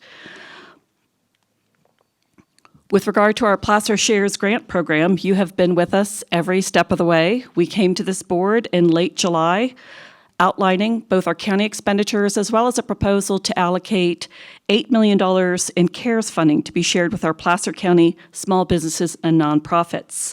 We executed our first round, which ended on September 7th, and essentially issued 1,250 grants totaling $7.5 million to our, again, priority small business and nonprofits, leaving the $500,000 approximately, give or take, in funds that the board asked us to, again, extend out an additional grant window at the meeting on October 6th. That grant window opened on October 13th. It closed last Friday, October 23rd, and I'm happy to report out on the results of that Placer Shares extension. As you can see, we had close to 300 applicants, 286 of which were eligible applications per the board criteria. 80% are those priority one businesses for what amounted to essentially $340,000. You may recall you elected to dedicate about $150,000 of that $500,000 to the nonprofit sector and use the remaining monies to extend Placer Shares grant window opportunity. As you can see, 92% of the grants are in Western Placer County, 7% in Eastern Placer County, which again, we turn to our network of chambers and other areas to essentially help get the word out. You also see the applications by area and essentially what funding is needed, the $340,000 we have and the additional monies needed if we were to essentially fund all of these grants that submitted by the October 23rd deadline. Taken together, our first round of Placer Shares, again, that $8 million you allocated back at the end of July, have gone out to our business community to the tune of $6.85 million, to our nonprofit community to the tune of $1.15 million. And I want to take a moment here to really thank our Placer Shares team. You may recall we modeled this program on Ventura County, which got its funding in April. We learned just yesterday Ventura County has yet to send a single check out. And so it's a great credit to our team that they were able to execute so expeditiously and get this money to work out in our community. With regard to the board's second request, that we do essentially, through this grant process, a survey of the needs out there. In terms of determining future needs, we relied upon a number of factors, not only what we learned from round one and from the round one extension, the regional economic data for Greater Placer County, which Sherry Conway was nice enough to provide, the insights from SBC and our community foundations, who again have these networks that they have turned to throughout this process to award those deserving, as well as survey the landscape ahead in terms of the assessment of need. And in many ways, consideration of the road ahead as we enter the winter months and the difficulties we know many of these businesses will face. I believe it was the board, several board members who observed at our October 6th meeting that under the governor's new framework, many businesses will never be allowed to fully reopen. And again, that's a consideration that informed our assessment of that future needs landscape. In many ways, I'm pleased to report that what we've learned to date affirmed the priority funding matrix that the board approved earlier and which governed our actions to date with Placer Shares. If you don't recall what that is, this is the priority funding matrix. And again, 80% of those first round grantees were priority one applicants. Again, those businesses and those nonprofits most impacted by this COVID crisis. A few excerpts from what we learned about the landscape of need in Placer County. When it comes to the private sector, a few statistics kind of jumped out. You'll recall they're summarized on page 2 of your staff report, but we highlighted a few here for your information. 500 jobs lost over August 2019 to August 2020 in our region, the majority of those happening in the leisure and hospitality sector. Also, interestingly, because we have a significant regional mall in our community in Roseville, 75% decrease in shopping center mall leases compared to the prior 4-year nationwide average. Again, significant impact, which I think is echoed in some of the sales tax figures you just heard from Daniel. And as I just noted, California's blueprint for a safer economy precludes many businesses from reopening for the foreseeable future, all of which, again, informed our assessment of future need. With regard to the social sector, what our community foundations reported, and certainly what you read about in the papers every day, is there's a bit of a perfect storm brewing. Never has need been more significant. Philanthropic giving is down. And some of the metrics we see in our own community, that a 1,400% increase in housing assistance request.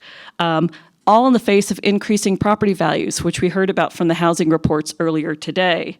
Unemployment that just referenced has affected 55% of Placer County renters, 40% of Placer County homeowners. Again, increasing the number of food drives that are required, unfortunately, the decrease in nonprofit funding, and some of the mental health and counseling needs that I think our board has reflected on over the months of this crisis.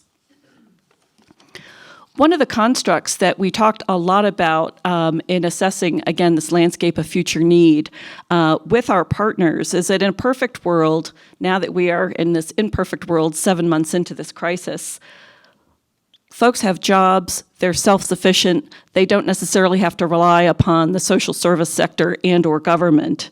With closures and job loss, people increasingly rely upon the safety net, which, again, we're fortunate to have by virtue of the community foundations here in our county.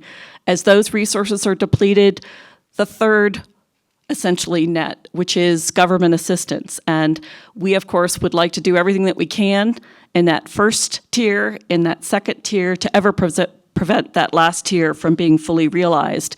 And this is what really informed what we see as the road ahead in terms of trying to address this need. targeted support strategies, utilizing CARES funding to reduce community impact. We see in many ways doing away with the priority funding matrix and instead turning to our to our third-party administrators who really have a sense of the networks and the communities in which they work for where they see need being the greatest. Again, on the business side, it's to support those most state-impacted businesses, protecting community business anchors, preserving jobs, and safeguarding against blight. As we've seen in many instances, once blight takes hold, it's very hard to reverse, so any investments that you can make to prevent that from happening in the first place is money well spent. On the nonprofit side, it just underscores the imperative of shoring up the safety net services. Again, not all nonprofits, but those that are focused on rental assistance, housing and food insecurity, and counseling and mental health. There are many worthwhile nonprofits. We certainly heard from many of them who weren't in that top funding tier, certainly school parental nonprofits and others who are certainly involved in worthy efforts, but it's not the safety net that we're really seeking to target here. And again, it's this targeted approach that informed what we saw as several alternatives for the board's consideration, depending upon the level of funding this board supports. With regard to the first suggested alternative, an additional $1 million would essentially be an extension of the nature of the grant program that we have executed to date. At $3 million funding, we're looking at an expanded program, which would perhaps be larger grants, again, targeted for those most impacted businesses and that shoring up of the social safety net, which we see being pressed as we go on months into this crisis. At the $5 million level, I feel like I'm on PBS. It's a level of investment to really address the prolonged effects of this extended COVID disruption to both our business and social service sectors. Again, business grants potentially even larger, up to $50,000, and that targeted approach on both the business and social sector side. Interestingly enough, this was what we came up with, and when I had occasion to speak with each of you, it seemed to be where many of you were going too, kind of understanding this many more months into the crisis. The first round of Placer Shares funding really skewed towards business, but as this crisis persists, there is perhaps cause for shifting that focus to the nonprofit sector, again, in the interest of shoring up that social safety net. So against this backdrop, I just wanted to recap the policy questions for the board's consideration.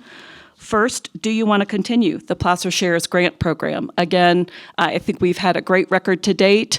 We do see need out there, but it's your call if this is a program you indeed want to continue. If so, at what funding level?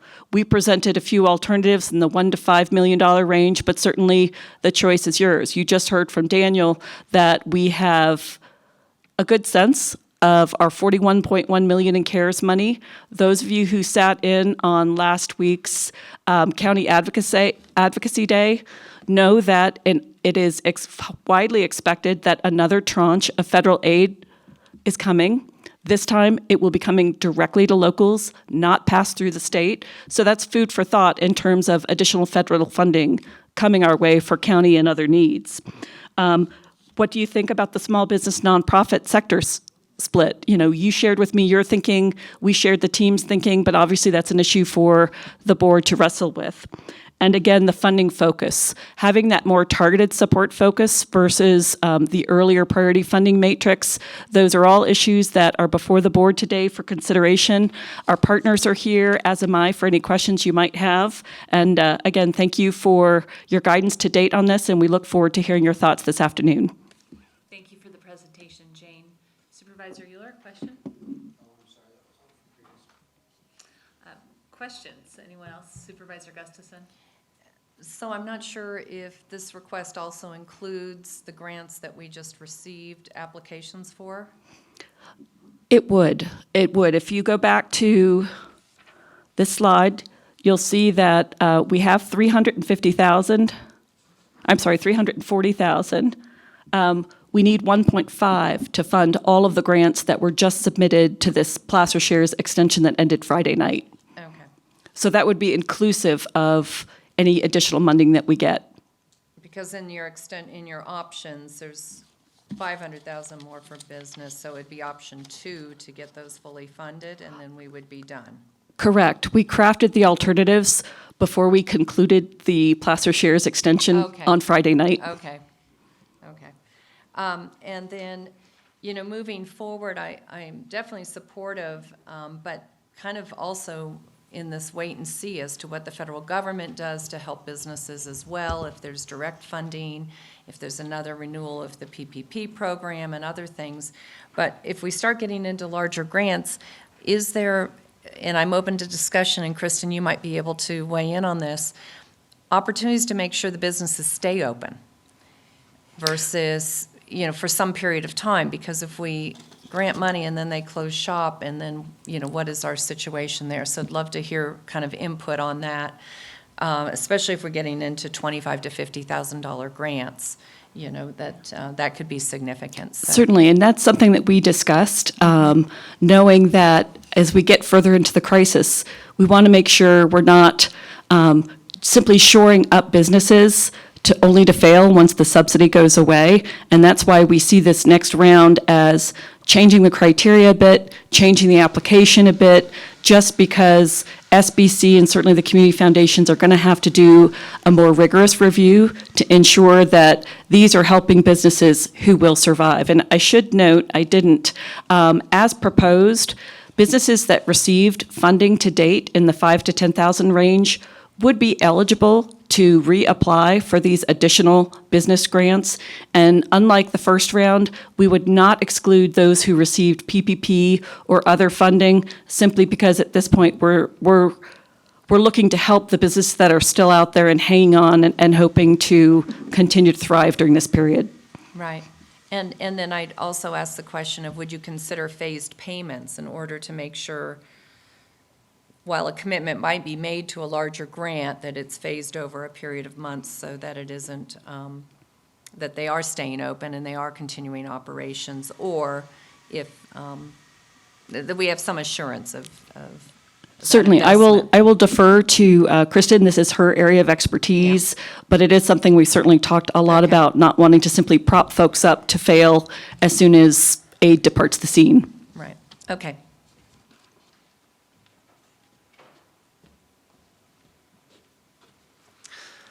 Chair Gore, thank you, and thank you for the question, Supervisor Gustafson.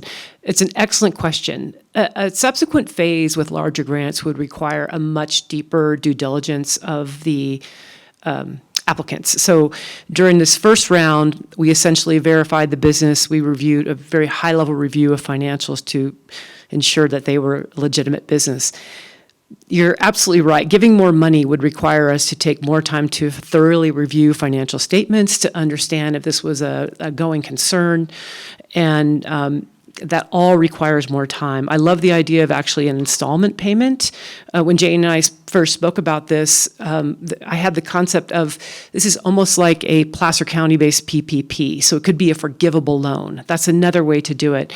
In that case, there could be some security required. What we hear from across the board from all businesses at this point that are healthy, and I could name them and you would know them, all of you, is that they do not want to take on more debt at this point. And to me, that's a really good sign. It means that they are fiscally responsible.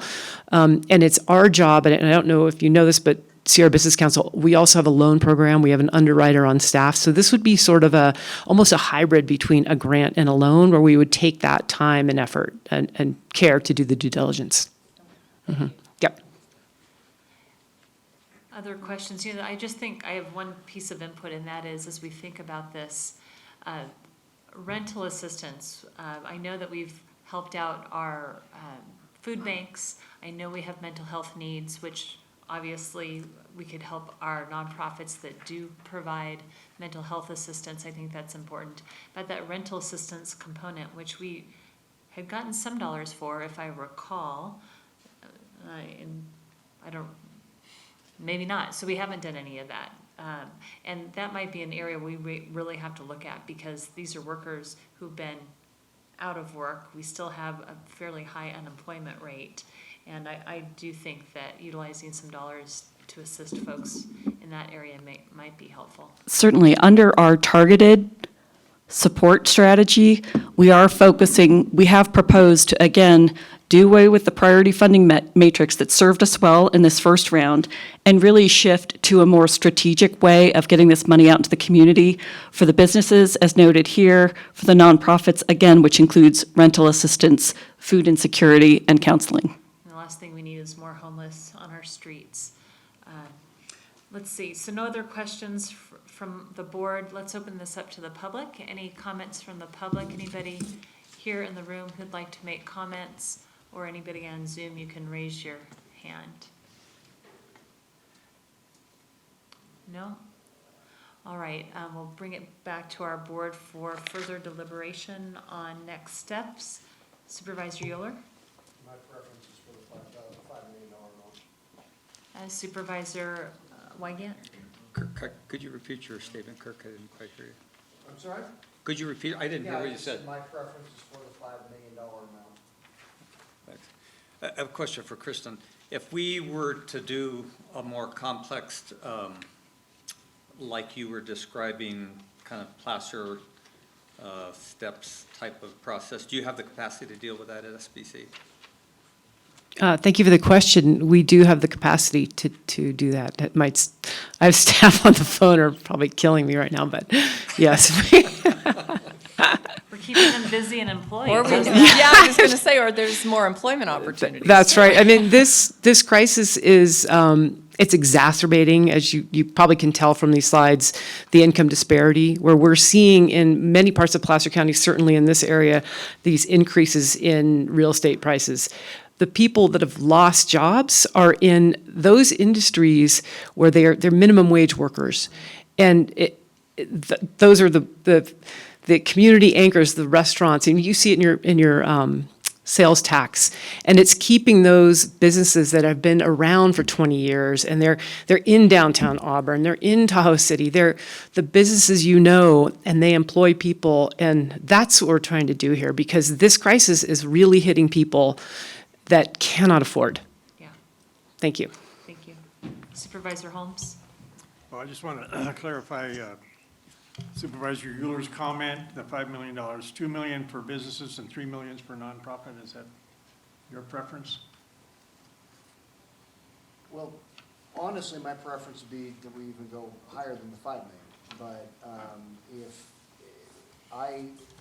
when I had my conversation with Jane, it was really based on, help me understand, based on our first round of funding, what we perceive to be the unmet need that additional funding would go toward. And if this is what staff thinks the unmet need is, or those folks that might have been second tier as opposed to first tier in the first round that do need our help, if this covers that, then that's fine. So really, I'm relying on them telling me and us where they perceive the greatest need to be at this point. The needs are frankly bottomless. I think at some point it was an effort to affix a level of funding that we thought would still cover the county and the county's COVID eligible expenses, but still get a significant, impactful level of funding out into our community. The challenge is the need keeps changing. The first round of Placer shares was really just to hope people bridge to a better day. This many months in, it's helping people survive. And, it doesn't preclude us from actually doing more in the future. And There's another tranche. even if we move the remaining balance, that 4-point-some odd million, to health and human services and public safety, that actually frees up general fund dollars. We could choose to do more. We also might have some additional federal dollars in the future. So I would agree. I think we could move forward with the $5 million, helping local businesses, and then providing funds for our nonprofits for these safety net services that are certainly needed. I'm in support of that. I am as well, and I would just urge us to continue to be open to what might change at the federal level so we can really best meet the needs. If there's more social service funding coming for some of the nonprofits and rental assistance, then maybe not as much is needed there. I mean, we've got to be nimble at responding to the changing dynamics of what is accessible to folks and make sure our money goes as far as possible to sustaining our communities. So. Certainly, after the board asked for us to assess additional need at the October 6th meeting, I was thinking we would extend same old, and it was really our project team and SBC and our community foundations that really educated me on the changing nature of need, which is why we pivoted, revamped our proposal with what we're bringing back to you this afternoon. Thank you. And I do like the idea, if it makes sense, to look at some sort of payment program for the larger grants to keep an eye on making sure that they are continuing to be able to stay open. I think that's a really good idea if you are able to do that, Kristen. Well, especially as we head into the winter months, as, you know, certain areas of our county, as shown by all of you this morning at, I think, sub-teen level temperatures, you know, if we go to a different tier and businesses are shut down again, the needs could change dramatically as well. So trying to sustain those operations with 25% occupancy again or potential closures could Certainly. be devastating going into the winter. So. And knowing Chair Gore always is interested in getting this money out into the community as soon as possible, I did ask, pending the board action on Tuesday, how quickly can we get this money back out into the community? And at least on the SBC side, they talked about revamping the criteria, revamping the process for that greater level of due diligence, but potentially reopening for grants in mid-November and getting decisions made around Thanksgiving. So getting this money out well before the end of the year. And then those businesses, nonprofits that applied would get funded this time around. Correct. If the board approves the funding today, our first job would be to announce grant awards to all those who submitted at the $5,000 and $10,000 level Friday night by 10 p.m., and then opening up a new round of Placer Shares or Placer Invests, as the case may be, with the new rules, the new application procedures, and the new requirements that we're seeking for, again, this more impactful level of funding. Great, thank you. Looks like we have some consensus around the $5 million mark, so can I have somebody make a motion? Just specifically the 5 million? Unless you want, yeah, but. So I'll second that, but I just want to note that I sit on the board of the Sierra Business Council, so I would have to recuse myself from any transfer of specific, like, item A3 would indicate, so if we separate those, it's good for me. Okay, so yes, we have a motion from Holmes, second from Euler, and we'll go ahead and, let me see if I can find it here. So that was for the $5 million investment. So we'll take a roll call? No, okay, so all those in favor of that, aye. Aye. Opposed, motion carries, and then we need to pull out is there something here about the third-party administration costs for SBC, which range from 3.5 to 5% with a 10% fee for our community foundations. Move approval. Motion by Gustafson, second by Euler. All those in favor? Aye. Opposed, and one abstention. All right. Thank you very much. Anything else, Jane? Chair Gore, just a quick question, perhaps for council. I don't know if we need an explicit motion on the third action requested. You'll recall last time we were required to come back to the board to explicitly authorize the transfer of funds, which we included in action number 3. So I'm just checking to see if, in fact, we need something more explicit than the approval of the contract. I think that's what I just did. That's what I thought I was moving. Yes, that's as what we item just 3. did. Thank you. Okay, thank you very much. And thank you to our nonprofit partners. We appreciate you being here and online. Really, thank you for your great work, for getting money out so quickly, and working with our team to really look at the needs that we have in our community and how we can address those. So we just appreciate your partnership. And thanks to, I think, all our chambers as well who helped get that word out. I know this second tranche, we started with not knowing how many would be out there, and what an incredible response in 2 weeks, and so giving that extra time, so thank you.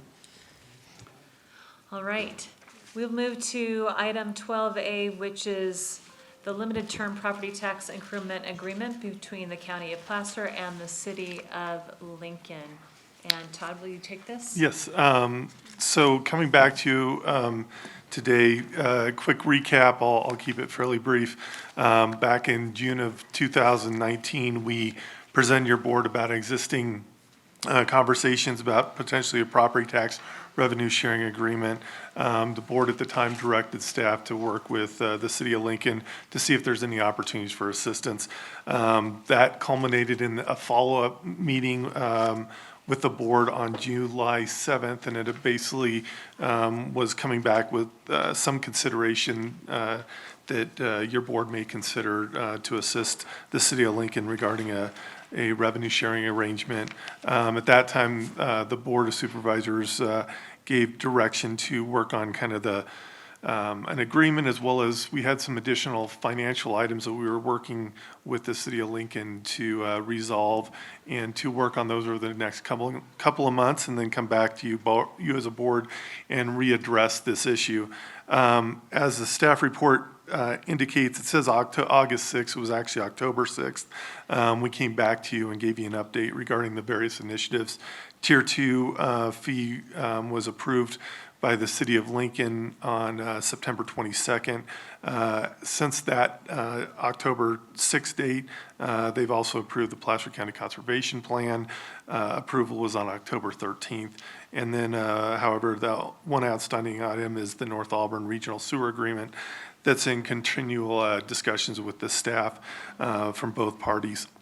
I wanted to share with you quickly a quick summarization of what that agreement in terms of this limited term property tax increment agreement would look like, and I'll speak to that, as well as what one of the additional items that was requested of staff to bring back to this board at today's meeting, and what that addition was.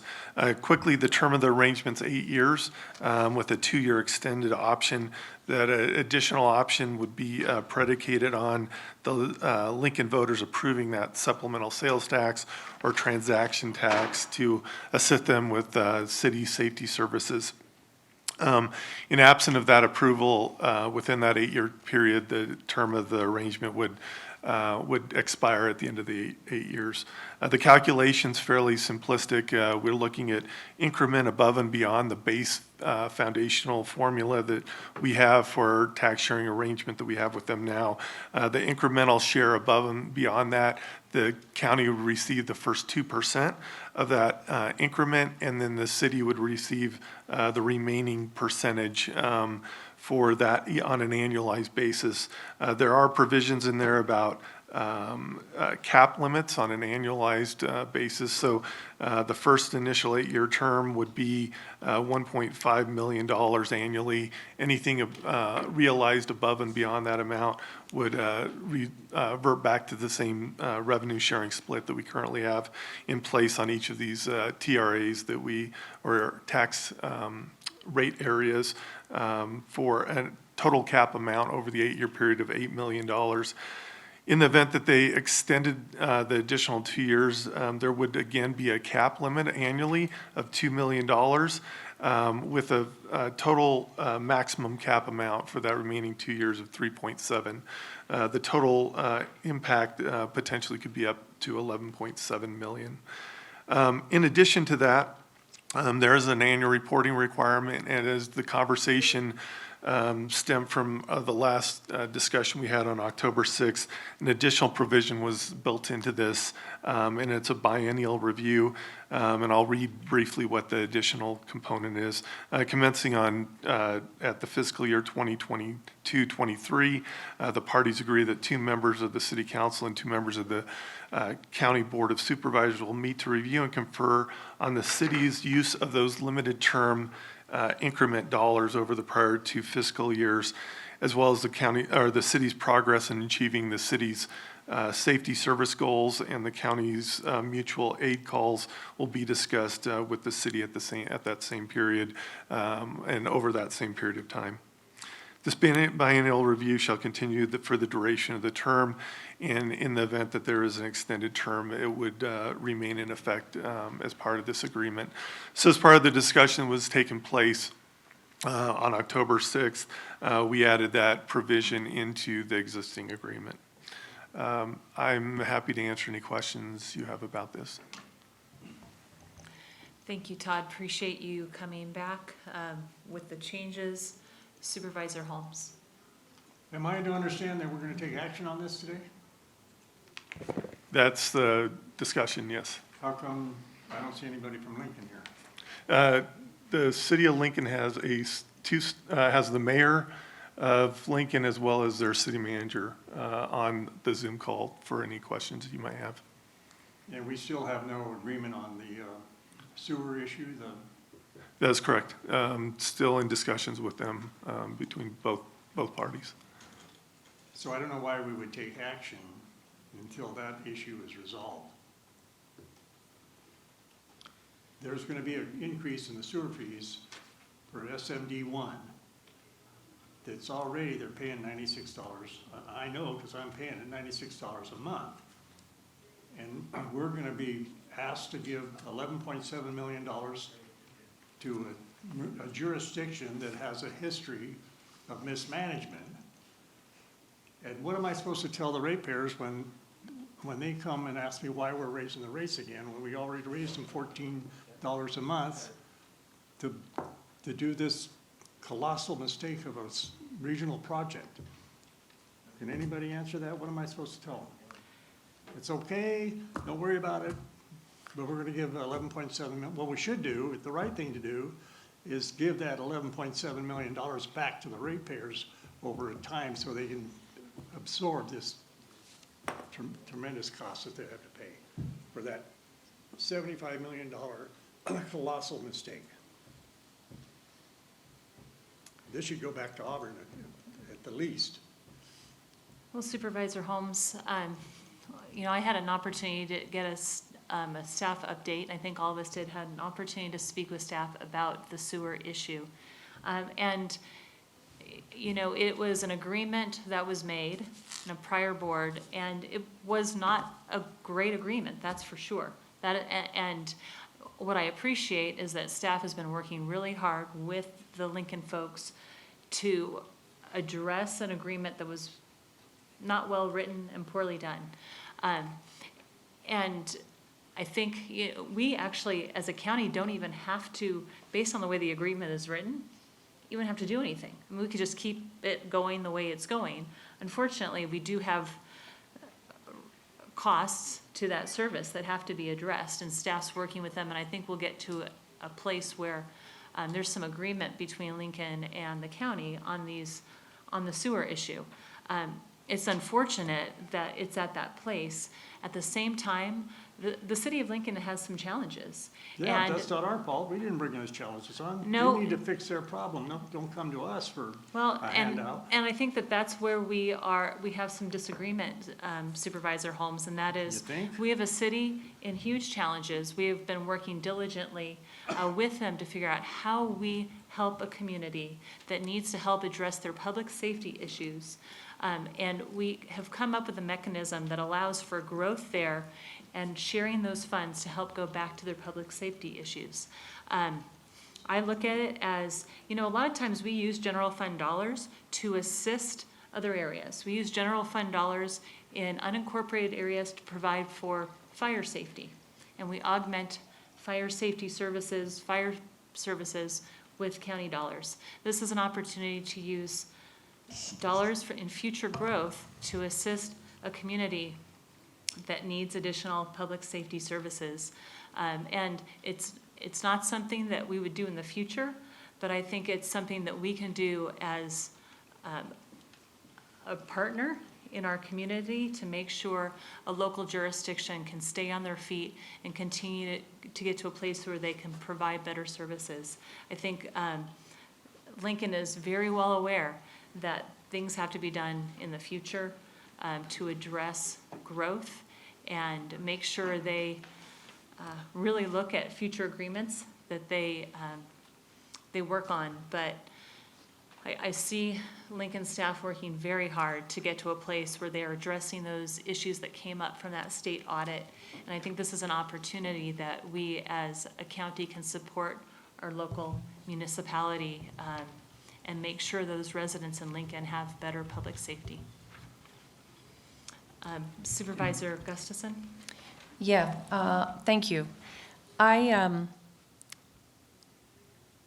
don't have the history of why we entered into an agreement on sewer without having electeds kind of oversight as well. There's many joint organizations that do that. We do that in this region with Tahoe Truckee Sanitation Agency, in which there's 5 members, and they oversee that budget with electeds from each of those districts. So certainly the concepts we've outlined in the tax sharing agreement, to me, make some sense toward the sewer arrangement. If we're moving forward in this cost of service analysis and looking at the rates, and I appreciate how much work staff is doing, but I do think, to Supervisor Holmes' point, having elected officials who represent those who would be paying those increases is important to that dialogue. And so I might suggest that we at least approach the City of Lincoln with that strategy as some sort of review committee. But I know Kevin's in the back. Do you mind coming up? I'd like to make sure that we are moving forward. I know staff has had fits and starts with that rate analysis, and whether that's moving forward in a positive approach is one of the things we had asked for at the last meeting on this item. Sure. The latest that we have from the City of Lincoln is that they're taking a step back on their rate study based on some of the feedback that we provided to the City of Lincoln. And we don't have a new rate study, but they are taking into consideration some of the things that we brought up, and I think are working to address some of those concerns. Well, I would certainly hope that they would be open to us having maybe a 2x2 on that issue as well as we move forward. Yeah, and I think actually the agreement does include at the end of the 5-year period an opportunity for a 2x2 to be established within the existing agreement. So that is definitely something that could be implemented. Yeah. I don't see why not. Yeah. Okay. But at the end of the day, there's still going to be a rate increase for the ratepayers in SMD1. Yeah, based on the information that we have from Lincoln that shows that the costs that they're incurring to provide the service to us exceed what we're paying them, I would venture to guess that yes, even though they're updating the rate study or making changes to it, that we would still end up seeing some level of increase at the end of that analysis. So again, what am I supposed to tell the ratepayers when we raise their rates and they ask me, why did we give them $11.7 million to Lincoln? Why aren't we giving them a break in the rate on their rates? I don't know what to tell them. Well, I think they're two different issues from at least from the way I'm perceiving this, because you're right, as Chair Gore mentioned, we're also helping residents in many parts of our county with their with the fire fund as well. So we have many challenges from the past.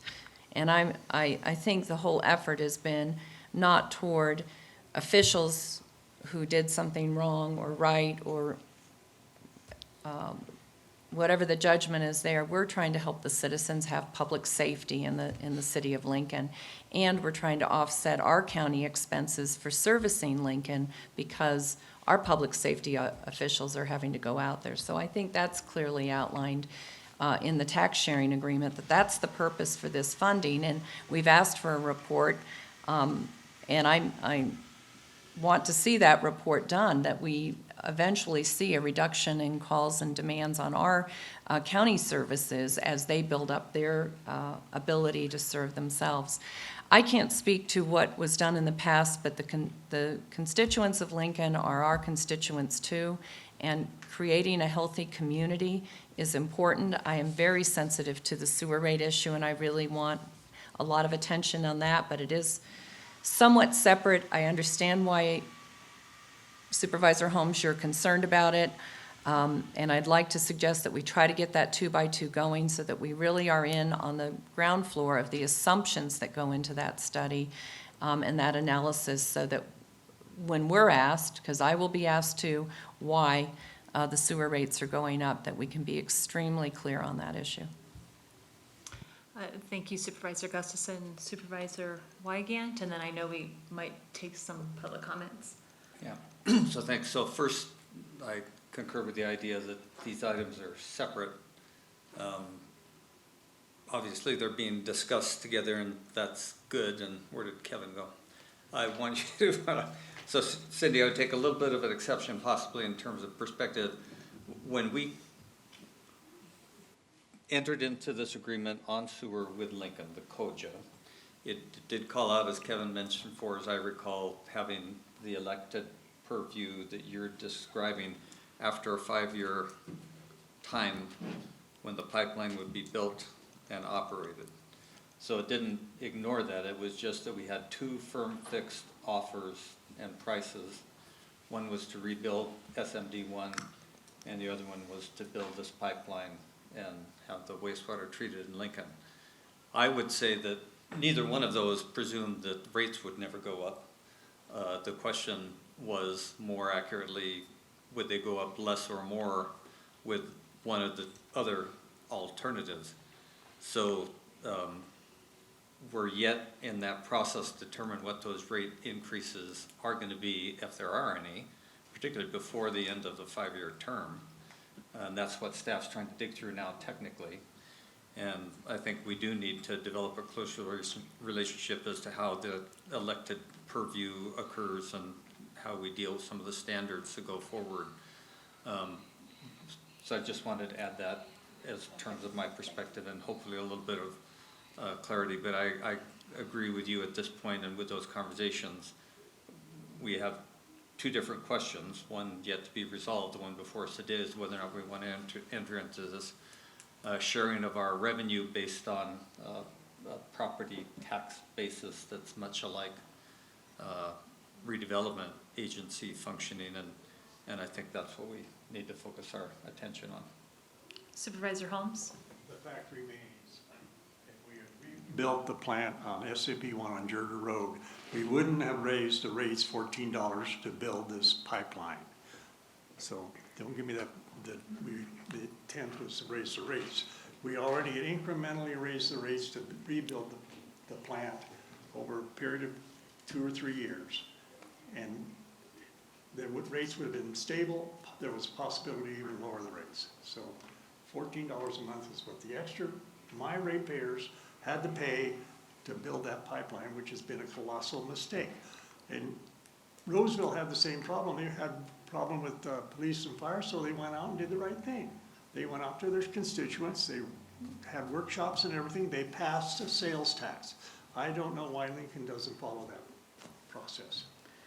Thank you, and I think one of the good things about the agreement is that Lincoln has to go and find additional sources of revenue, whether that's a sales tax or something in the future. Let's go ahead and open it up to the public.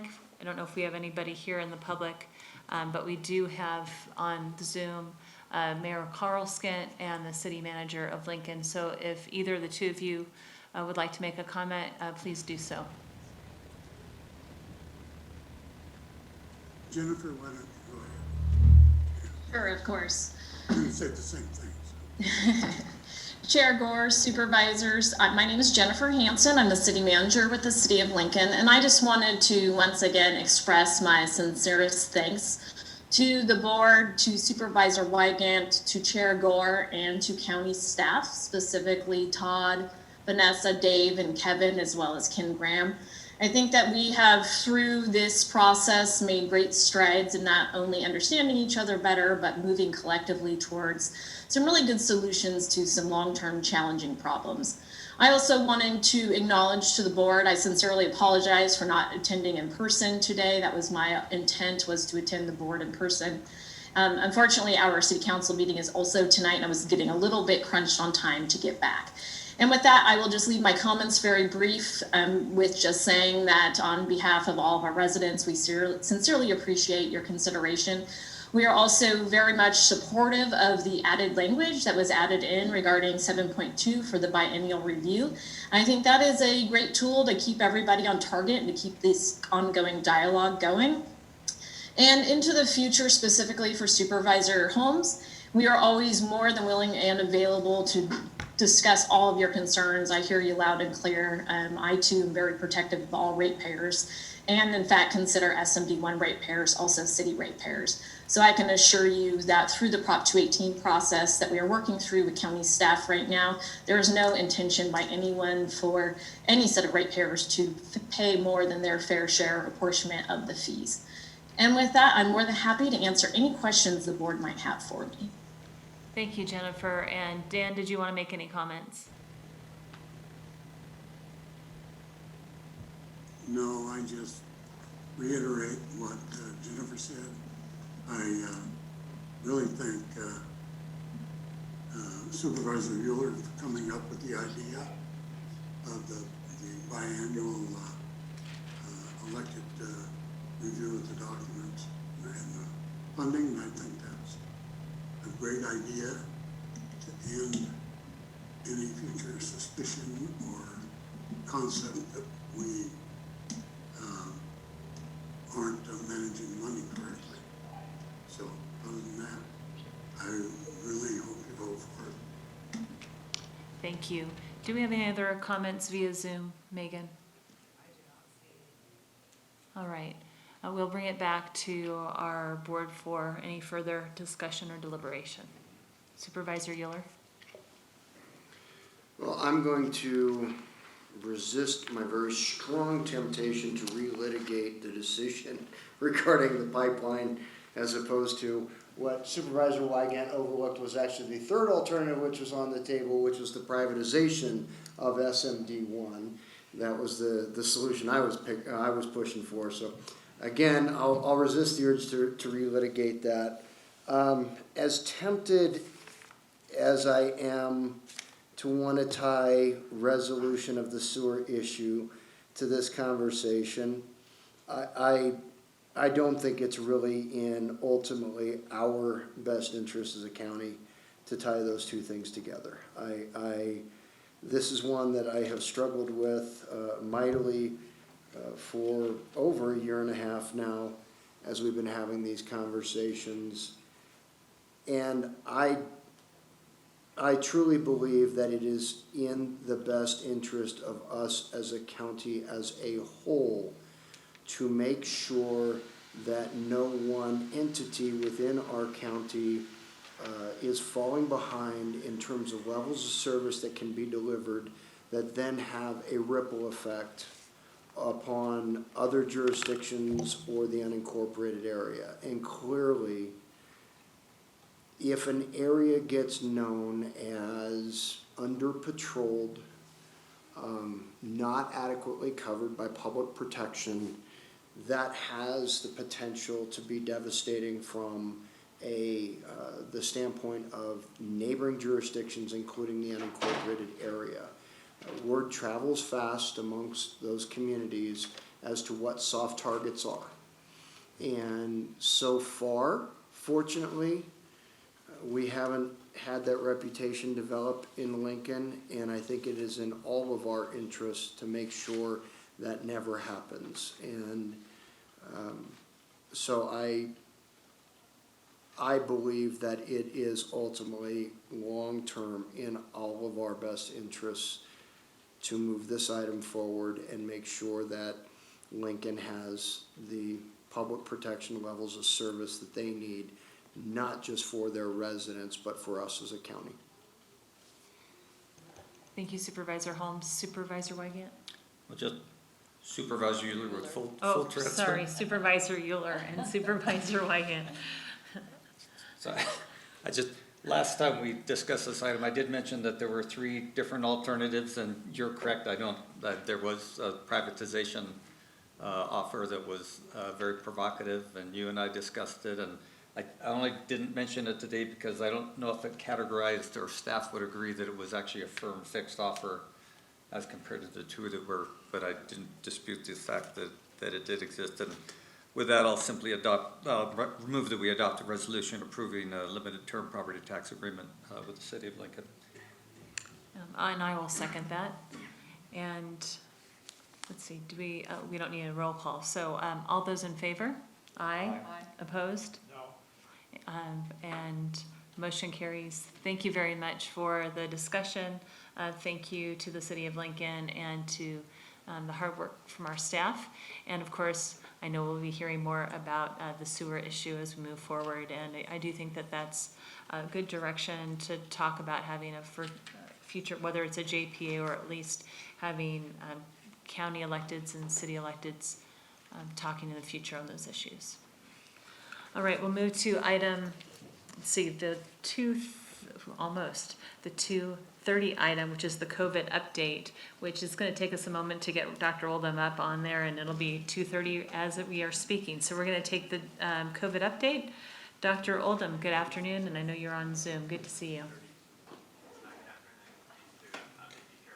Can you hear me okay? Yes, we can. Thank you. Great. Got a new headset. So thanks so much. Rob Oldham with HHS.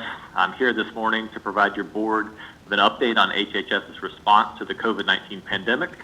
At your October the 6th meeting, I gave this board an update as your new HHS director, chief psychiatrist, and interim health officer on the impacts of the COVID pandemic on our community and our HHS department, and the inspiring and innovative response of HHS and our community to this unprecedented and ongoing challenge. In meetings with many of you and our CEO's office, we agreed that HHS would come back to your board with updates on a monthly basis unless there is an urgent public health need to update your board more frequently. However, given that this is one of our few meetings in Tahoe, and due to a recent uptick in cases, it was requested that we have a special update at this Tahoe board meeting, and then continue with our regularly scheduled monthly COVID updates at the first meeting of the month next week. Jeremy, can you please pull up our slides?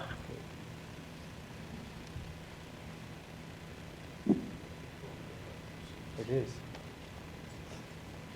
Great, thank you. So this afternoon, I will kick off HHS's presentation with some general comments on our approach to COVID as a department. Then I will put on my interim health officer hat and provide some updates on COVID-related data and metrics. Next, I will hand off to Raul Martinez, who will talk in more depth about the state's new health equity metric and some steps HHS and community partners have been taking to better engage with our community on COVID prevention.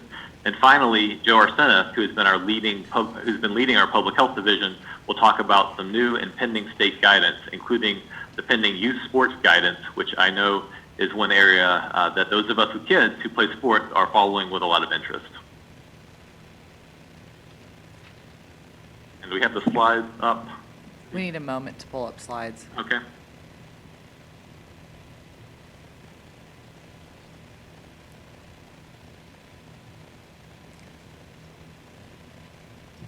She's working on it. No worries. Are you able to, well, actually, those are graphs next, aren't they, Rob? Yeah, but I can. Actually, Megan's asking if we can go to, well, we are on item 13. Item 14, except it's 3 p.m. timed item. So, The first department item, which would be. yeah, let's go to our, Rob, if you don't mind holding, we're gonna go to our first timed item, or Great. non-timed item, our first department item, and that is, I just have way too many pieces of paper here. All right, that is item 15A. And so if we happen to have Michelle, there she is, Michelle Kingsbury. So Michelle, we're gonna go ahead and take 15A, that's the annexation of property 1A within the Placer Valley Specific Plan into County of Placer CFD District 2018-2 and 2018-3. Good afternoon. Hi, good afternoon. This will be a quick item for you. This is to, as you mentioned, to confirm the annexation of property 1A within the Placer Vineyard Specific Plan into our County Services CFD 2018-2 and to our Park Services CFD 2018-3. As you're aware, property 1A is located in the Placer Vineyard Specific Plan in West Placer. It's slated for development of up to 1,117 single-family active adult units, as well as 168 active adult multifamily units. The first villages are currently under construction with backbone infrastructure. Annexation to these CFDs will provide us revenue sources to cover enhanced and increased service levels associated with this development. By confirming these annexations, Property 1A will meet both development agreement terms and conditions, as well as conditions of approval on their village's small lot tentative maps. With that, I'm happy to answer any questions you might have. Thank you, Michelle. It looks like there are no questions from the board.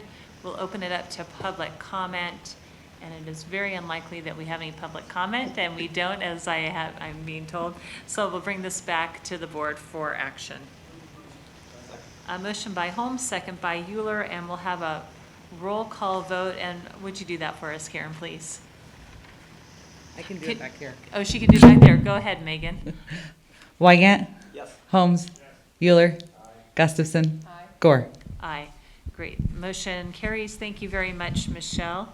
And as we're still working on that presentation, let's move to item 16A, which is an update on the county's local multi-jurisdictional hazard mitigation program plan. Foster Morrison Consulting LLC, and there is Holly Powers. Good afternoon, Holly. Good morning, Chair Gore, members of the board. Can you hear me? Yes, we can. Thank you very much. Again, Holly Powers, your Assistant Director of Emergency Services. And I'm here today to discuss the update of the county's local hazard mitigation plan, specifically requesting your board to approve the award of a competitive request for proposal number 20095 to Foster Morse Consulting LLC of Littleton, Colorado, to provide Placer County and participating agencies with professional consulting services to update the county's local multi-jurisdictional hazard mitigation plan in an amount not to exceed $185,667 at no additional net county cost. Funding is being provided by a FEMA post-disaster mitigation grant that your board accepted in May of 2019, and to authorize our purchasing manager to sign all required documents subject to risk management and county council concurrence. And with that, if please pull up my slides. There they are. And I'll briefly discuss our hazard mitigation plan, what it is, why it's important, the process for updating this plan, and how we will integrate a whole community into our planning efforts. Next slide, please. The county's current local hazard mitigation plan was adopted by your board in May of 2016 and received final approval from FEMA in June of 2016. Per the Disaster Mitigation Act of 2000, our local hazard mitigation plan must be updated and FEMA approved every 5 years in order to be eligible for both pre- and post-event hazard mitigation grant funding. Hazard mitigation is considered to be any sustained action taken to reduce or eliminate long-term risk to life and property from natural hazards like wildfire, floods, or earthquake. It's also an ongoing process that occurs before, during, and after disasters and serves to break the cycle of repetitive loss due to those natural disasters. To highlight the significance of mitigation grant funding, post-disaster hazard mitigation funding is initiated after every presidentially declared major disaster, such as the one California recently received due to the extensive wildfires in August. After a major declaration, the federal government authorizes mitigation grant funding to impacted states. California would be eligible to receive up to 20% of total eligible damages incurred due to the declared disaster for hazard mitigation grant projects. So for example, if a total eligible damages from a disaster impacting California totaled $100 million, then there would be a competitive grant opportunity for $20 million for California public entities who have an approved local hazard mitigation plan. This is also the funding stream that we are currently using for the update of our plan, as I mentioned earlier. Next slide, please.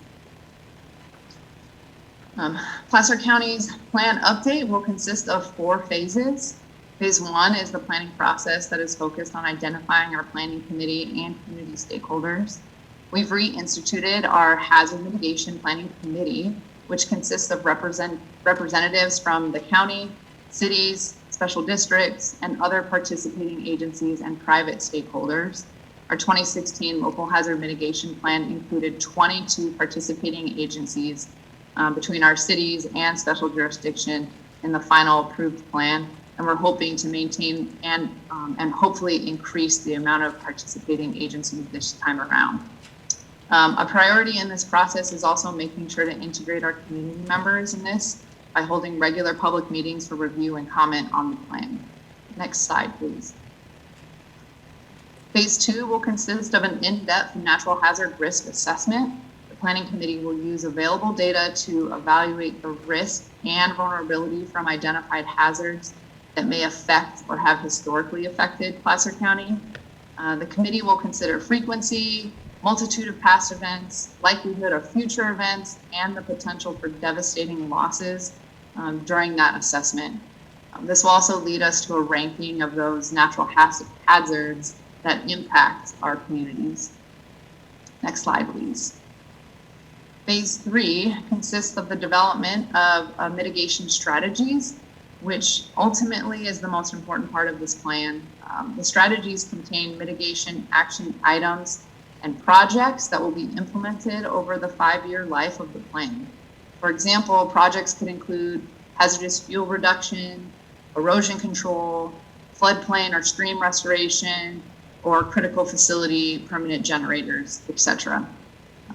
The mitigation strategies will also be prioritized in order to focus our community resources to reduce the risk and vulnerability in our communities by analyzing the social, technical, administrative, political, legal, economic, and environmental feasibility of all of the proposed mitigation actions.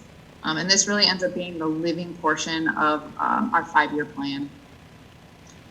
Phase 4 is plan finalization and maintenance and includes your board's adoption as well as adoption by the governing bodies of all participating agencies, and then final approval by FEMA. Next slide, please. The county will be kicking off the update to our local hazard mitigation plan tomorrow, October 28th, with our first planning committee and public meeting. Planning committee will be meeting at 1:30 via Zoom, and the community meeting will start at 6, also via Zoom. All information regarding the update to this plan will be made available on the county website, which is listed on the slide. I do want to mention we are hoping to get as much community involvement as possible to assist in this and the identification of our hazards and the prioritization of our mitigation projects, as this plan really is to support that recovery and resiliency within our communities. And with that, I will take questions. Thank you, Holly. Appreciate the update, and looks like there are no questions. We'll move to the public if there are any comments from the public. No one here in the audience and no one on Zoom. So we'll bring it back to our board for action. Second. A motion by Holmes, second by Gustafson. All those in favor? Aye. Opposed? Motion carries. Thank you, Holly. Thank you. And did we get the slides for HHS? I think we are there, so we're going to bring you back, Dr. Oldham. All right, thank you. They're working I'll on wait it. just a minute. You can see the slides, because I can't, but that's okay. If you can see them, I'll go ahead. They're giving me give it a moment, Rob. Okay, no worries.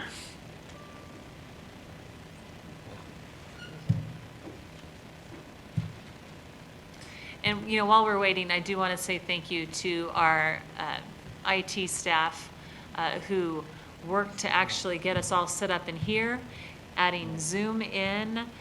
This has been very challenging, so I was going to thank them at the end of the meeting, but while they're diligently working away and trying to get up the slides, we really appreciate their work. It's not easy to hold these meetings. Oh, look at that. Perfect timing. All right, Dr. Oldham, take it away. We've got the slides up. All right, great. So I won't repeat. I was just saying our kind of our lineup for the agenda today. I'll go first, and then Raul Martinez will talk a little bit about the new health equity metric and community engagement efforts, and then Joe Arsenis, who's leading public health, will talk about new and pending state guidance.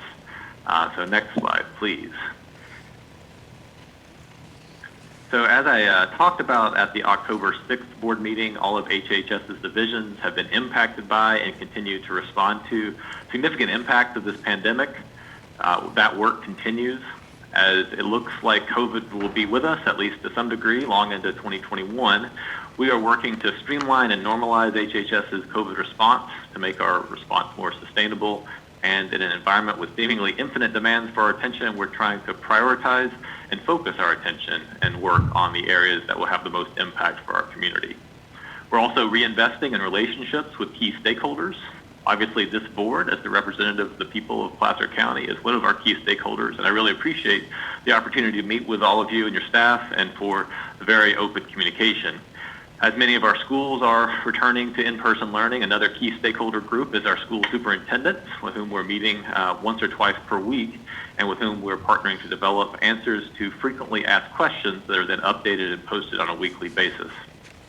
We also have weekly meetings with our local mayors, the business community, our hospitals, our skilled nursing facilities, and our correctional facilities, to name a few. Since this is supposed to be the Eastern Placer edition of our COVID update, I wanted to specifically thank our Placer County ski areas and the North Lake Tahoe Resort Association for meeting with me and for all of your great work getting ready for the winter tourism season. We'll probably talk more about that when we get to pending state guidance in a minute. We're also working very hard to try to improve the efficiency and sustainability of our many meetings, responses, and reports. The amount of work, especially for certain teams in public health, like our public health nurses and epidemiology team, has gone up exponentially in the last several months, but the number of staff has not gone up exponentially. Actually, we've lost some key staff recently, so we have to reprioritize our many different requests. One result of that prioritization has been the move to monthly from weekly publication of the in-depth COVID data reports from our epidemiology team. These reports are posted under news on our Placer County coronavirus website.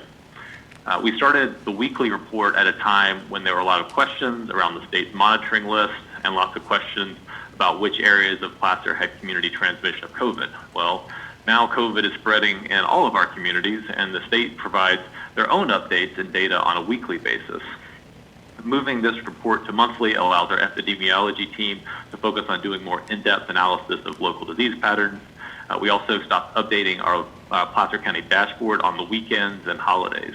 We continue to update the dashboard every business day, but kind of like your investment advisor may discourage you from watching the daily stock market ticker, we are discouraging people from watching the daily ups and downs too closely.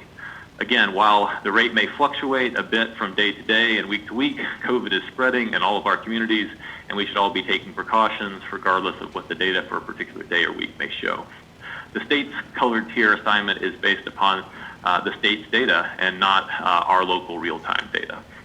Many people were confused and disappointed last month when our local real-time data looked like we were going to get assigned to orange, yet the state data were still consistent with a red tier assignment. So we would like to avoid that confusion and frustration if we can. Finally, as much as I enjoyed serving as your health officer in the past and have really enjoyed serving as interim health officer over the last month, I recognize that I was hired to be your HHS director and chief psychiatrist and not your health officer. So we have worked closely with our friends in HR to post a recruitment for a health officer. We've already received some applications, and we hope to have our first round of interviews next month. But for now, I'll try to hold down the health officer fort the best I can. So I guess that's a good segue for me to put on my health officer hat and provide some updates on COVID-related data and metrics. So next slide, please.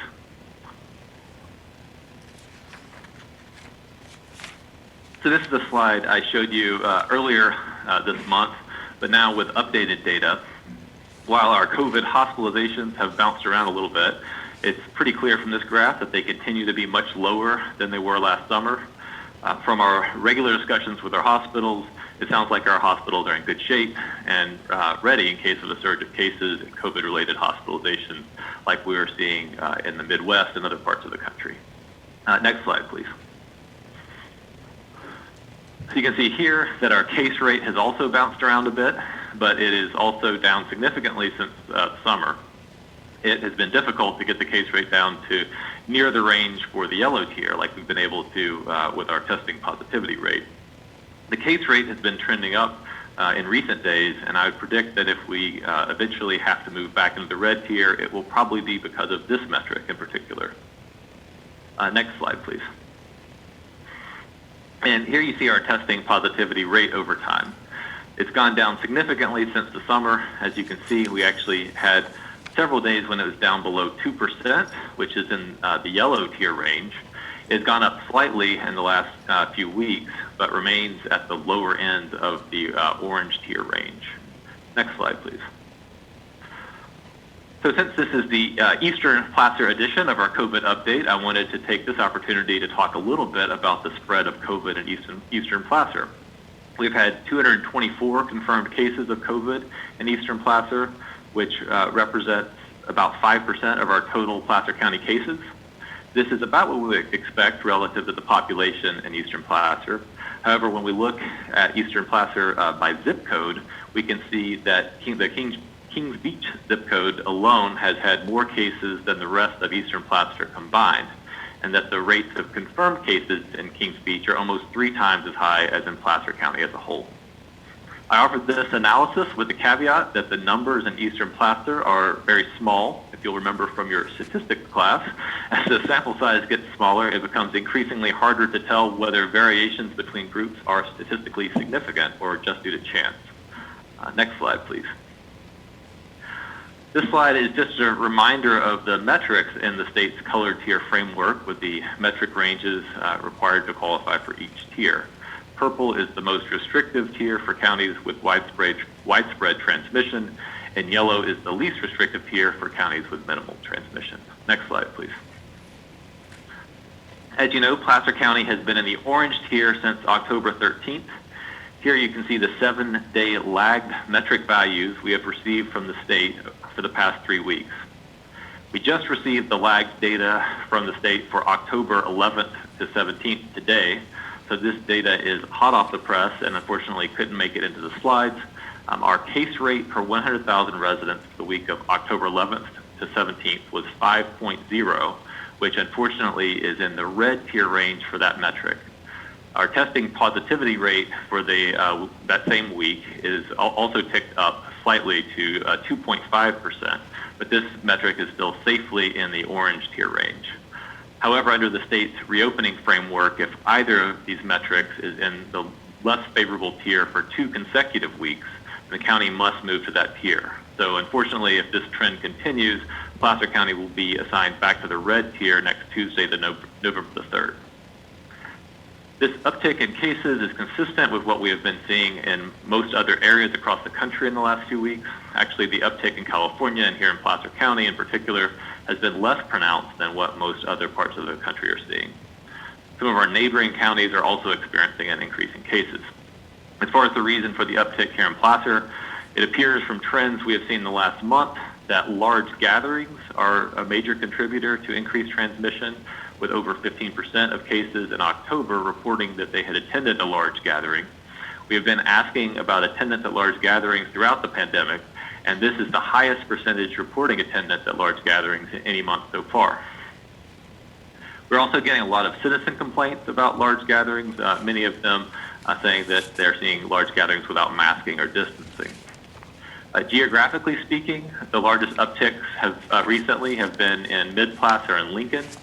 The vast majority of our residents have been working so hard to reduce the spread of COVID in our community. We would love to see their commitment rewarded with and to keep moving forward in the tiers. We'd hate to have to go backwards. So we continue to ask those who have been working so hard at reducing the spread to keep up the good work. And for those who have been less committed, we ask that you please also do your part so we can keep moving forward. I know this continues to be a very complicated situation with different metrics and evolving state guidance that we will try to break down for you later. But the good news is we have lots of strengths here in Placer, and I think we'll be in pretty good shape if we focus on the basics, on the things we have control over, like masking, distancing, hand washing, and thinking twice before getting together for social gatherings. Back to this slide, you will notice that in addition to the adjusted case rate and testing positivity rate, we're also now getting data on our health equity positivity rate. The state recently established the health equity positivity rate with the idea that they wanted to ensure that testing positivity rates in the county's most disadvantaged neighborhoods don't significantly lag behind its overall county test positivity rate. A county can be held back from progressing forward if the testing positivity rate in these disadvantaged areas is significantly higher than the overall rate. However, a county is not moved backward due to the health equity metric. That is, a county in the red could be held from moving to orange due to the equity metric, but it would not be pushed back into purple. There's also a possible benefit to counties if the testing positivity rate for both the Healthy Places Index tracks, which we'll talk about more in a minute, and the general population is in a lower tier for 2 weeks. A county is allowed to accelerate forward into a lower tier, even if their case rate remains in a higher tier. That is, if Placer could reduce its positivity rates, both generally and in disadvantaged areas, to the yellow zone, we could potentially move forward even if our case rate remained in orange. This is, in fact, how San Francisco was able to move into the yellow tier even though their case rates were still in the orange tier. Their testing positivity rate for both the general population and disadvantaged areas had been in the yellow for 2 weeks. Here you can see Placer County's health equity positivity rate for the last 3 assessment periods. As you can see, the equity metric has not held back Placer thus far. In fact, the testing positivity rate for our general population and disadvantaged areas have flirted with yellow a few weeks back. But with recent uptick in cases, it is up to 2.7%. We're hoping that with a little extra effort, we can get those numbers back in the yellow so we can avoid moving back and maybe even accelerating into the next tier. Okay, please take down the slides for a minute. So now I'm going to hand off to my colleague and HHS Staff Services Manager, Raul Martinez, who will go into more detail about how we're partnering with our community to improve our numbers and slow the spread of COVID. Raul. Great. Thank you, Dr. Oldham, and thank you, Chair Gore and members of the board for the opportunity to describe how Placer has mobilized the arms of the social impact sector, government, philanthropy, and nonprofits to address the new health equity metric. So again, my name is Raul Martinez. Can you please bring up the slides, please? Next slide. As background, throughout the pandemic at the national and local levels, disadvantaged neighborhoods and populations have tended to be disproportionately impacted by COVID-19. So why is that? These families often have lower wage jobs where they can't work from home and physical distancing is challenging. They may live in bigger households where COVID-19 can spread. And if they do become sick, they have less financial room to absorb the loss of income from isolation and quarantine, in addition to healthcare costs. As Dr. Oldham noted, the state's equity metric is designed to ensure that testing positivity rates in disadvantaged neighborhoods don't significantly lag behind overall testing positivity rates. The state, using the Healthy Places Index, has identified 19 disadvantaged census tracts in Placer County, which are seen here in the dark blue. So these range from Central Roseville, parts of Lincoln, parts of the Auburn area, and Kings Beach.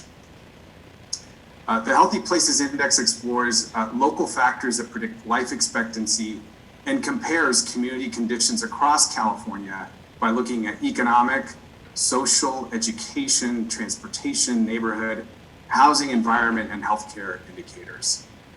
Beyond tracking testing positivity, the state is requiring all counties to submit a targeted equity investment plan. And over the weekend, the California Department of Public Health approved Placer County's targeted equity investment plan that shows how our community is investing in disadvantaged neighborhoods and populations. Next slide, please. The good news is that Placer has been tracking and acting on COVID-related equity issues for some time, well ahead of the state's health equity metric unveiling.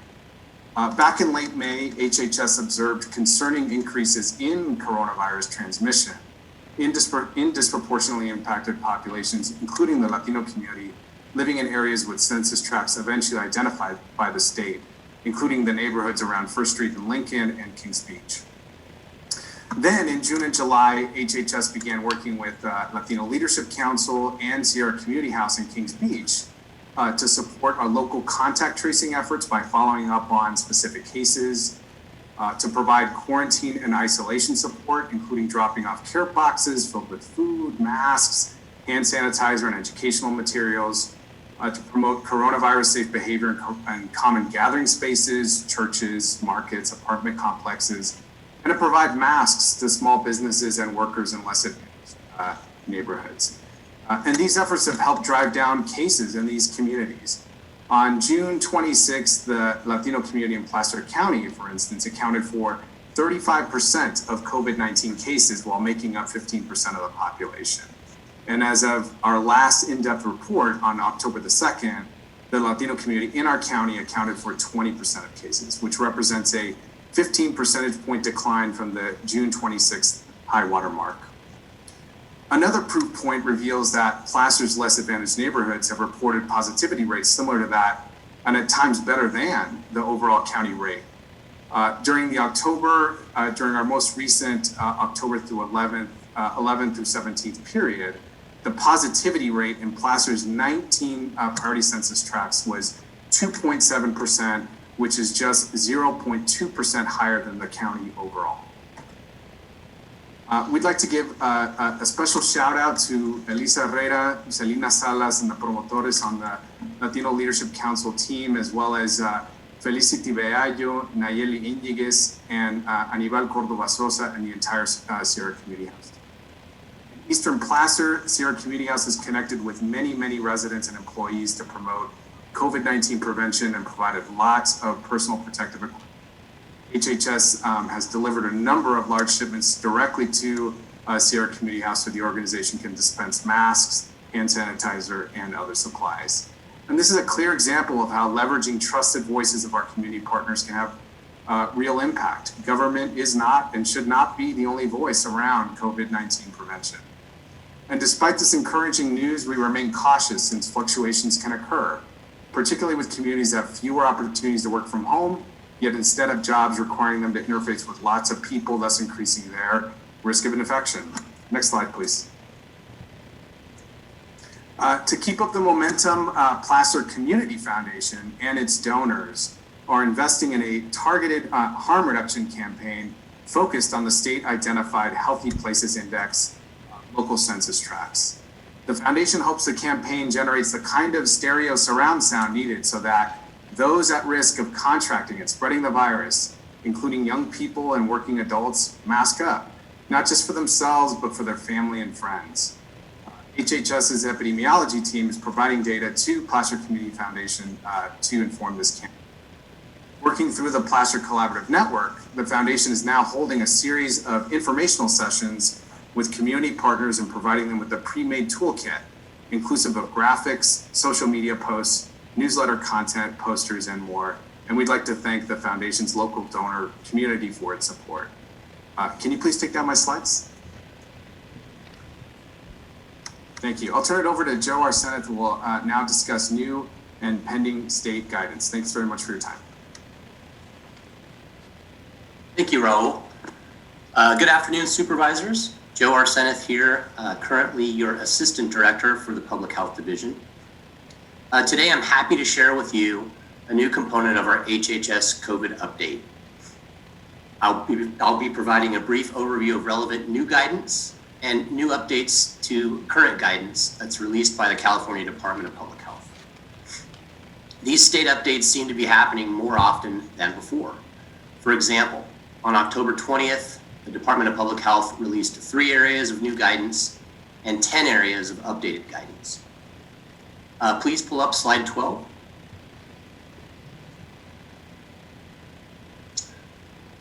So today I'm going to go over new state guidance related to theme parks, professional sports, musical, theatrical, and artistic performances.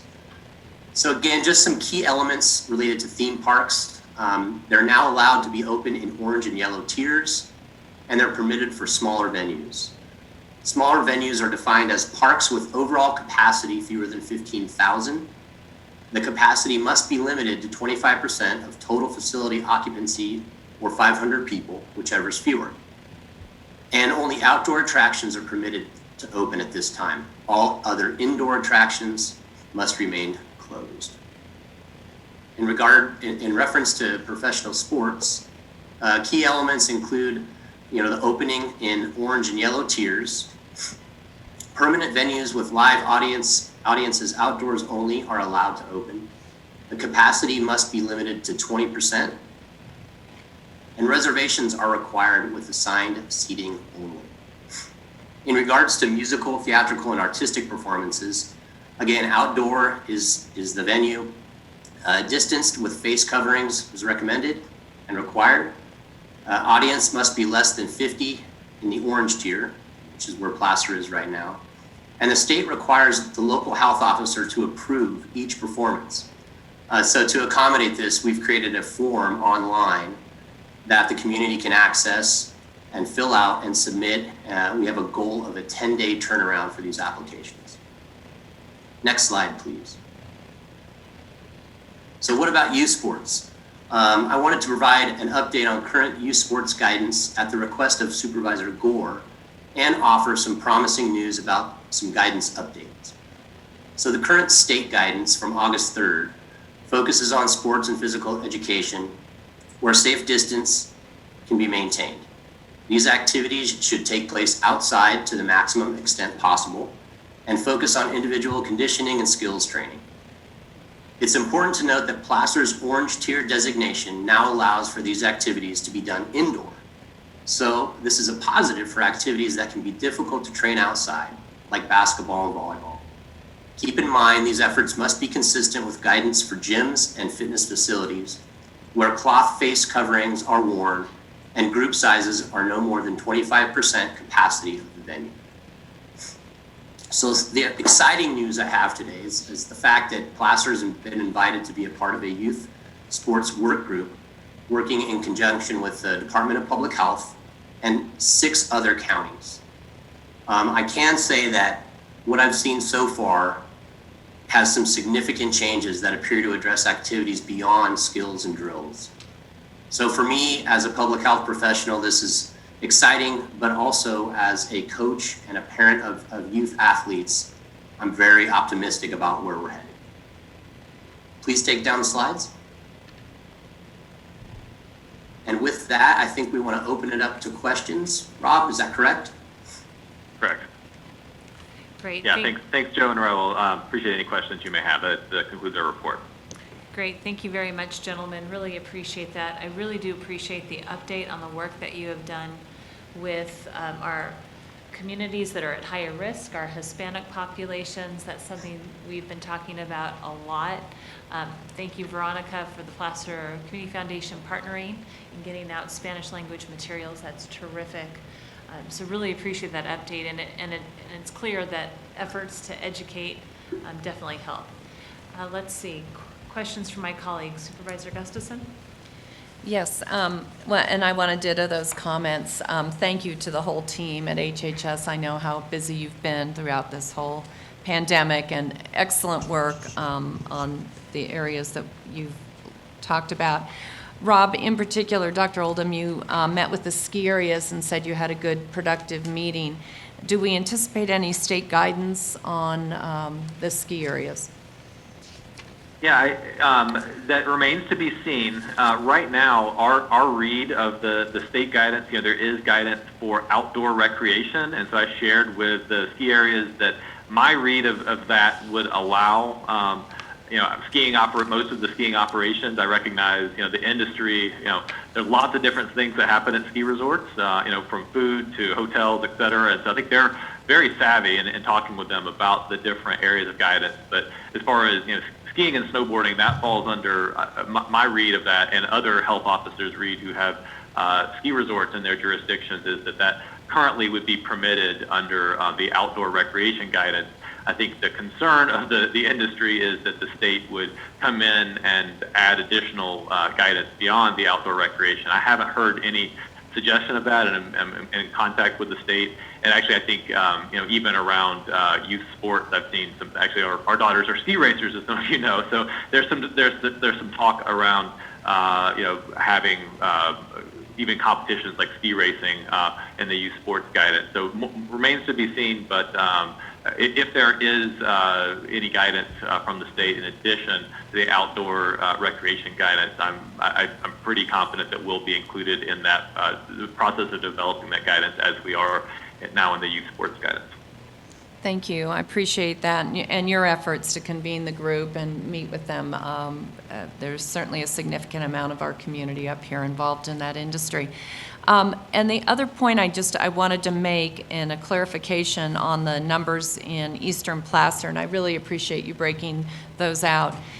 In particular, any of our numbers up here are so subject to what is our full-time population, which is just always a unknown number. And so I caution us to draw too many comparisons based on population up here, because it varies so dramatically season to season. So I just would asterisk those numbers, especially in Kings Beach, where we saw that 3 times the rest of the county, that number per population. It may be a bit deceiving, but I really appreciate the breakout on that. Thank you. Of course, yes, and thank you. I think I meant to mention that because it's by county of residence, and so if someone doesn't have, Tahoe as their residence, then they would not be included, even as we know there are a number of people now who are kind of telecommuting, who live, for instance, in the Bay Area. So thanks for bringing up that point. Dr. Oldham, I have a couple of questions. One is in regards to asymptomatic people who have tested positive with COVID. Because one of the things I see is that our hospitalization rates have remained fairly low. They've ticked up a little bit, but we've had increased cases, but our hospitalization rates have not increased proportionately. And is that because, what would you attribute that to? Because I'm thinking, people just may be asymptomatic. We've heard about lots of folks who have been diagnosed with COVID, but they don't have symptoms. Are we seeing that? I think that would be really helpful to see, because there are increased cases, but are people not as sick from the virus? Yeah, thank you. So great question, and probably a complicated answer, and I'll try to hit on a few of the things that come to mind. First, yes, absolutely. Asymptomatic, most of the people, most of the spread is from asymptomatic carriers as we learn more about the virus. So, people being tested and coming up positive who are asymptomatic is not a surprise, right? And that's a very common thing. I wish I had the statistics in front of me as far as what percentage of the tests that are coming back are asymptomatic. We can get those to you, but it's a significant proportion. As it relates to the hospitalization, one thing I would remind you is that hospitalizations are a lagging indicator. So as we see an uptick in the number of cases, as we have been for the last few weeks, we very well could see eventually an uptick in hospitalizations. I think we're, like I said, in good shape, even if and when that happens, that our hospitals can take that on. It's still relative to where we were back in the summer. Our number of hospitalizations due to COVID is very low. But I do think we can anticipate some growth in that as we're seeing more COVID cases, that we'll see more hospitalization going forward, and that's to be expected to some degree. And then the last thing I'll say is, I think it is true that as we learn more about the virus, we're getting better about treating COVID and keeping people certainly out of the ICU and not being intubated, but probably also from keeping people out of the hospital. So that's a positive sign. That's probably the part that we're watching most closely is. Thank you. And I have a question a little bit about youth Rob's sports. still talking. Any future surges. Sorry about that. You blanked out there. So question about youth sports. Really good to hear that we've been asked to participate in a youth sports work group with public health. I think this is the issue that's really come up now, is that we have parents who have been advocating, saying our kids have got to get outside and play and exercise, and how important that is. And you and I have discussed the importance of that. We've seen that children under 12 are less likely to spread the virus.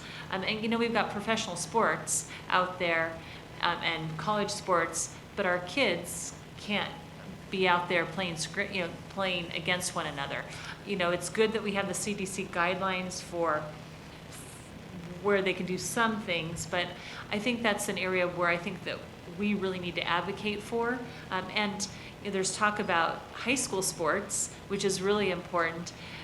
But even our younger children who are under 12, less likely to get the virus and spread the virus, as much as we can to advocate with the state to get some opening up of the sports, I think is really, really important. And you said it's forthcoming. Some guidance is forthcoming. I don't know how long that is. I know that you will work hard, or Joe will work hard to advocate that we need to have youth sports opened up. I do think I would like to even maybe ask my colleagues if they'd be up for having us write a letter on behalf to the governor saying that we think it's important, because I cannot tell you how many people have said they want youth sports open, they want their kids to exercise, and the importance of exercising. Any thoughts about what that work group looks like and what that timeline might be?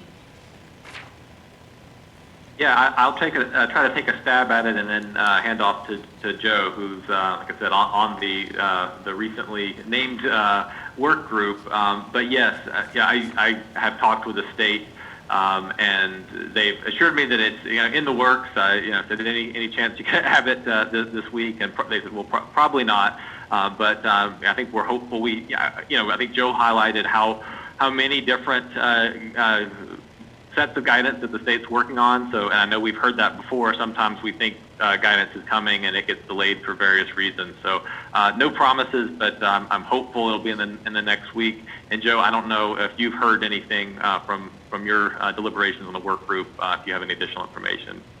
Yeah, I mean, just anticipation based on what I've seen. This is really the next step in the guidance. It's not about the skills and the drills. It's about returning to play.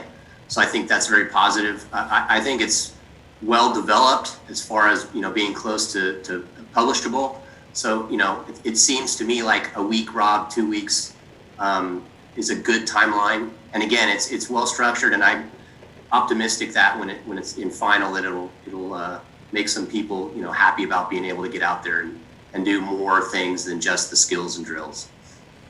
Thank you. I read the CDC guidelines, and they're very well thought out as far as what needs to be done for youth to get out there and play. And I note that we are one of 3 states in the United States that is not allowing youth sports. And as much as you can advocate, I think we have to advocate on behalf of our residents. I think it's just so very important. Let's go ahead. Supervisor Gore, I was just going to add, just thought of something. I think what we're seeing in a lot of the guidance coming out now is, recognizing that California is a big state, and we have, different counties that are have different levels of spread. And so I think more and more, we saw this with the guidance for amusement parks. And so I think we can anticipate from the state more kind of breaking things down based upon tiers. And so I don't know if Joe has anything else, any other thoughts around that, but that's what we're hopeful for, is if we can continue to work and move forward in the tiers, that on youth sports and other things will also be advantageous for Placer. Yeah, just real quick, Supervisor Gore, the tiers are definitely a part of the framework that I've seen. So echo what Rob has said. I think that's the direction they're going, and working through the differences between small counties, large counties, the different tier colors. So it's quite involved, but it's well developed so far. Thank you. Hey, Bonnie. So staff swapped out my mic, so now it's that little staff button that's on right there. That's me now. Thank you. Supervisor Euler, do you have a question? So, guys, I'm really struggling, Rob, with what I raised at our last board meeting, and that is how we have an inherent internal conflict with these metrics. Here we sit at a 2.5% test positivity, which has us low in the orange category for test positivity. But at a 2.5% test positivity, just running the numbers, if we test more than 640 tests at 2.5, that's going to yield 16 positive tests at 2.5%. 16 positive tests is 4 per 100,000. That has us in red at 4 per 100,000. We're testing, based on our numbers, We're testing 1,800 tests a day. We grew from yesterday to today by 1,800 tests at a 2.5% positivity rate. We fail the minute we get over 640 tests. These metrics by which we are being measured, we will fail consistently just based on the number of tests. So what really matters to the state? Does our positivity rate really matter? Or is it just the fact that we discovered a higher number per 100,000 because we have more tests? These are inherently in conflict, and we will fail, and our businesses will fail until we get some sanity around these damn metrics that are destined to have us fail if we're testing more than 640 tests. How do we get the state to understand this? I mean, to Bonnie's point, hospitalization rate in the last week is less than half what it was in the week leading up to September 8th, where we ended our local public health emergency. Our hospitalizations are half. Our death rate in August was at 0.5 deaths per day. In September, we dropped to 0.4. As of right now, we're lower than 0.3 deaths per day for October. So all the metrics that matter, our hospitalizations, our deaths, everything that the state of California shut down for is trending in the right direction, and yet we're being told we're gonna have to go back to our businesses and tell them you gotta unwind from 50% back down to 25 because we're testing? This is just unlivable. Anyone? Yeah, thank you. I'm Supervisor shaking Gore, my I'll head, just say I did pass on that concern. We actually had our weekly call with the state yesterday and passed on the concern relative to, because I do think the right thing from a public health perspective is to continue our testing and if not do more testing, as schools open back up, et cetera. We have had some growth in the positivity rate, which is part of what's driving the increase in the case positivity rate. But you're absolutely correct that testing more will also, which is driving the increase in the case rate. But testing more will also increase the case rate. So I have brought that concern up to the state. Obviously, these metrics I think are intentionally in some tension with each other. And our hope is that that I think we see a clearer path to getting with testing to getting our testing positivity rate down, both as a county-wide and on the health equity metric, and similar to San Francisco, hopefully can move into a more favorable tier that way, because our case rate, kind of regardless of the testing volume, has pretty much been stable over time in that kind of 3.5 to 5 range, and so that metric seems much more challenging for us to move, and I've passed that on to the state that's a real concern for us, and we want to make sure that our businesses and others who are working so hard don't feel kind of punished by that tension in the metrics. So you'd mentioned that having both the social equity metric and the percentage positivity can move you down. Can it prevent you from being moved back up? Can those two things together prevent us from being moved back into the red? Not the way it's written right now, but I could see us making that case, right? So if those two remain very low, I could see us going to the state and asking for an adjudication of our tier assignment. But certainly, if they're in the yellow, absolutely, we could jump into the more favorable tier. But right now, and if my teammates correct me, but my understanding is, for instance, if things remain the way they are right now, and they're just our testing positivity and our health equity metrics remain kind of in the low orange tier, that would not prevent us from moving into the red. If both of them were in the yellow, then it would. In fact, we could accelerate.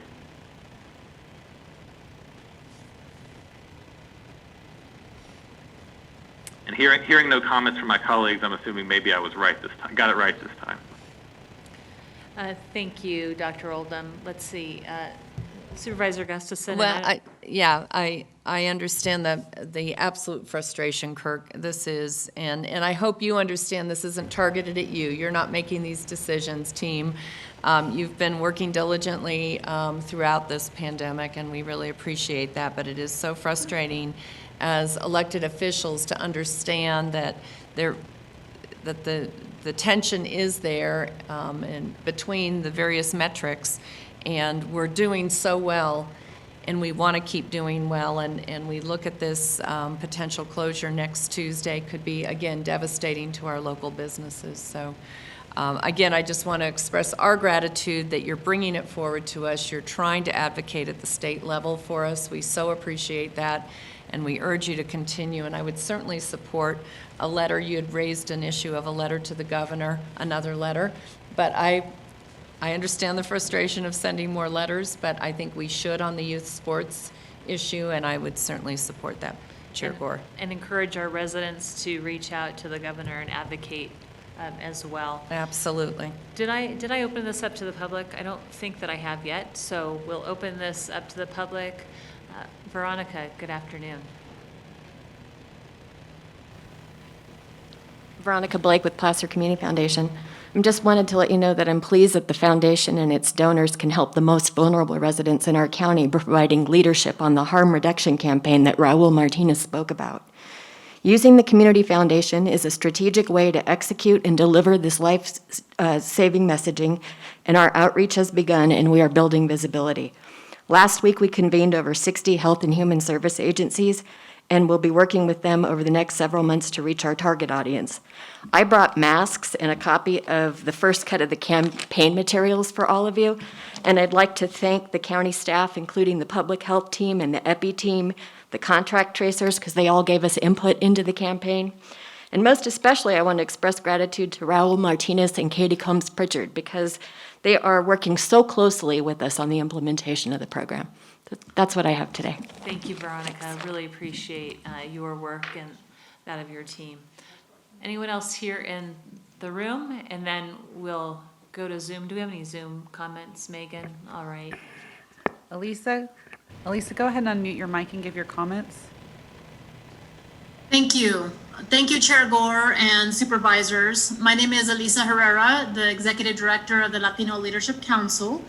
And I just wanted to recognize Placer County HHS and thank them for their leadership during this very challenging time. I have to say, I am very proud of our team because within 2 weeks, we were out delivering food boxes to families despite the shutdown. We were taking all the precautions necessary, but we knew our families needed food and cleaning supplies. Of course, cleaning supplies were very difficult to find, so we gave them the food. We then partnered with Placer County and Raul Martinez in particular to receive masks and hand sanitizer, which was very valuable. Our ability to deliver the food and the information to the families and telling them how to disinfect high contact areas was important, but giving them the sanitizers and the cleaning supplies was really the key to making sure that they kept their families safe. We were very happy to see that from the very beginning, Placer County's contact tracers were bilingual, because that was an important step to making sure families receive the information necessary. And of course, thank you for understanding how important it is to reach out to community partners to make a difference for our communities. We can't do this by ourselves, and having the support and the resources of Placer County was huge to helping us make that turn in our Latino populations. We know that they understand the issues. We know that they remain vigilant about this pandemic and about keeping their families safe, and we just want to thank you for your leadership. Thank you very much. Appreciate that comment. Any other comments via Zoom, Megan? Does not look like it. All right, we'll bring it back to our board. We don't have any action to take. Thank you, gentlemen, for your update and your continued hard work. Supervisor Euler? Yeah, if we're going to send yet another letter to line his wastebasket with. Can we also include our concerns about these conflicts of the metrics and how they're set up for us to fail? Certainly, I don't have a problem with that. All right. Okay. Thank you. Concur, and I think, just to add to Kirk's comments, I think what so often in my conversations becomes so frustrating is that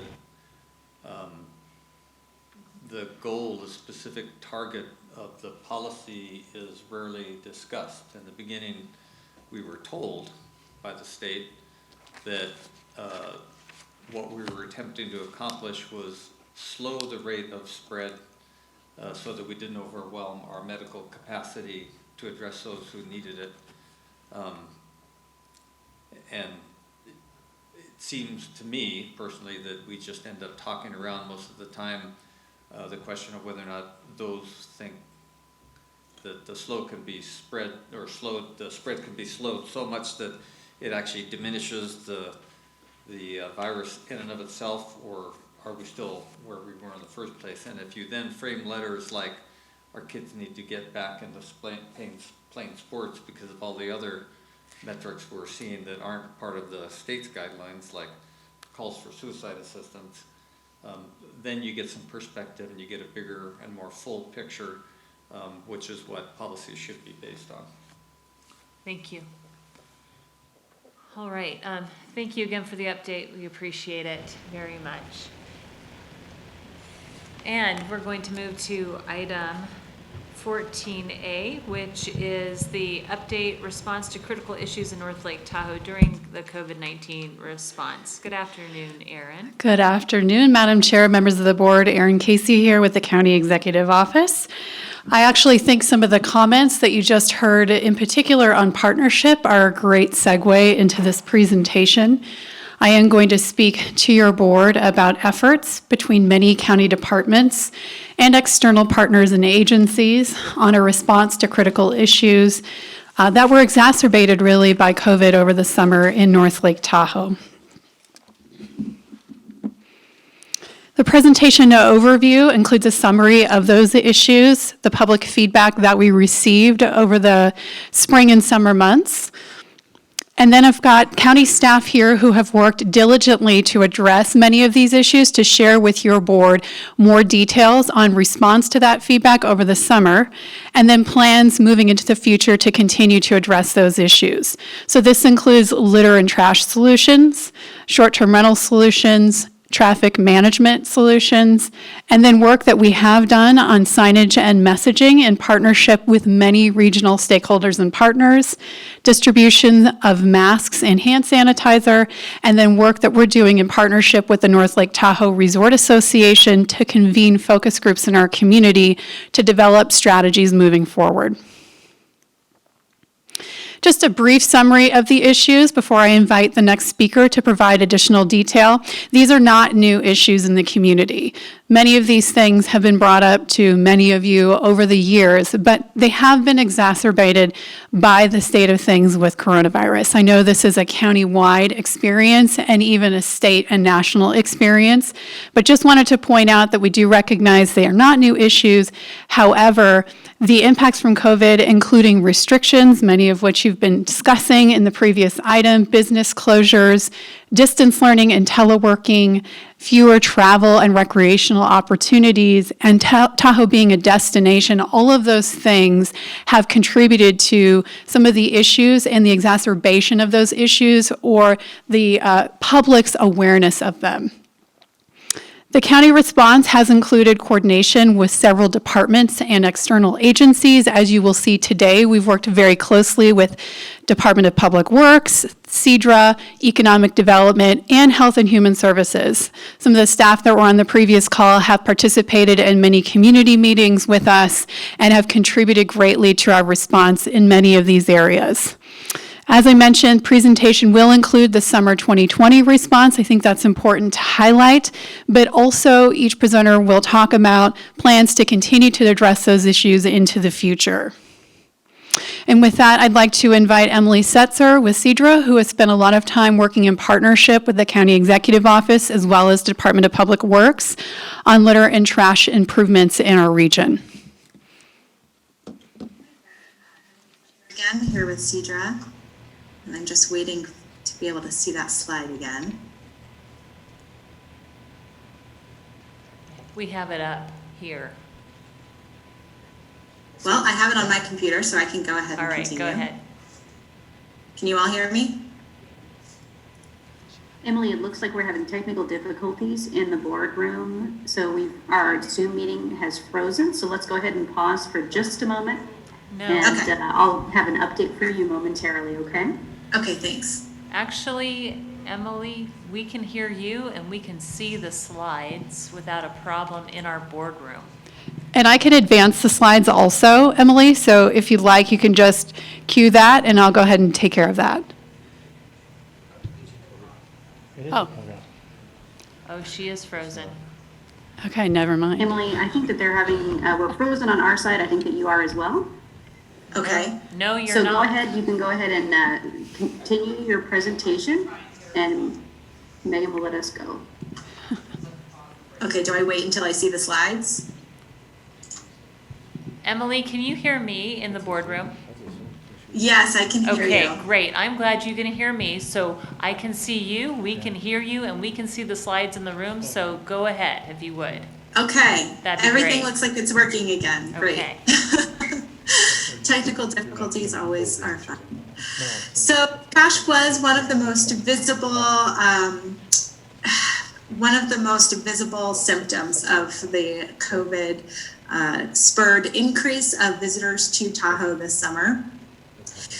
So we really worked across many departments and with many of our stakeholders, as Erin said, to really come up with a lot of solutions for this summer, but things we can also do going forward into future peak seasons. So in Kings Beach, we do have a benefit assessment district that pays for trash service in Kings Beach, among other things. And it pays for trash service of those public bins 3 times a week. So we switched, those were all on weekdays. So we switched that service so that one of those days would now be a Saturday pickup, and that showed a lot of improvement. And we heard a lot of feedback from the public about that being beneficial. So we will continue to look at that for future seasons as well. In Tahoe City, our downtown trash cans have gone under a number of different management setups. And beginning in 2020, the trash service for any bins fronting the sidewalks in downtown Tahoe City were the responsibility of the property owner behind those bins. And so that really became a burden on our business owners and business property owners this past season.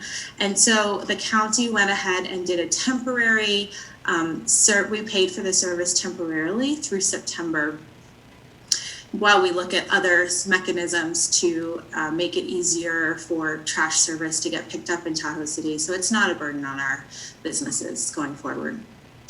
We also installed 2 additional dumpsters at the Kings Beach State Recreation Area. We work really closely with state park staff there, and that was really helpful. Our goal was to try to get more people to see a big dumpster on their way away from the beach so that they can dispose of their garbage before they even get to the sidewalk. And then we also installed 1 additional dumpster at Sea Climb Beach, and those were installed through September. We also cross-checked all of the addresses collecting transient occupancy tax. So all of those addresses serving as short-term rentals against our Tahoe Truckee Sierra Disposal Service customer list. That is the local trash provider up here. And for anyone who was collecting TOT, we reinstated trash service for all households. And that is in line with our short-term rental ordinance. Next slide, please. We increased the marketing of the county's existing Bear Box loan program. That is a program that has been in place for quite a while, but we went ahead and increased marketing. So I've actually heard from folks that they saw those ads on Facebook, so that was good. We added TTSD service for our TARP bus stations, and that will continue. That is ongoing. We previously had a different vendor picking up the trash at those bus stations, so that is a streamlined service now.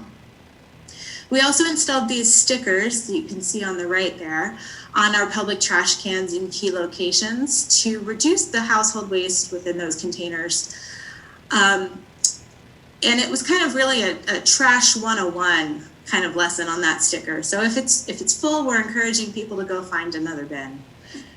We held several meetings with many of our partners, including state parks, Forest Service, California Tahoe Conservancy, even the town of Truckee, our business associations, and we really had ongoing communication about trash in our region.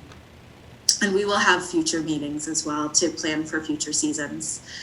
We also created a volunteer ambassador program with the North Lake Tahoe Resort Association and in coordination with our 2 business associations. And that is really geared to do a number of things, including PPE giveaway and hand sanitizer giveaway. But really, it also includes an important arm, which was the litter pickup. And we did see a number of groups already starting their own litter pickup groups this past summer. And so we are hoping to streamline and coordinate some of those different groups so that we have one strong ambassador program going forward. Next slide, please. So we also have a household trash exemption in place currently that allows some of those homeowners who may have a house up in East Placer, but they only visit, a couple times a year. If they tell us that they don't use trash service for more than 30 days, they can go ahead and get an exemption so that they don't have to pay for that service. So staff are trying to change the exemption from just that one-time application to require the reapplication for every 3 months to make it a little more of an active process so that we can encourage more households in the region to have trash service. We have anecdotally heard that there are some households who are not paying for service, so this is one way that we're trying to address that issue. We are also including or examining options to include large item pickup in residential TTSD trash service. So the county has a contract with TTSD that covers the residential service and includes rates for this region. But we are seeing things like sofas and dressers and mattresses on the side of the road. And so we're really hoping to include large item pickup in our future residential TTSD contract.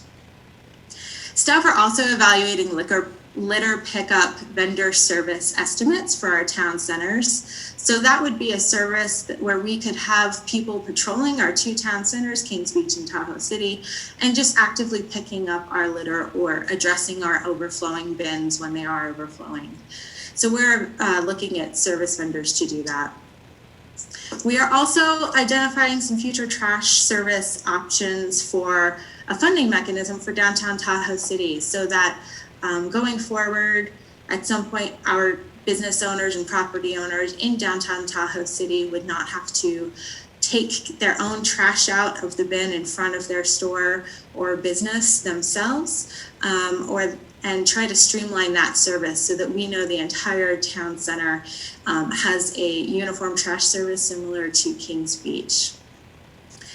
We're also researching and identifying some pilot locations for solar trash compactor bins. Truckee is using those and has seen a lot of success with them. Those would allow the sunlight to go ahead and generate the energy to compact the bin so that when our bins that are currently close to overflowing, we wouldn't have that issue anymore and the bin would be able to compact itself. So we think that would help a lot. And we're looking for some key locations to try and test that out. Additionally, we are coordinating or continuing ongoing coordination with our regional stakeholders on trash issues. We will be setting up meetings in the near future to go ahead and plan for our peak winter season for trash issues.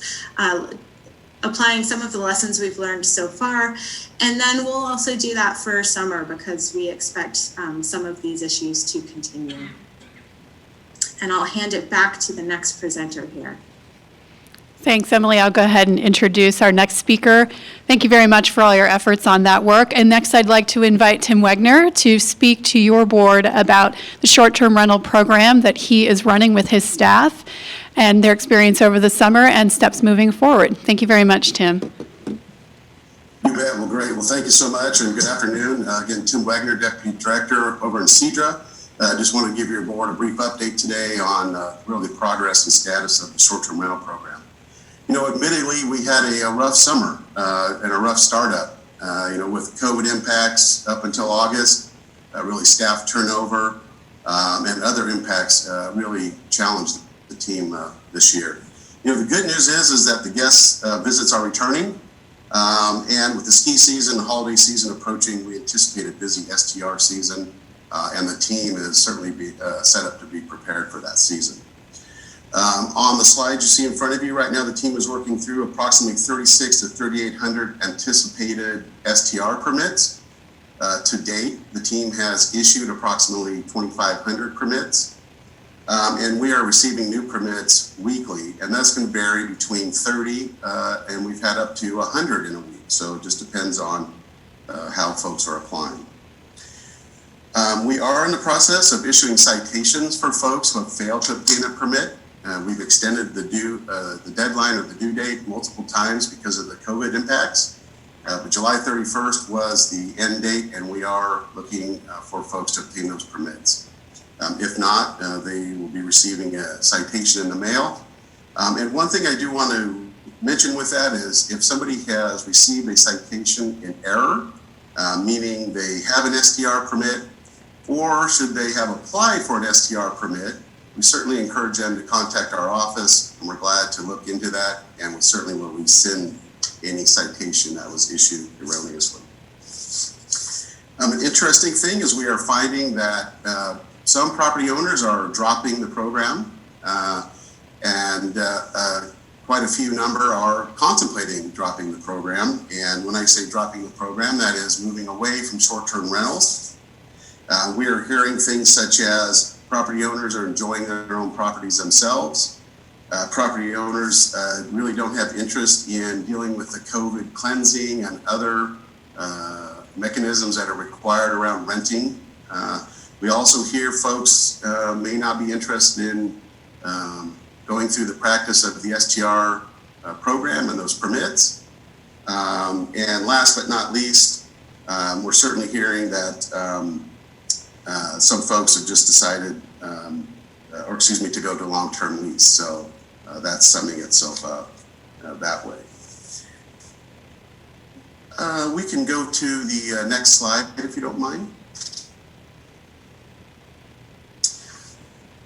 One piece I did want to mention from the previous slide is we did have HOA exemptions that we were reviewing over the course of the springtime and early summer.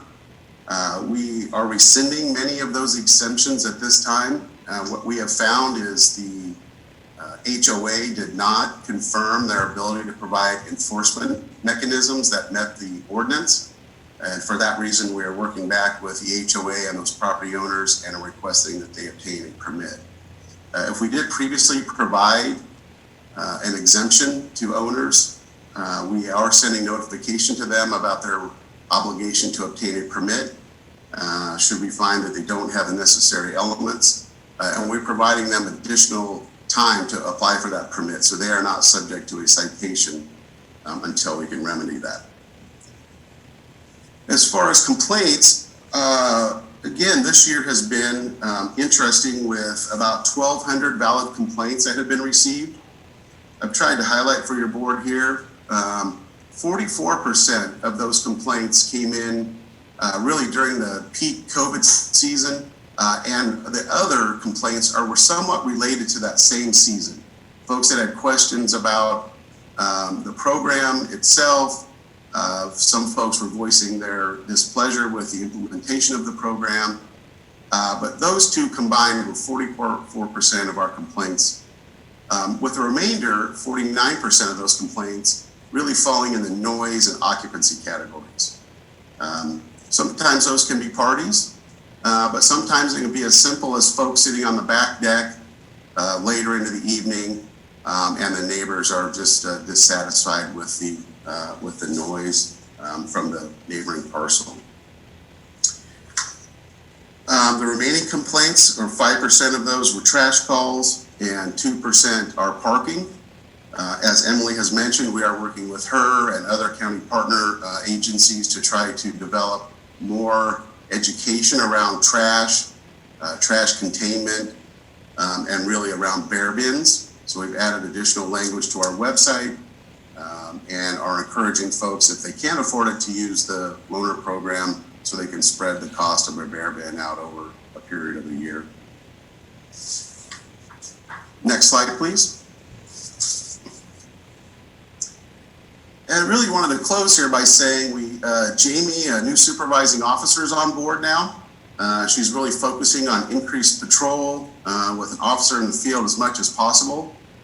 And we have an image up there for you with our new STR vehicle, and we have 2 of those now that are out on the streets. And we really do look forward to those being a bit more visible and present. So if you see the officer out there, give them a wave as they're driving by. We are hoping to fulfill the second full-time officer shortly, and that will really add to our ability to provide improved weekend and holiday coverage. Over the springtime and through the summer, we did have a consultant officer in, and we do intend to bring that officer back. That coupled with the permanent officer today and an additional officer, those 3 should be able to cover our holiday and ski season very well this year.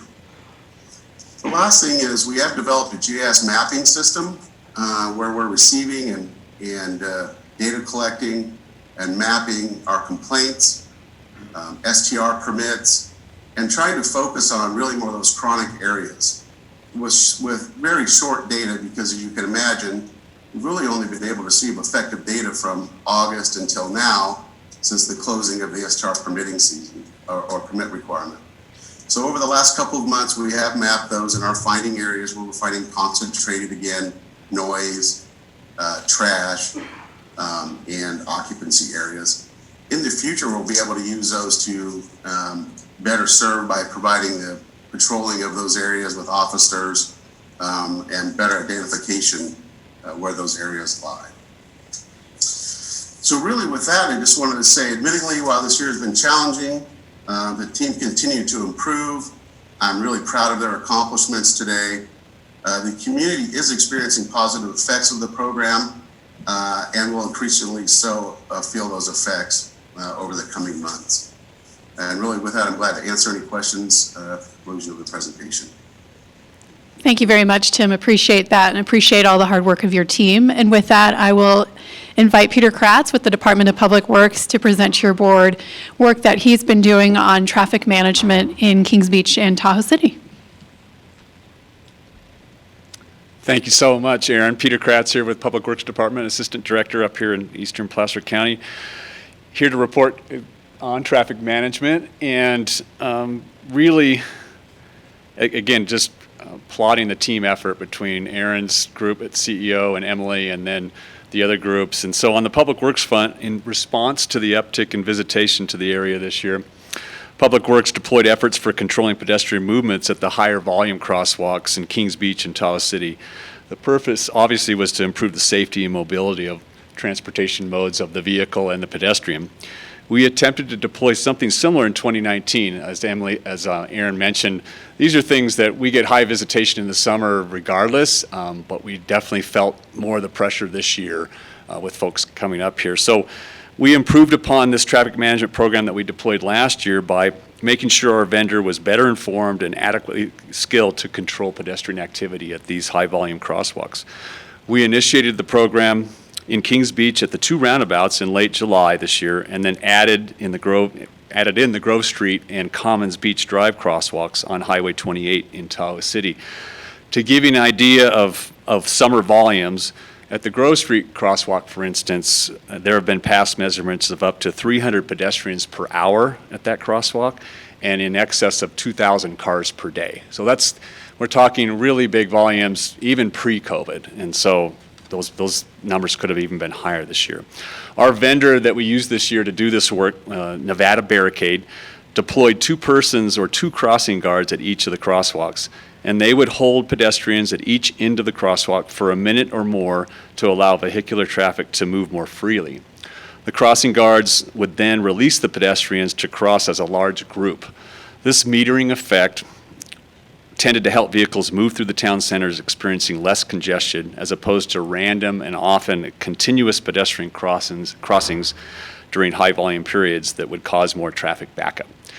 Our project manager with Public Works, Andy Dyken, generally received quite positive feedback from the community for this program. For Kings Beach, for instance, most people noted that while vehicle traffic was still slow at times during high volume periods, it was usually moving and would only take a few minutes to get through town, as opposed to being at a dead stop for long periods of time prior to crossing guard deployment.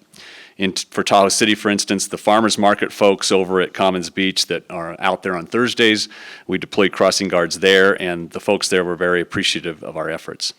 So the main takeaways for this year's efforts will be to perform a similar program next year, contingent upon funding to support continuance of such a program. To give you an idea on cost, it was about $86,000 to use this contractor that we deployed, particularly on weekends, generally from about noon to 4. That was the high peak periods for the roundabouts out here in Kings Beach, and then the 2 crosswalks in Tahoe City. So the costs add up, and kind of in response to that, using labor is generally expensive, as we know. What we're looking at is for a future initiative is to deploy a temporary signal at Grove Street and the Highway 28 intersection. A permanent signal there has been proposed in the past without solid community support, as I think Supervisor Gustafson knows. A pilot or temporary operation there would allow for monitoring the effectiveness and potential community acceptance of pursuing permanent intersection infrastructure there. Similarly, we are looking at deploying temporary signalized pedestrian crossing infrastructure at the 2 roundabouts out here. And we hope to implement both these projects in 2021, contingent upon funding. These things cost money too, and Caltrans support, because we're on the highway system with Caltrans operating Highway 28. But we're pretty excited because we've been working on a permit for the Grove Street intersection all summer with Caltrans to get them on board on this idea of a temporary signal, something they don't do very often, and even pushing it a little bit further and doing something what's called a scramble. Some of you may have seen these in cities where someone hits a button on one corner of the intersection and pedestrians can go diagonally across the intersection. It's such a high volume intersection in Tahoe City. We want to try to deploy something like that, and we think it would be something unique and supported by the community. So those are some of what we learned this summer and what we're trying to push for next summer to do even more on traffic management in our town centers. So thanks. Thank you, Peter. And just to point out, the photos here in this slide are pictures of the flaggers actually working this summer in Tahoe City at the crossing that's near Station 51, the old fire station, and where the farmers market is located, as Peter referenced. This is a high volume crossing area, so we went out and observed how things were going and the work of the crossing guards, and so took a few pictures just to show some of the success that they had in platooning pedestrians and then helping them cross and signaling when they could cross. It did seem to really help traffic flow in the community on those days when we see or typically see pretty significant backups. And then I'll just briefly conclude the presentation with a few remaining items on additional signage and messaging. I did want to mention that this was a tremendous undertaking with a number of key organizations and agencies in our community. Worked closely with staff internally from Document Solutions, Marinda Glick and her team, Public Information Office, but then also worked with our public utility district partners as well as the Tahoe Fund to develop this signage. So the picture on the right are actually 2 of the signs that were developed with these partner groups. The idea there was to place these signs in public spaces, including beaches, parks, and trailheads. We did expand on the Tahoe Fund's existing Take Care campaign to include COVID-19 focused messaging, so wearing face masks, hand sanitizer, physical distancing. On the right-hand side, I'm sure you can't see in the picture there the verbiage, but it does speak to, if you're going to come to Tahoe, welcome to Tahoe, here are some of the things to keep in mind in this new landscape that we're all trying to figure out and navigate. We also placed message boards along State Route 89, encouraging physical distancing on the river. Your board may recall that you approved an extension of the alcohol ban through October 15th, and so we worked diligently with Public Works to get signage out there to make sure that the public was aware of that ban, one, and then two, make sure that we were encouraging individuals who were recreating on the river when they were pulling off to the side to try to maintain that physical distancing and wear masks, et cetera. I will also add that we work with the Tahoe Fund as well as several agencies to cover the cost of many billboards surrounding the Tahoe Basin. There's one in Colfax, for example, others in the Sacramento area, Reno. So a tremendous partnership, same message, same look and feel, really looking to the Tahoe Fund's Take Care campaign to do that, because really creating a consistent look and feel was important. When people come to our region, they don't necessarily know that they're crossing one, leaving one jurisdiction and entering another. So if you're coming in through North Lake Tahoe, we want that signage to be the same as you work your way down to the South Shore. The town of Truckee adopted some of this signage, as did Nevada County and South Lake Tahoe. So it was a tremendous partnership and undertaking as a region. Yard signs. So this is really an additional sign campaign that came out of that partnership, working with the Tahoe Fund again to take the look and feel of their existing campaign and expand it and expand the messaging, and then make these signs available to the public at no cost. So these were handed out at a variety of events and made available for free. They were also placed in the visitor center with the North Lake Tahoe Resort Association, so individuals could come, grab a sign, place it in their yard. Same thing for businesses. So these were spread out throughout our community, again, sort of establish that expectation and community norms in our region. Mask and hand sanitizer giveaway. We partnered with the North Lake Tahoe Resort Association to do this. We did 2 of them in 2 locations, one in Kings Beach and one in Tahoe City. You can see these pictures here on the right are the location in Tahoe City at Station 51. At the top, there are 2 members of our staff there. You've got Nicole Hinkle on the left with Economic Development and Miranda Glick on the right with Document Solutions. So again, a tremendous partnership internally with many of our our departments, but then there are many representatives from the Business Association, Resort Association, and other community members participating in giving out thousands of masks and bottles of hand sanitizer to businesses in North Lake Tahoe.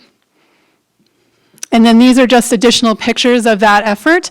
Up on the top left-hand side, I wanted to point out that we actually did take boxes of those masks and hand sanitizer and walked through the downtown areas, walked into businesses and just handed them out. Because for some businesses, it's difficult to get away, to actually come to a location to grab them. So that was one of the efforts that was very successful, and I can tell you a lot of businesses were really appreciative of that.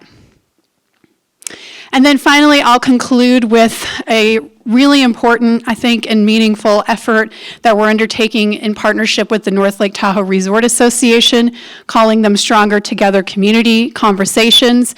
The Resort Association did develop a campaign called Stronger Together. They presented on that to your board a few months ago, created several videos, and so we wanted to leverage that campaign to develop this one.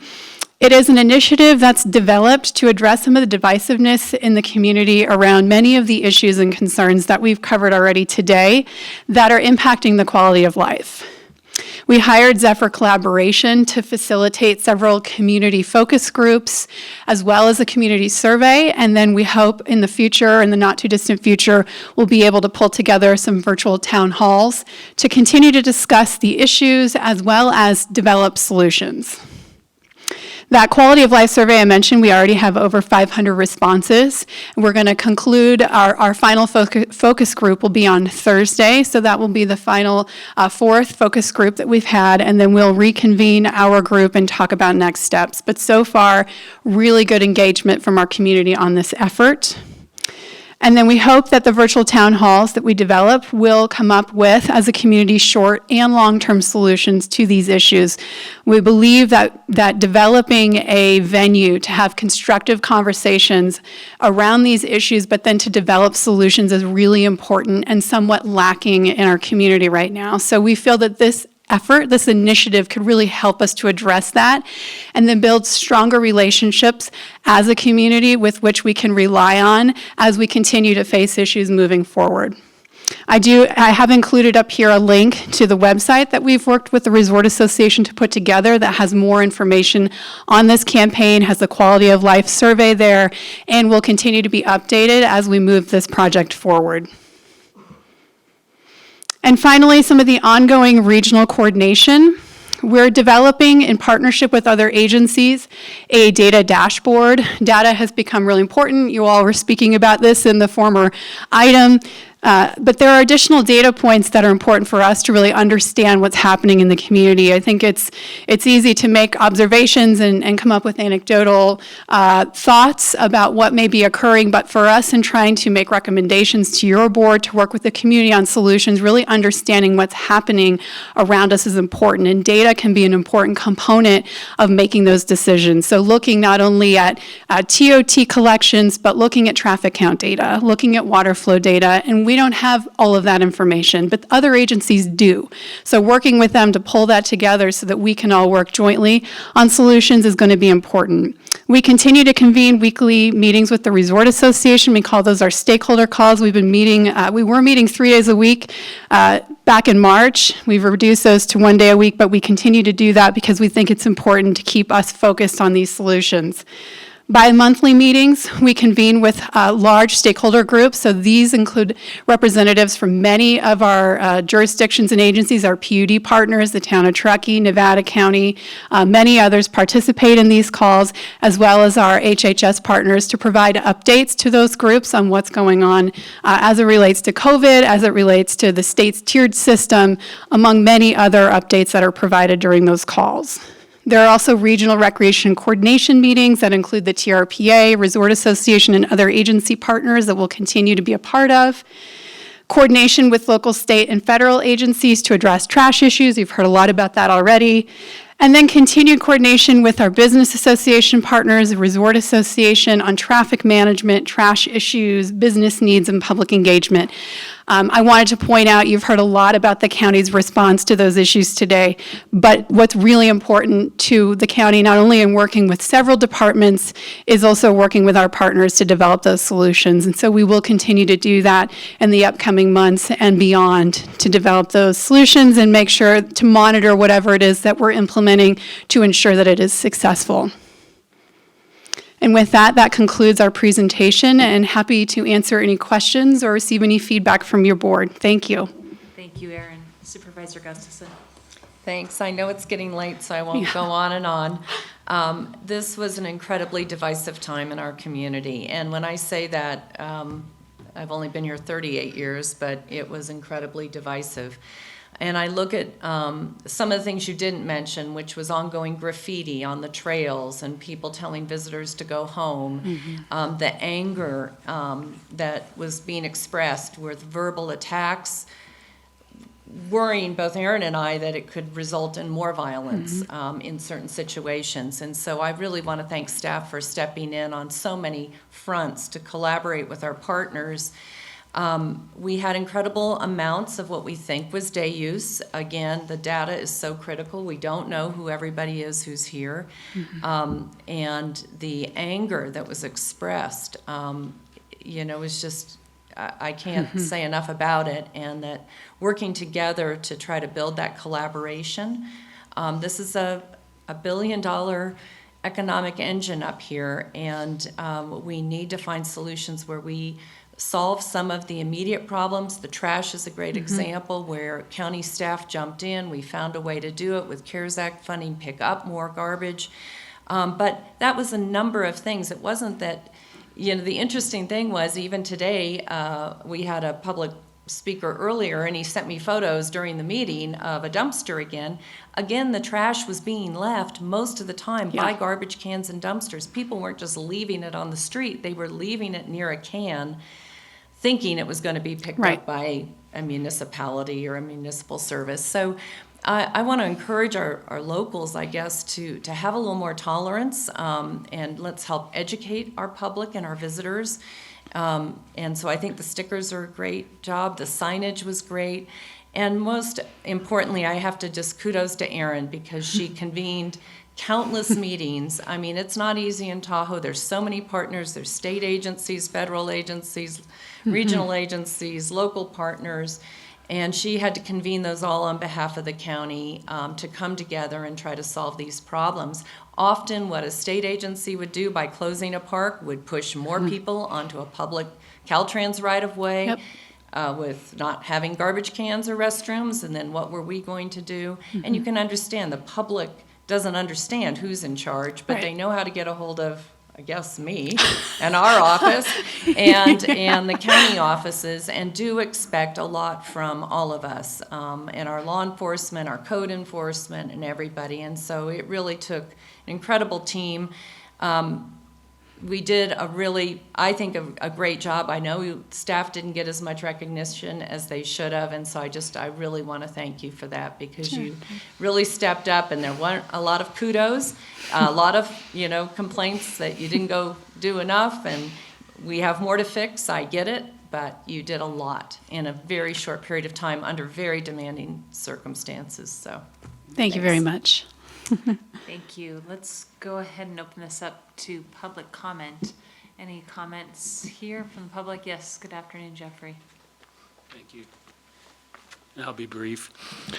I just wanted to thank each and every one of you for your collaboration, for the outstanding partnership with Placer County, and especially Supervisor Gustafson and Aaron Casey, and the amazing work that they've done here in working, helping us through this incredible, busy, crazy summer. From PPE collaboration, I know personally I've delivered hundreds and hundreds of boxes to businesses, to the Sierra Community House, and many other organizations over the last few months. We want to thank you for that and helping us with that, because it is making a difference, and we've still got more to go, and our businesses are truly appreciative. From working with us so closely on locals and business facing messaging, on to our several visitor facing messaging campaigns, and the participation that all of you've helped us with, helping us with our visitor readiness guide, our Know Before You Go Tahoe, which we're now transitioning into our winter play responsibly messaging, to our Mask Up Tahoe campaign and the use of our influencers from throughout the area, and now working to develop an ambassador program, which we're very excited about. That's going to be in place for 2021, and now our community forums. Thank you all, and thank you, Aaron and Supervisor Gustafson, for your amazing work support to our community. Thank you. Thank you. Anyone else here in the room or anybody on Zoom? No, Megan? All right, great. Well, thank you, and thank you to you and your team, Aaron, because when people were staying home during COVID, you weren't staying home. You were working, and probably working more than a normal 40-hour work week, you and your team. So once again, thank you from all of us. Thank you, Chair Gore. Appreciate that. All right, look at that. We're almost in the home stretch, folks. We have a couple of department items left. We'll move to item 17A, which is the state hospital bed usage approval of amendment to the MOU. Good afternoon, Amy Ellis. Good morning, Chair Gore, excuse me, and members of the board. Yes, I'm Amy Ellis, the Director of the Adult System of Care, and I am bringing forward an action item that has changed slightly. It now reads to please adopt a resolution to approve an amendment to the Memorandum of Understanding, MOU, with the California Department of State Hospitals, California Mental Health Services Authority, and participating counties for the purchase of state hospital beds for participating counties, extending the term by 1 additional year from July 1st, 2020 to June 30th, 2021, and authorize payments made to date, and authorize the Director of Health and Human Services to sign the amendment and subsequent amendments consistent with the subject matter and scope of work with risk management and county council concurrence. The board approved Placer County to participate with Cal Mesa in the purchase of state hospital beds on January 5th, 2016. It was also amended with approval from this board to extend through June 30th, 2019, and a second time through June 30th, 2021. This third amendment to the purchase agreement would allow Placer County to continue to act jointly with other counties in contracting with the California Department of State Hospitals to use state hospital bed resources for one additional year, fiscal year 2020 through 2021. The MOU benefits Placer County with mutual indemnification, clear admission and discharge procedures, and only payment for utilized beds.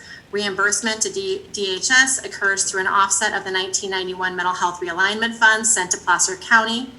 The amount of $456,980 is an estimated annual amount for usage of 2 beds for fiscal year 2020 through 2021, and is fully funded with state dollars and included in the fiscal year 2021 budget. Please let me know if you have any questions. Thank you, Amy. Looks like there are no questions. We'll open it up to the public. No public comment. We will bring it back to the board to move the item as amended. Second. A motion by Holmes, second by Euler. Roll call, please. Wygant, temporarily absent. Holmes? Euler? Gustafson, temporarily absent. Gore? Aye. Motion carries. Thank you very much. And item 18A, which is fiscal year 2021 local transportation fund, state transit assistance, and state of good repair claims, period. All right. Will Gardner, take it away. Good afternoon, Chair Gore and board members. Can you hear me? Yes. Great. This item before you is the approval of the Transportation Development Act funds and the Senate Bill 1 State of Good Repair funds for transit services and capital. So today we're asking your approval of 6 claims. Those are the funding requests, adding up to $6,233,723, which will fund the operations for Placer County Transit, Tahoe Truckee Area Regional Transit, and some road maintenance. These funds will also fund the purchase, towards the purchase of 1 TART bus, some pre-trip inspection computer equipment upgrades, and major preventive maintenance for our buses and CNG fueling station. What happens after these claims are approved and executed, we submit them to the Placer County Transportation Planning Agency and the Tahoe Regional Planning Agency for their approval, and that starts the flow of funds to the county for these purposes. It is notable that because these are sales tax based and fuel tax, specifically diesel tax based funds, they're down significantly this year. Overall, they're down 35% compared to last year. But I do want to say that the large bulk of this money is the local transportation fund, which is 81% of the $6.2 million before you today. That is based on an estimate that is prepared by the Placer County Transportation Planning Agency. They approved the estimate at the end of September at their last board meeting, and they took an extremely conservative approach to estimate that due to the COVID impacts on retail sales, that the LTF fund would be down 20% for the full fiscal year. In addition to that, there's a carryover of a negative fund balance due to the impacts of the end of last fiscal year. Overall, those two things reduce that amount of significant funding for us down by 30%, 35% for the year. However, as it was discussed earlier during the budget update, retail sales tax is not showing that kind of reduction so far. So what I believe that PCTPA's board may do mid-year is take another look at that, and if it's a significant amount of funding, they could take an action to re-estimate the LTF, the local transportation funds, which would, if warranted, we would come back to your board again for an amendment to what we're asking to approve today. But with all of that, the bulk of the lack of funding this year is being made up from a CARES Act allocation through the Federal Transit Administration. These are funds in particular that are separate and over and above what you heard about today for the other county purposes. These are funding that was given to the Federal Transit Administration and Caltrans to then allocate through their usual formula to all of the transit operators in the nation and in the state in terms of Caltransit's subvention of funds. So those will make up a great deal of the lost revenue, along with reduced services that have been implemented back at the beginning of the pandemic due to reduced ridership demand, obviously. So with all of that, what we're recommending today is that your board adopt a resolution, and I won't go through all 6 items, it's very wordy, as listed on both the staff report and resolution, authorizing the chair to execute and for our department to submit the claims to both PCTPA and TRPA to receive all of these funds. And if there's any questions, I'd be happy to answer. Thank you, Will. Looks like there are no questions. And any public comments? All right, we'll bring it back to the board to take action. Motion by Supervisor Wygant, second by Supervisor Gustafson. And we can take all motions or all together as one. So all those in favor? Aye. Opposed? Motion carries. Thank you very much. All right, with that, looking around, any other items? We have finished our meeting. Thank you to everyone who made this meeting work today. Appreciate it very much.